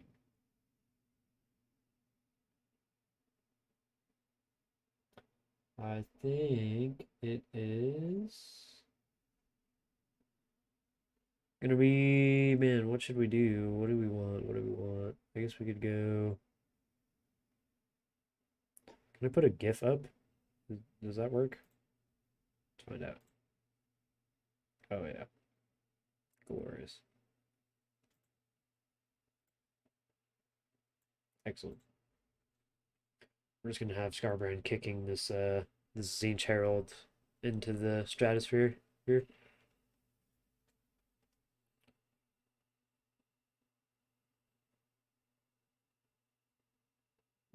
Very good, very good.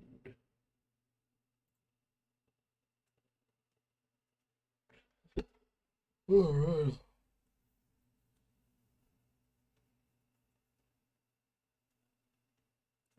Oh yeah.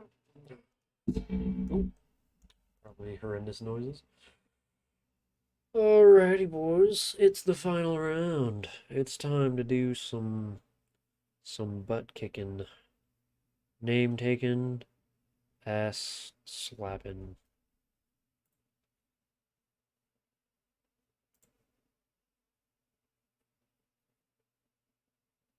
Okay. He bans TK. The Hippo bans Tomb Kings. It is known. Yeah, we've had a variety of army blockers tonight. Or today. I don't even know what day time it is anymore. But yeah, this one is the first GIF of the night. Tis yeah. Just Garbrandt doing some goal practice, you know. He's on the Blood Bowl team that I'm playing. I wish there actually was a Corrin Blood Bowl team. I would play them like instantly. I wish they had the like all different chaos teams instead of just a generic chaos team. Like this just a Zinch and Nurgle. Because they have Nurgle. And then they just have regular chaos, but they don't have Corn and they don't have Slanesh and they don't have Zinch. They used to have Corn, and then they took them out because they're lame. And then Zinch, I don't know what they'd have to do. I guess you'd have to do some weird stuff, but Slanesh should be pretty straightforward. It'd just be like less armored, faster team, more of a hybrid.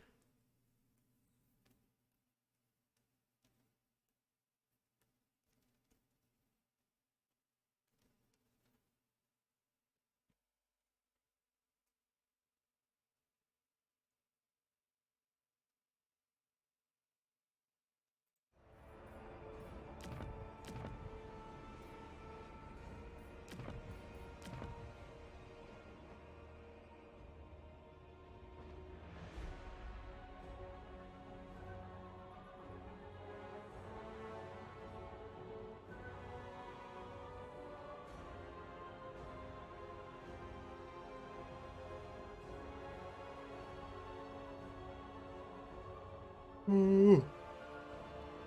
Ooh. Yeah. It's been a very good tournament. Pretty big turnout actually.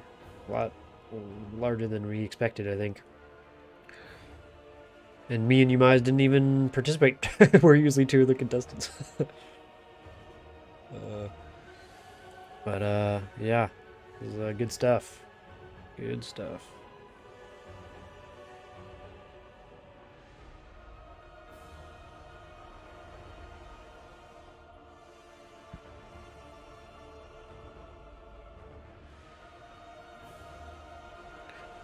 All right, looks like Nurgle and Hiles, perhaps. Oh, this is gonna be lovely. Umbrella would love this. Yes. Good. The Nurgle cometh. Oh God, yes, dude. Let it be known that the Nurg and the elves are going to war.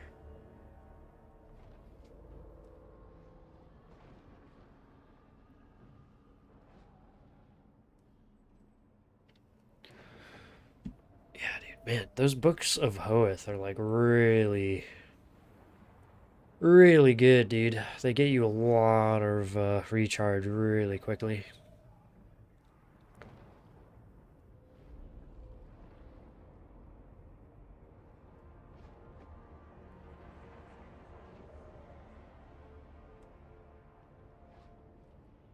Ooh.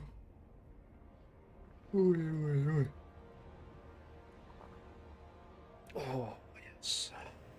That was gonna be dwarves versus, huh? Okay, I don't even know the fact. I'm gonna stop talking. I don't know what the picks are. I'm a liar.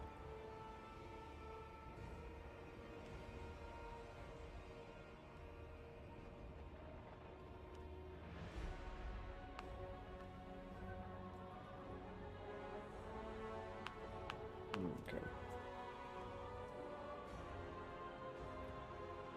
Let me look and see if there is a decided matchup here.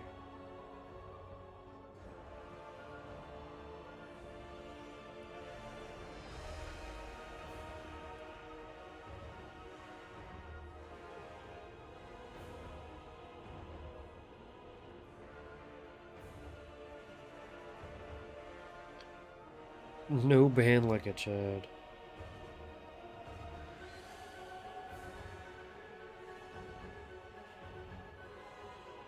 Okay.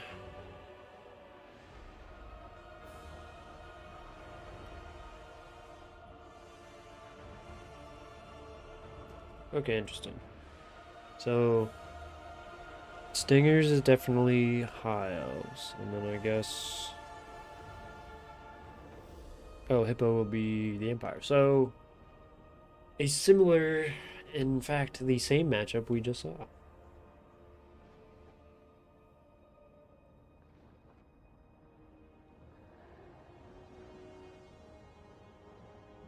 Too much green in channel banner, but it's okay. Yeah, I'm a greenskin fan, man. They're my favorite faction across all the different universes. Even the Haggard Lord of the Rings ones. I have sympathy for those, even though God Tolkien did them dirty. They're so bad. Orcs are so bad in that universe. They have no chance against the mighty heroes.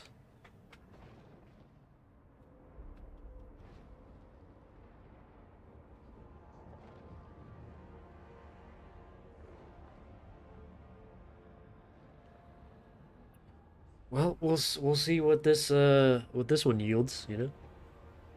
We will find out. We'll find out the key. Key to the Empire High Elf matchup.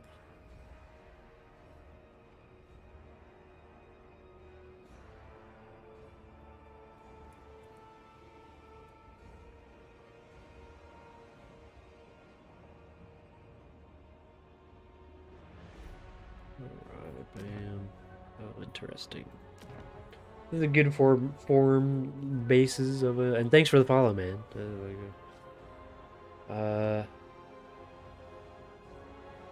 See, there you go. At least I'm not a dirty Dawi fan, you know.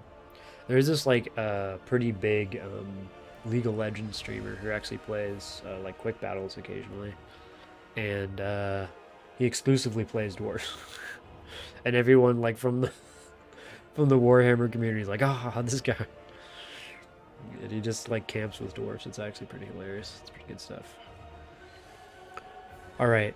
Okay, it's looking like somewhat. I'm gonna take a quick snack break here, and yeah, I'll be right back.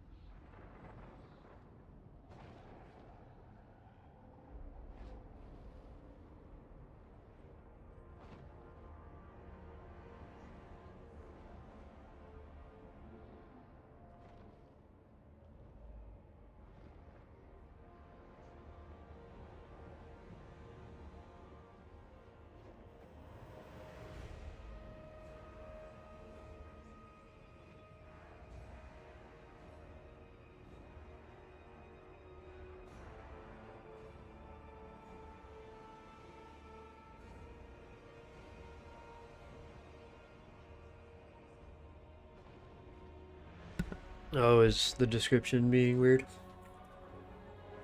Well, I think the description should be right, but YouTube is pretty haggard. They do some pretty weird shit. Like I can't even type the game like type, you know? Like it just won't let me type Total War Warhammer 3 into the game section. It's actually really weird.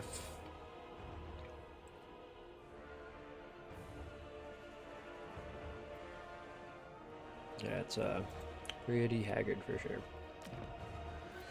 Pretty goofy, goofy goober.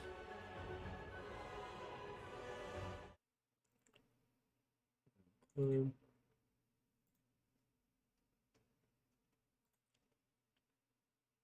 I wonder. Yeah, that is so. Yeah.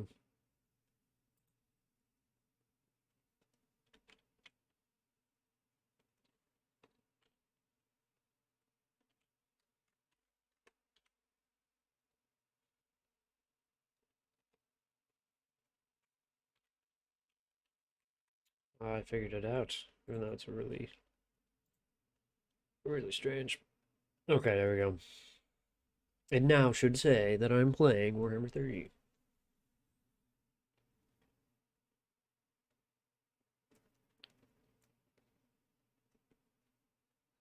I guess it doesn't like when you press T for some reason. Yeah, like I couldn't press the T key like at first. Don't know what that was about.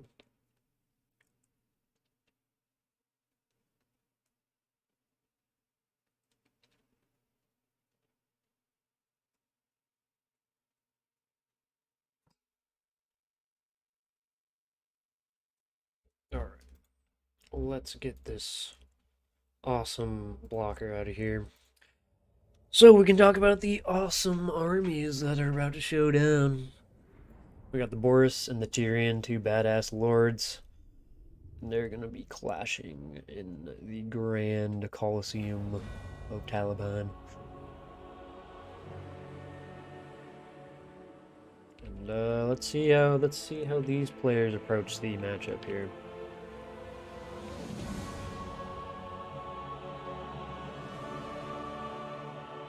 All right, so for Hippo on the Empire, for HQ we got Boris Todbringer with Foeseeker, White Cloak of Ulrich, and Minland Runefang of Renegade, and Crush the Weak. What a name, along with the Blood Roar. So he's pretty good at debuffing shit. We have 3 Empire Knights, 1 Outrider, the Sunmaker. Oh yeah, the Sunmaker baby, and then a Bright Wizard with just the Burning Head. Very cool. And for infantry, 4 Swordsmen and a Spearman. And then the Silver Bullets. Oh, nice. Ooh, and a Demigryph Knight with Halberd. Still kind of funny, they show them with the lance on the little picture. You know, don't know why they do that. They specified like all these other different little icons, but Tyrion. So, he's got Foeseeker, Heart of Averlorn, gross. And he's riding his mount, I forgot what his mount is called, but it's some cool elven steed name. Silver Helms, 2 of them, and 2 Illyrian Reavers. So this looks like a very similar build to the previous one. We have 5 Rangers, but this time we just have 4 Archers instead of the combo of Archers the other time. Life, Earthblood, and Awakening the Wood, along with the Starward Staff and Book of Hoeth. Just gross combos. High Elves can generate a lot of mana, man. And a majestic Frostheart Phoenix in the vein of Falcon. Yeah, it's the RTK war, dude.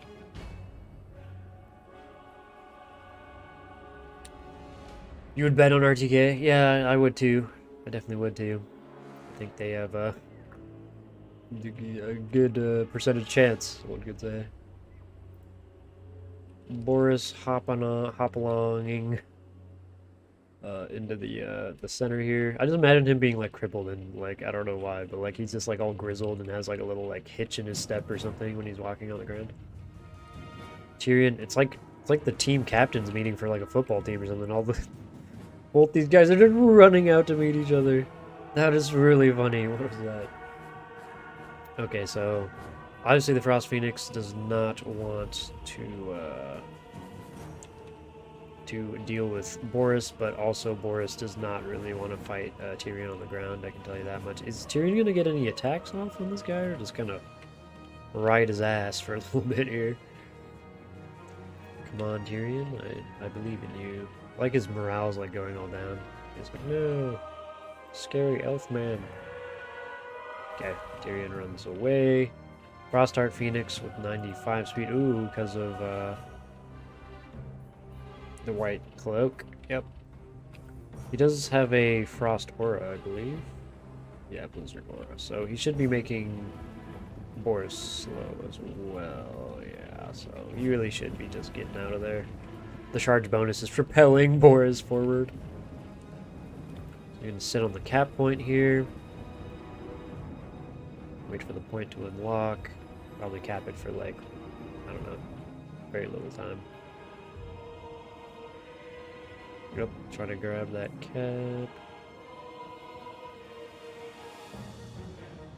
They're gonna grab the cap, and yeah, this little pre-battle skirmish. I definitely think the Sunmaker should be trying to get in range here and just start popping shots and do Rangers or optimally archers, but pressure the Rangers so the rest of the army comes forward. Silver Helms trying to scout out the area, but they don't see the demi-griffs. Oh no. They're looking, they're searching. Will they find the surprise ambush before it's too late? Sunmaker definitely raining hell down upon these Rangers, but once the archers come into play, you definitely want to focus on them. Ooh, Tyrion's getting some nice pops in on Boris right in the rear, and his 90 speed can be a little... Oh, no, Boris gets separation and is up in the sky. Silverbolt's getting some... Oh my god, Tyrion juked them. Holy shit. He said gunfire, ride steed, and the horses hit routes. Okay, Lyrian Reaver's coming in to pressure the silver bullets along with the silver helms. Boris is kind of waiting for him to come in, though. Sunmaker coming in, dealing more damage to Rangers. We are seeing the ambush has not been popped with the demigriffs yet. Tyrion just running balls deep into this formation, not really fearing anything. I would start running these Empire Knights to intercept these Silver Helms at this point in time, because he's going to start doing some backyard pressure bullshit. Demigriffs waiting for their turn as well, maybe to get on the archers or, you know, get somewhere. Empire Knights, sturdy with their 110 and shielded ways. They're not going to be able to withstand all this attacking power after a while, and they should retreat, definitely. Probably into some spears or just swords. The swords can move up. Yeah, Boris is getting his ass kicked by Tyrion and the Bird. Tyrion and the Bird sounds like a goofy cartoon show ripoff. Is pretty menacing here. I mean, damn, he's diving into spears too, doesn't give a shit. Empire Knights coming to attack the Silver Helms. Would definitely try to pincer them right now. Definitely try to pincer them.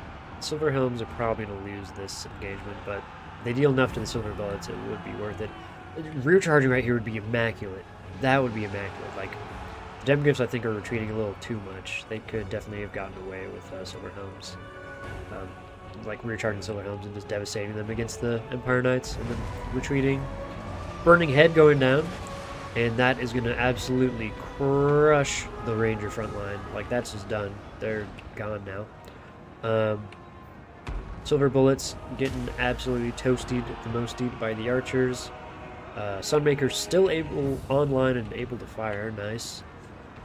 Empire Knights and Outriders running for their lives here. They have only front fire, so they need to retreat behind these knights and shoot back at the Silver Helms, or go after some archers or something.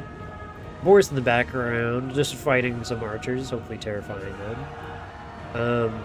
The bird and the life mage are chilling. The bird might actually want to hop on Boris. But, oh, nope, he is now airbound. So now I don't know if I would fight him. Although he's taking some damage. And we don't have a life caster for Boris, because he has the regen from the Rune Fang, so... This is going to be a tight little match, because I feel like Boris is going to die, or get close to death. But also, the High Elf army is looking a little tattered, even though they are, like, up on value by a bit. I think that's only because they've done so much damage to Boris, to be honest with you. Outriders, Solar Helms are going to lose against the grindiness of the Empire Knights. The Bright Wizard running in here. Bright Wizard needs to stay safe so he can get a, oh my god, like a juicy burning head right along here. So good. Ooh, this is not good for Tyrion. Swarm of Demigryph Knights. Absolutely gonna wreck him in Prolonged. And they're actually gonna wreck that Frostart Phoenix in Prolonged as well. This is a pretty close match. No one has actually capped the point yet, hilariously. Which isn't a priority if you're totally crumping the opponent, but if it is a close game, you definitely want to do it just in case.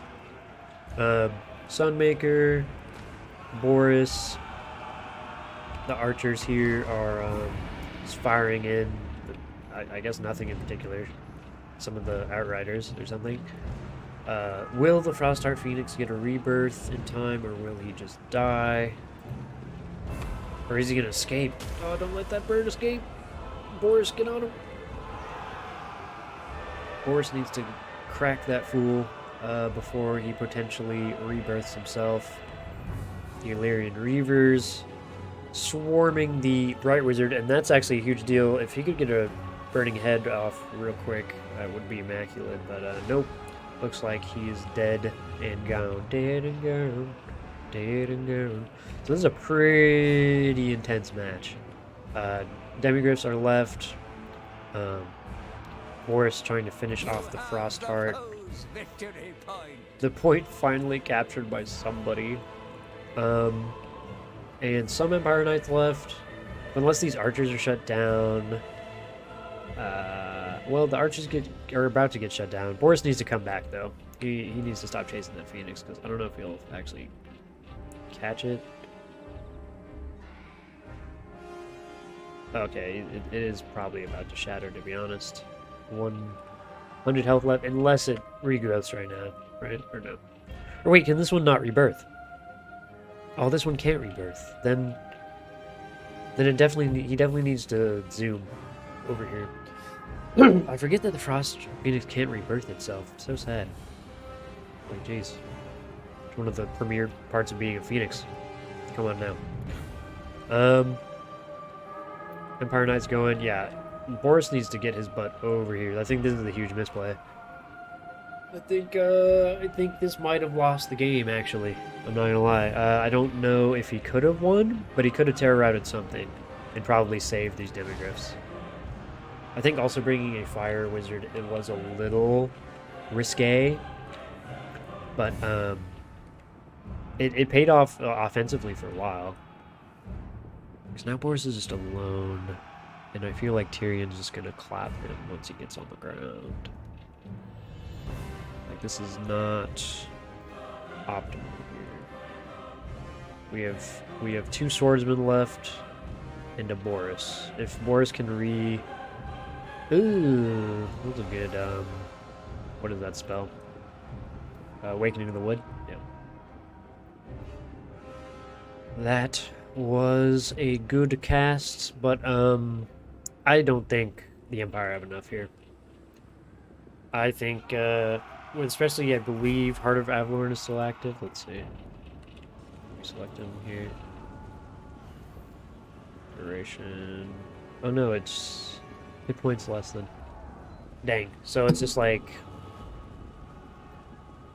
It's just an instant heal, and his cap hasn't been reached. So yeah, Heart of Avalorn is going to keep this guy alive for a while. I don't think the toddy can do it. The hot toddy, I think, is getting hot and dumpster fired in here. Take it back. Toddles, no. Tiddles. Tiddles McGriddles, please. Guess you can try to land on these Illyrian Reavers, rout them off or something.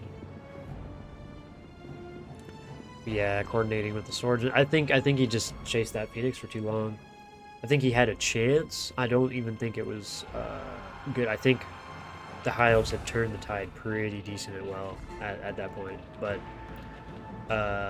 Toddy could have terror-routed some stuff and maybe changed the outcome of some of those fights, depending on what.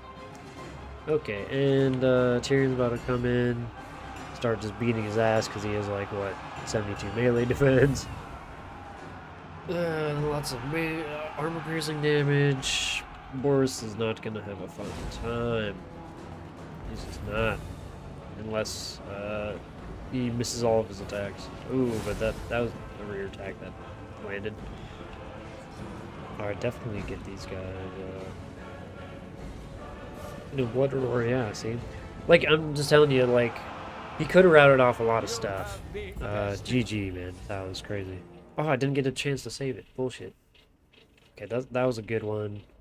We are going to change that autosave in there.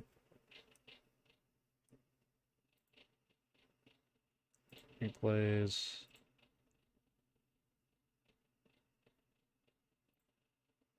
We'll get that to him versus Kyle. Finals. Okay, there we go. Bam.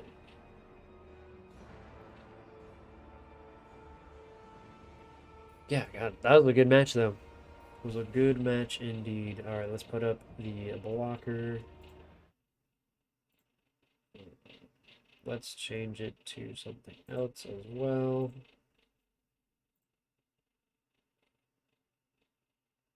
Let's see. Let's see. What do we want here? We have... Let's do the Chungo Swan. He's pretty funny.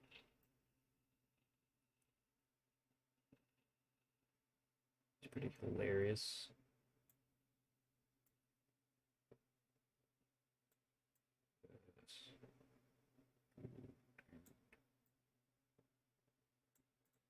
Excellent. Alrighty. So we have Chungo here to protect the sanctity of the army lists.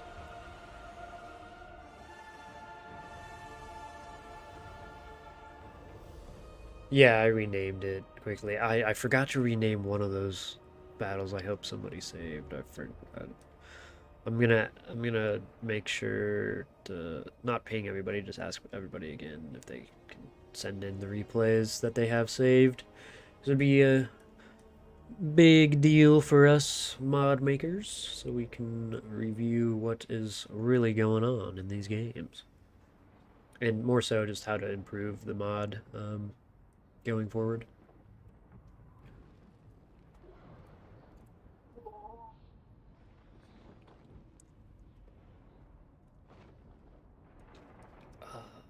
Yes. Alright. At least we can't see another Empire High Elf matchup. It is off the table. Most certainly.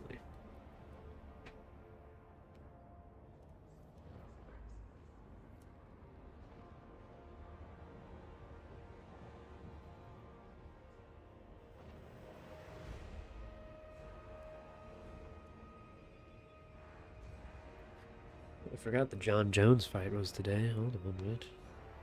Wait a second. When is the John Jones fight?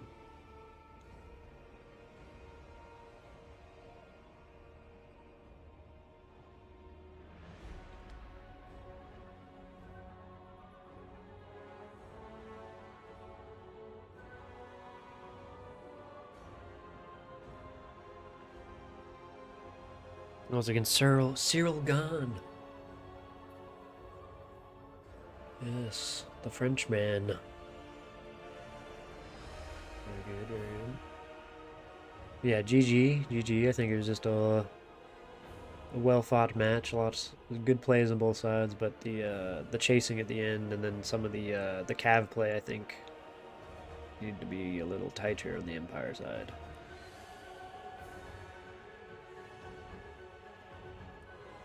But man, they kept up that fire rocket, the Hellstorm rocket battery for a minute.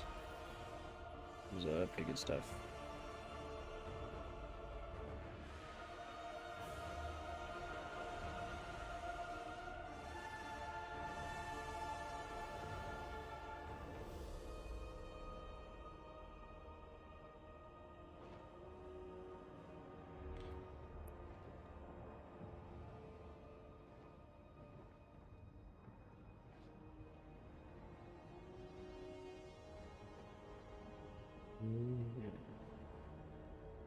Okay, it's looking like a Dwarf match.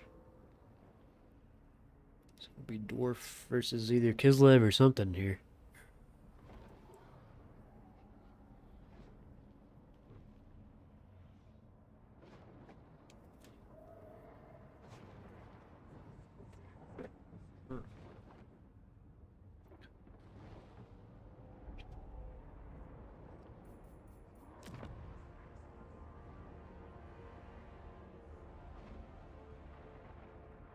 Alrighty.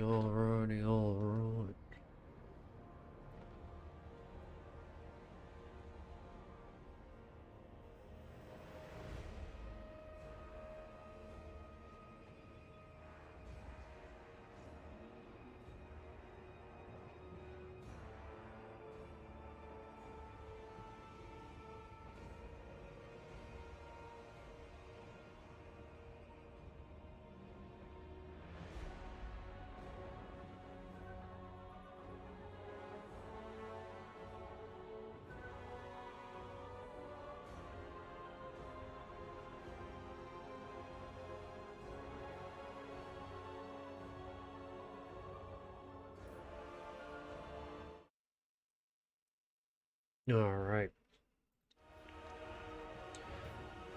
Okay, boys, this could be potentially the last game, or the second to last game of the stream. What are you guys thinking here? We thinking Dawi, we thinking Kislev.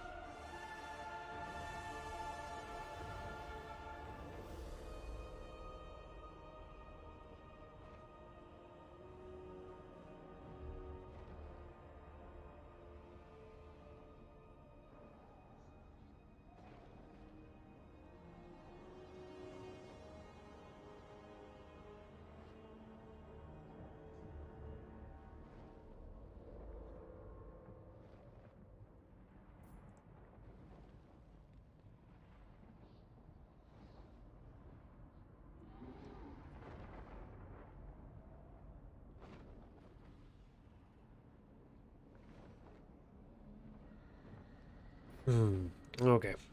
I will be right back. I'm gonna do some stretches while we wait for the players to ready up.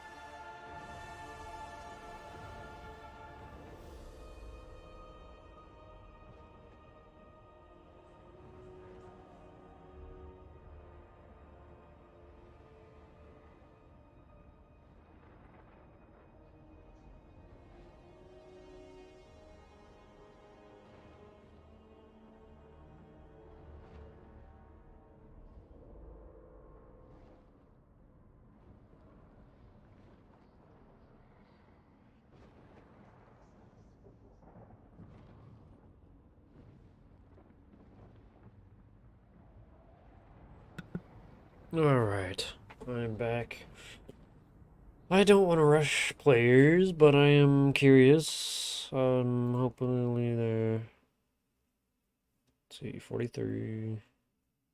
Okay, it hasn't been like 5 minutes, but it's getting close. Once it hits like beyond 5 minutes, or probably 6 minutes, I will give them a ping and tell them to hurry the F up. Because, yeah, waiting like 6 minutes per building round is a little rough.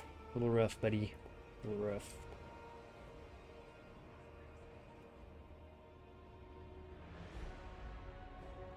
Nice. Okay. We're good to go. Alright. Screen blocker. Let's do it. Oh yeah. This is potentially the finals. Seeing some Dwarfs versus some Kislev. This is gonna be an interesting one. Thoric plus Felix is a pretty gross combo. So off rip, I'm a little scared for the Kislev build. Mostly just because I don't know what late game they are going to do against the foul Dawi box, not box, the Dawi hero blob is what I was thinking. Oh, he's not even on his thing. Oh, that's kind of wild. That is kind of wild. Okay, so 2 Thunders, 1 Quarreler. Let's see, 4 Dwarf Warriors, 5 Dwarf Warriors, 2 Dwarf Warriors with great weapons, 1 Giant Slayer, 1 regular Slayer, and 3 of the Miner's blasting charges, along with 2 Gyrocopters with brimstone guns. And the heroes obviously Thoric and Felix. Thoric has Rune of Slowness, Rune of Hearth and Home. Well, good. And yeah, that's pretty good stuff. Felix with his classic Blood Oath ability of regen. Hell yeah. Let's take a look at the good old Kislevites. The Kislevites, we have the Ice Witch of Tempest with some Snowflake Pendant. Ooh, that's a nice ability. Gust of True Flight. Ooh, nice. That's actually really good if you're running ranged heavy build. And I guess for the artillery especially. And then a Blizzard, which is that nice Vortex ability. We have, count 'em, 4 Sargard of the Great Weapons, and then 4 Streltsky. So very apparent just anti-armor shenanigans. You're the Patriarch with the heal, I'm assuming, yep. And a passive heal, Jesus. This guy's fucking gross. And then we got 2 Little Groms. The Little Groms at least can pressure this Dawi build. And then the Streltsky are going to have to zone out these Gyrocopters, because the Streltsky only have, what? Oh, they have 140 range. Not the worst. Oh, I wonder if because I've already hit gyros, man. I wonder with the accuracy buff, you know, or the accuracy spell, I wonder if we could do it. Oh my god. Oh, Jesus. They just got totally blasted by the fucking by Little Grom. Oh my god. That was absurd. Ooh, okay. So Little Grom is not to be fucked with here. Remember your training. Use the Force. Yeah, exactly. It's holy crap, dude. Yeah, he blasted those Gyrocopters into Kingdom Come. And I don't think they even used, are these chevroned up? No, they're not. But, jeez, man. I wonder if they're going to land any more shots on these guys. Or if they're just going to run away in fear. Curious thing about yeah, that one had the range and accuracy. Absolutely gross. They blasted one of these guys. I would not pursue them too much if they're just going to dance around and start getting value on some other targets here. But I mean, damn, while you had that accuracy, you might as well try to like snipe maybe Thoric or something, maybe even Felix. Queen's Dwarves will be in some trouble while capping with heroes and centers. Yeah, exactly. This could spell a surprising doom for this dwarf build, to be honest. But I mean, there is still a very hardiness to this build as well. So let's see how well the Kislevs can pick them apart, you know, because they have free reign basically, as long as they can just keep shooting. But I guess they're getting blocked right now by the tower in the middle. They're probably going for the Thoric, and he's just gonna hide behind this tower. That's good to use the terrain. What a fucker. That being said, he will just take like a shit ton of damage over the course of the game if he doesn't move up here. I'd move up his army and then get these two to... Ooh. Yep, a little damage on... Oh my god, Felix is getting absolutely just obliterated here. Jesus.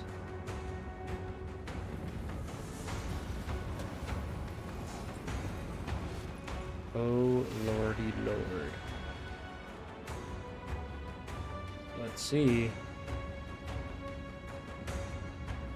Good day. Given Groms can't be caught, I'd be ready to just try to cap it. Yeah, I'd definitely cap, and then I'd move some stuff forward. Because you want to engage this force as much as possible, right? Before your force is weakened, and then you have to fight all these Sargard. So I would be engaging as much as possible. What I would do is move the army forward, keep these guys in this position right here behind the tower, and then just advance and pressure this formation, because like they're not doing a ton of damage, but they're doing enough to where it's like once they expend their ammo, these guys will be like decently low health, and the Sargard will mulch through at least the first Dwarf Warrior, you know, a lot easier. The Thunder's going is pretty... Yeah, dude, this is brutal.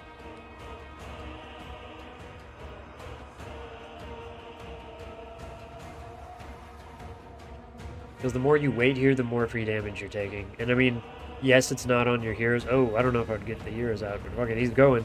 That's kind of cool. They both run on both sides of the tower, like, charge! Hero coordination. Yep. Streltsky shooting in. Gyro's still hanging back. The Gyros are going to be the ones to take down the little Groms if they can, right? Like, I would run those all the way across the sides of this big map and start trying to snipe those with brimstone guns. Because as soon as they turn towards you, you just run either right over them or around them. Okay, so we're seeing some Dwarf Warriors run into Sargard who are going to absolutely destroy them. We need some of the Thunderers to start shooting at either Streltsky or some of the Sargard. I wouldn't be engaging here. I'd be running these guys back and just engaging the Streltsky. The Streltsky. So we'll see. Because some of these Dwarf Warriors are going to get absolutely obliterated. Thunder's got pretty worked. Ooh, but these Thunderers are absolutely tearing that Ice Witch apart. Oh my god. Yeah. Yeah, like, honestly, the Sargard will struggle against that hero squad. And the more... get that Ice Witch out of there. Get her out. Oh, Lord. Like, I get it, but, like, Jesus. Yeah, she needs to go. She's got to go. Tell me where to go. Because Sargard putting in work, but, like... Oh, God, they are going to mulch through these guys. So, like, that's... God, this is looking sketch. The only hope I think the Dwarves have is their hero squad, right? Yeah, the Streltsky definitely had to kite more as well. They're getting some good shots into these giant slayers. And these Streltsky are kiting properly, and these slayers... Ooh, they're slayers, though. So they really won't care, but I mean, they are going to eventually just die out here. Gyrocopter's still in the mix. They're going to deal some good damage to the Tsar Guard. These Tsar Guard are probably going to... what are these? Dwarf Warriors? I guess the Tsar Guard would chase here, but if they do, the Gyrocopters eat them for lunch. This is hard to tell. I mean, I think these little Groms have to start firing at the Gyrocopters again, right? And I think they have to. I think she has to give them the accuracy, and then they should just start popping these Gyrocopters again. These Gyrocopters are going to come in and absolutely tear shit up. And this guy needs to get out of here too. Oh god, he is so isolated. The hero play has been not on point for Kislev, to the point where it might actually cost the game. I mean, she's pretty much dead, all around death's door. The Patriarch's so far from her, and he could be healing her with this Silax lullaby. The Copters are coming in. I think this might actually be game. I think the Dwarves have it, dude. Yeah, like, the little Groms haven't been shooting the heroes or the Gyrocopters. The Patriarch's gone. Ugh.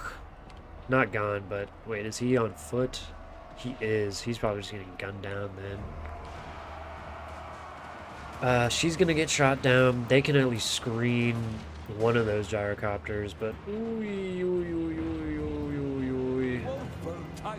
Yep, one's gone. If they can wrap up that... Ooh, yep.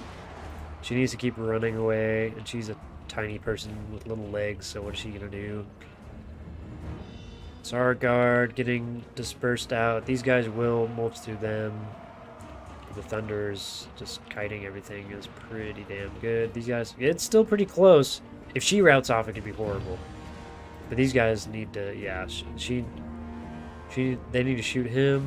Ooh, well, yeah, okay, there's some good shots going in. Grom needs to shoot them. But now I just don't know what's killing Felix and Thor. Hey man, how the stream is going so far? Hey man, it's been a good stream. I mean, like, surprisingly, we had a pretty good turnout for this tournament. I'm not used to streaming this long, so like my brain is like just exhausted, and I didn't really eat like too much before, so I really was not well prepared. So I've been going on snack runs and stuff. But everything's been going pretty well, man. It's been a fun time. It's been a real fun time. But like, yeah, like I've had just the combo. This is the worst. So like I didn't really eat.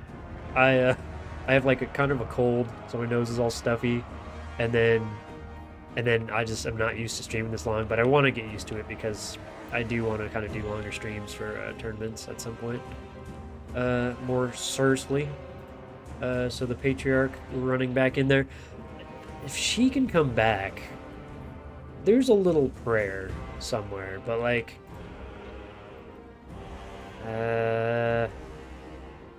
the healthy Thunderers, I mean, if they get caught by these guys, actually, because the gyros are gone.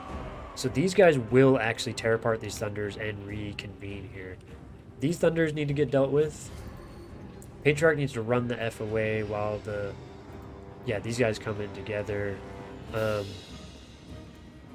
She did not come back. I don't think... I think the Dwarves have it. I knew it. Yep. I can't do it again. Okay, whatever. We'll save that. The autosave technique of old.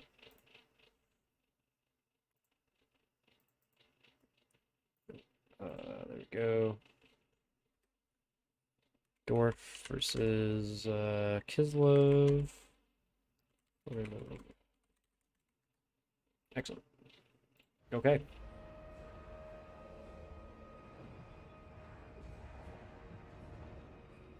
Yeah, there's a lot of factors going into that game.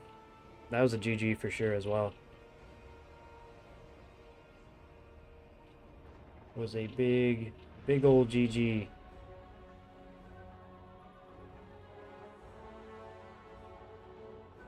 Yeah, that was a really good game. There's some really good castable games in here for sure. I'm loving it. I'm loving it. Okay, let me get the blocker up. Oops. Bam. Okay, we have Chungo, the Slan of the Grease lore. He uses his sweat and fats to to command the power of others.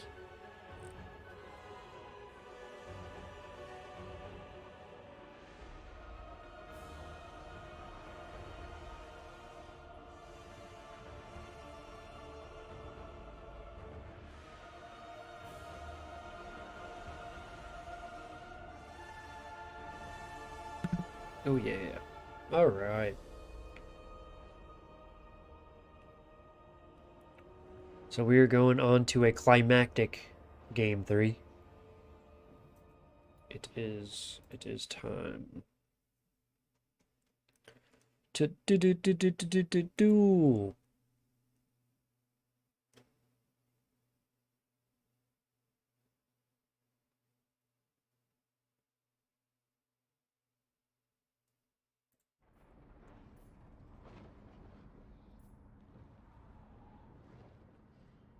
Ooh.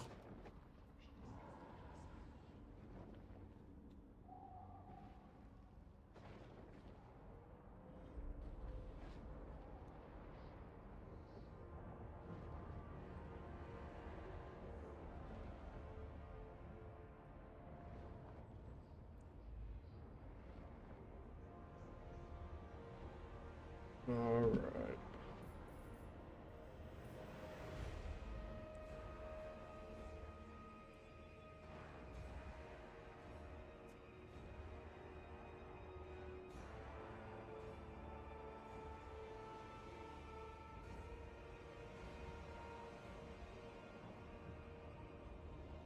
Oh boy.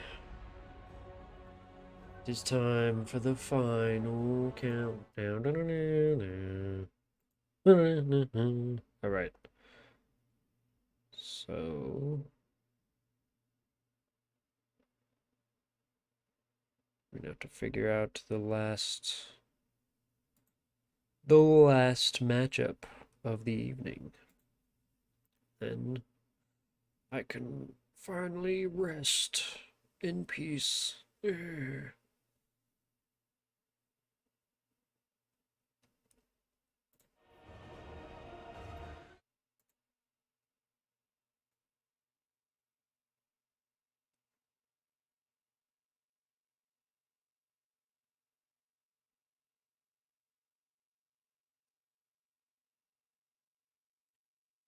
Oh, dude. There's been a couple of crazy ones though. There's this Cathay Dark Elf fight that was pretty intense. Um there was this what was the other one? Oh, the Wood Elf Ogre match. There was a Wood Elf Ogre match that was pretty good too. Both of those were like really close fights up until like a pivotal moment, you know? Like, oh, they were just like dead even the entire time. And you're like, what the fuck? And then all of a sudden, something just like broke, and they're just like, oh, there goes the game, you know? Because they're just so close. You're just like, damn.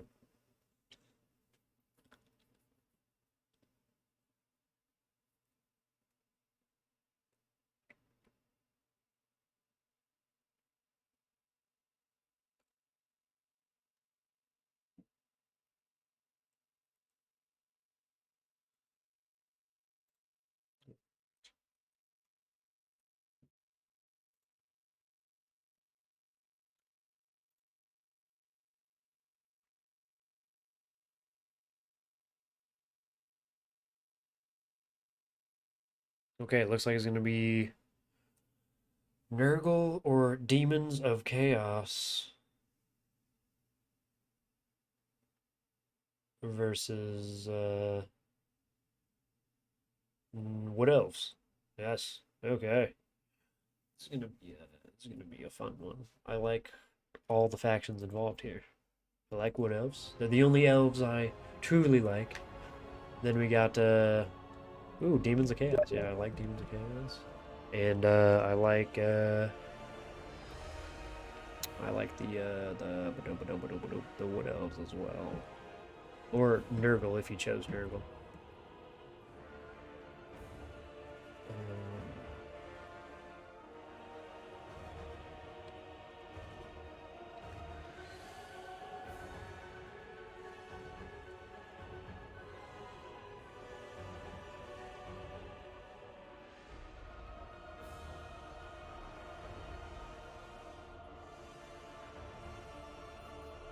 Okay, so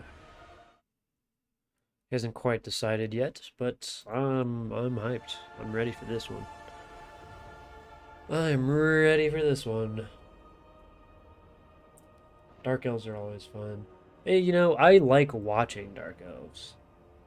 Don't like particularly playing as them or against them, but I like watching them. They're pretty fun. Like when you see them scrap up against someone else. They're quite brutal. A brutal faction at the moment. Both, like, they have very limited bad lords. Like, there's not a lot of lords you can take that are just, like, actually bad choices.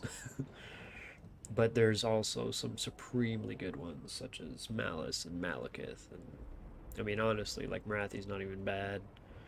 I guess Ricard's a little overpriced, but, like, what's his face? Lockyer Felhart? Felkart, whatever his name is. He's a menace of a duelist too. An absolute terror.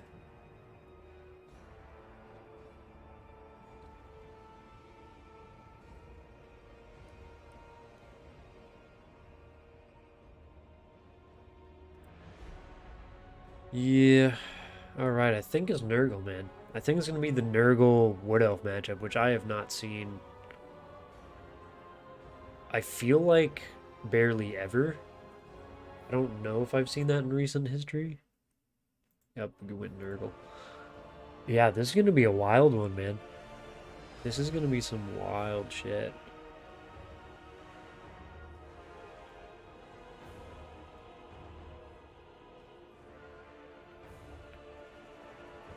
I'm curious. I feel like this is on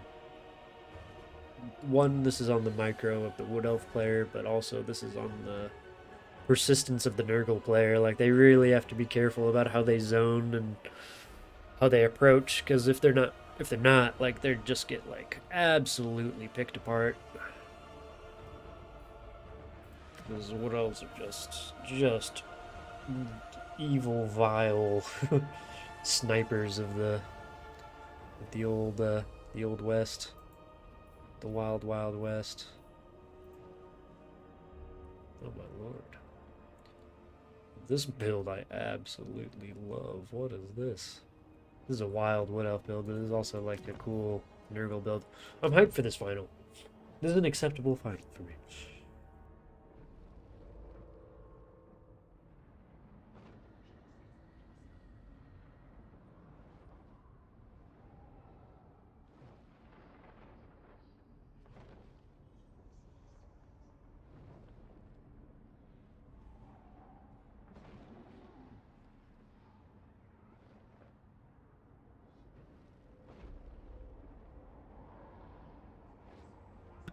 Alright, I'm back. I just had to yet again blow my nose and chug some sweet water.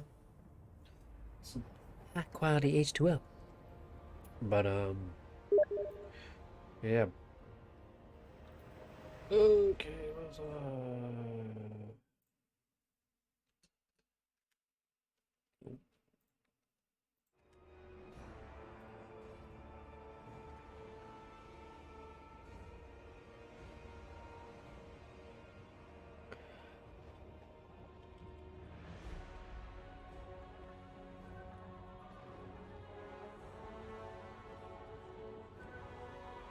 Alright.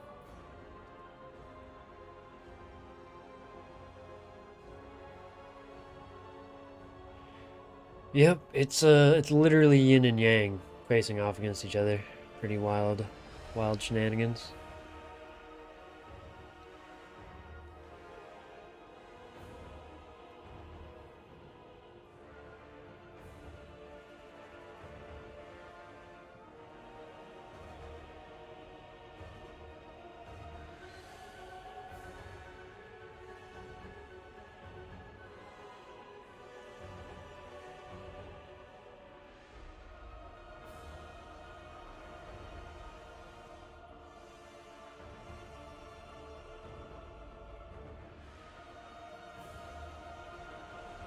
Alright, Hippo appears to be ready here. A brazen Nurgle build against the wacky wild wood elves, man. It's gonna be an absolute just ridiculousness, purely. So man, do you see this? Do you see this build? Look at this grossness. So all magic damage from the wood elves, and just like pure just hatred. Whereas you see they did the right thing and they countered by doing all mortal units for Nurgle, so they don't have to suffer the the non-existent physical resist that their demons would have, basically, because of all this magic damage. Yep. Pretty gross stuff. And the Chaos Warriors will beat the Dryads, but they will not beat the Blade Singers. The Blade Singers will wreck their shit. Definitely wreck their shit. Soul Grinder's gonna have to put in a lot of work. I'm surprised we didn't see 2 of these bad boys, but I understand why. At the same time, they're pretty expensive. And they take up more of your infantry slots, and you do want a good amount of infantry in this matchup. Or you go like full hound, like weird mobility rush. Like just full mobility. Which is, I don't know, like, I mean, maybe that could work. You go like harpies or not harpies, furies, hounds, and then like a bunch of axe cav. You maybe even bring a soul grinder as well, and then you just have this like hero squad. Oh, he has the festering stooges. Oh god, these guys are fodder, bro. Essentially, I mean, like, if he can get him on that force, yeah. Okay. Anyways, I digress. Let's take a look at the actual build here. So we have Sorcerer Lord with Fated Buna and Spirit Leech, and all of his good abilities. Crown of Everlasting Conquest, really gross. Alright, yep. Festering Shroud. Okay.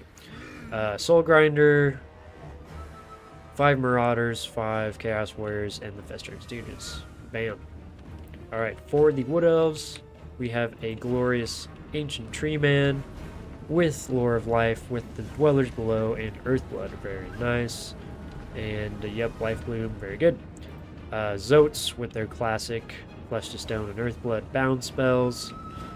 And we have the 4 Glade Guard, the Dryads, the Glade Riders, and of course, wherever they are, the Blade Singers. Yep.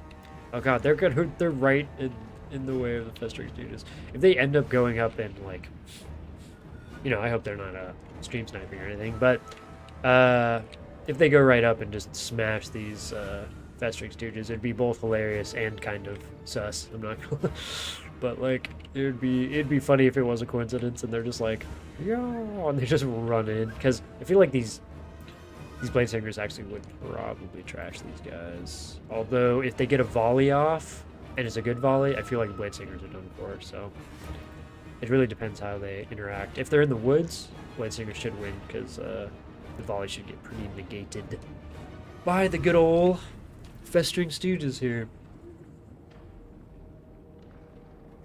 All right. Oof. Okay.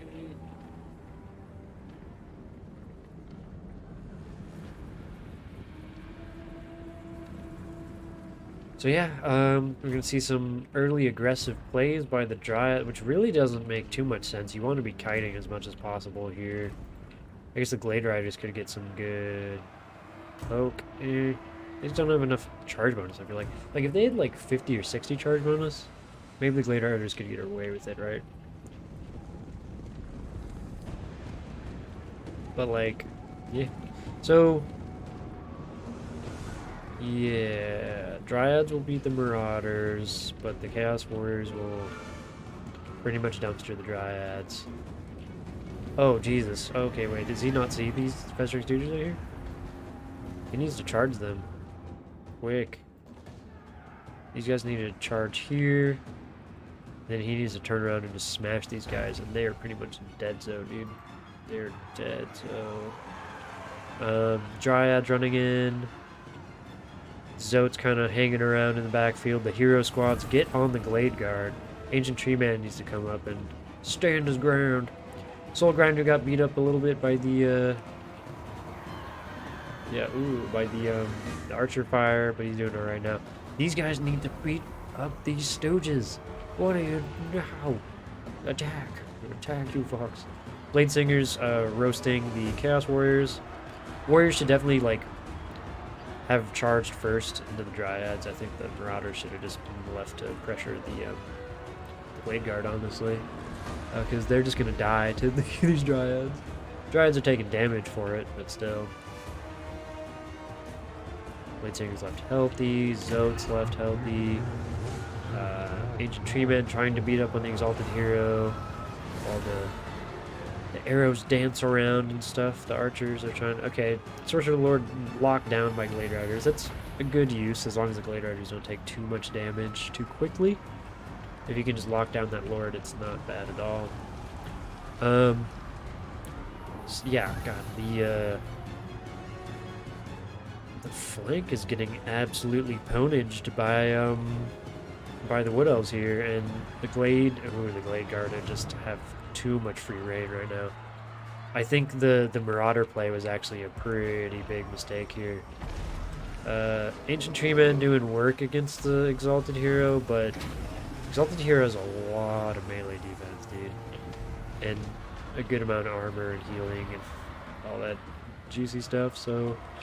It's iffy. I mean, it's good to, like, be surrounding him. But in a straight-on engagement, that Treeman might actually have some problems. Okay, Soul Grinder's still left alive. All the Blade Guard are still intact. The Lord is just surrounded. Okay, the Lord really isn't that surrounded. I'd try to get him out. Spirit Leeching the Zote's not a bad target. Stooge is left alone, so that was actually a pretty big misplay on the Wood Elf player. He could have totally had them annihilated by pinching them with the Blade Singers, because they are a much more threatening target than just a regular, like, Chaos Warrior or something. But at least one's still alive, so I think he can deal with it pretty alright. And in reality, as long as the Glade Guard are fine, you know, that's kind of all it takes. These Glade Guard will snipe out, like, literally the rest of the army. But what happened to the other Exalted Hero? I'm seeing only one left. Did one just get nuked? Oh yeah, he did. He got nuked by the Zotes. The Zotes and probably, like, Archer Fire, but Jesus. Okay, so... Damn, Pestering Stooges is trading so badly in the Dryads, Jesus. This is a terrible matchup for Nurgle, I feel like. Or, like, yeah, this is just a bad matchup for Nurgle. Oofda, oofda, oofda. Alright, Zotes. Soul Grinder. Yeah, I think this is a GG, to be honest with you. Not the most climactic of games there, but it was still pretty well fought. I think there's opportunity for both to take a W there. I think the Marauders definitely did not want to fight those Dryads one-on-one. I think you wanted to move up the Chaos Warriors as quickly into combat as possible, because they will beat the Dryads, and then use those Marauders to kind of pressure these Glade Guard even more. Because one of the Marauders is going to get caught on the Blade Singers and just die, but like the two other ones can circle around, right? So, and this guy getting caught in cav the entire time was really bad. He could have, I think he could have ran him away. If he really wanted. These guys always need to stay together. And these guys, the three hero squad, could have absolutely dumpstered that ancient tree, man. Absolutely creamed him. No, this is rough, but this is definitely a GG. Definitely a GG. Let's do it like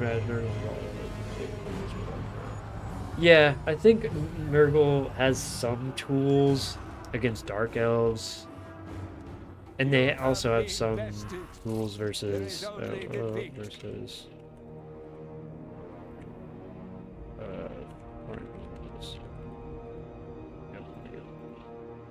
save succeeded. Oh yeah. Alrighty guys, well that wraps up the tournament. Congratulations to Stingers. He's taken the grand finale this time. And it was a very bold play by Hippo to take Nurgle, but it was valiant indeed and brave, stunning and brave. Yeah, they have so many tools versus Nurgle. It's insane, man. Yeah, there was a fun stream. Everybody who played, thank you for joining. Thank you to Umaz for hosting. Thank you to everybody who hung around and stuck it out for the long run of the stream. 5 hours. Seemed like 5 minutes, but no, I'm definitely going to get something to eat. Probably take some allergy medication and take a little walk because I need to stretch my legs. But yeah, I plan to put out more content on the mod, and we're planning to get some tournaments and events going. So if you guys are interested and you like it, you know, stick around, and we're very active. We continue to support it, like, very, you know, not live, but there was a point where like updated every day. So yeah, hope you guys enjoyed. Catch you the next time. I'll be streaming tomorrow if any of you guys are interested in Blood Bowl. So I'll be streaming Blood Bowl tomorrow in Turns League against a Dark Elf player. I'm playing Orcs. Alrighty guys, have a good one. Peace out.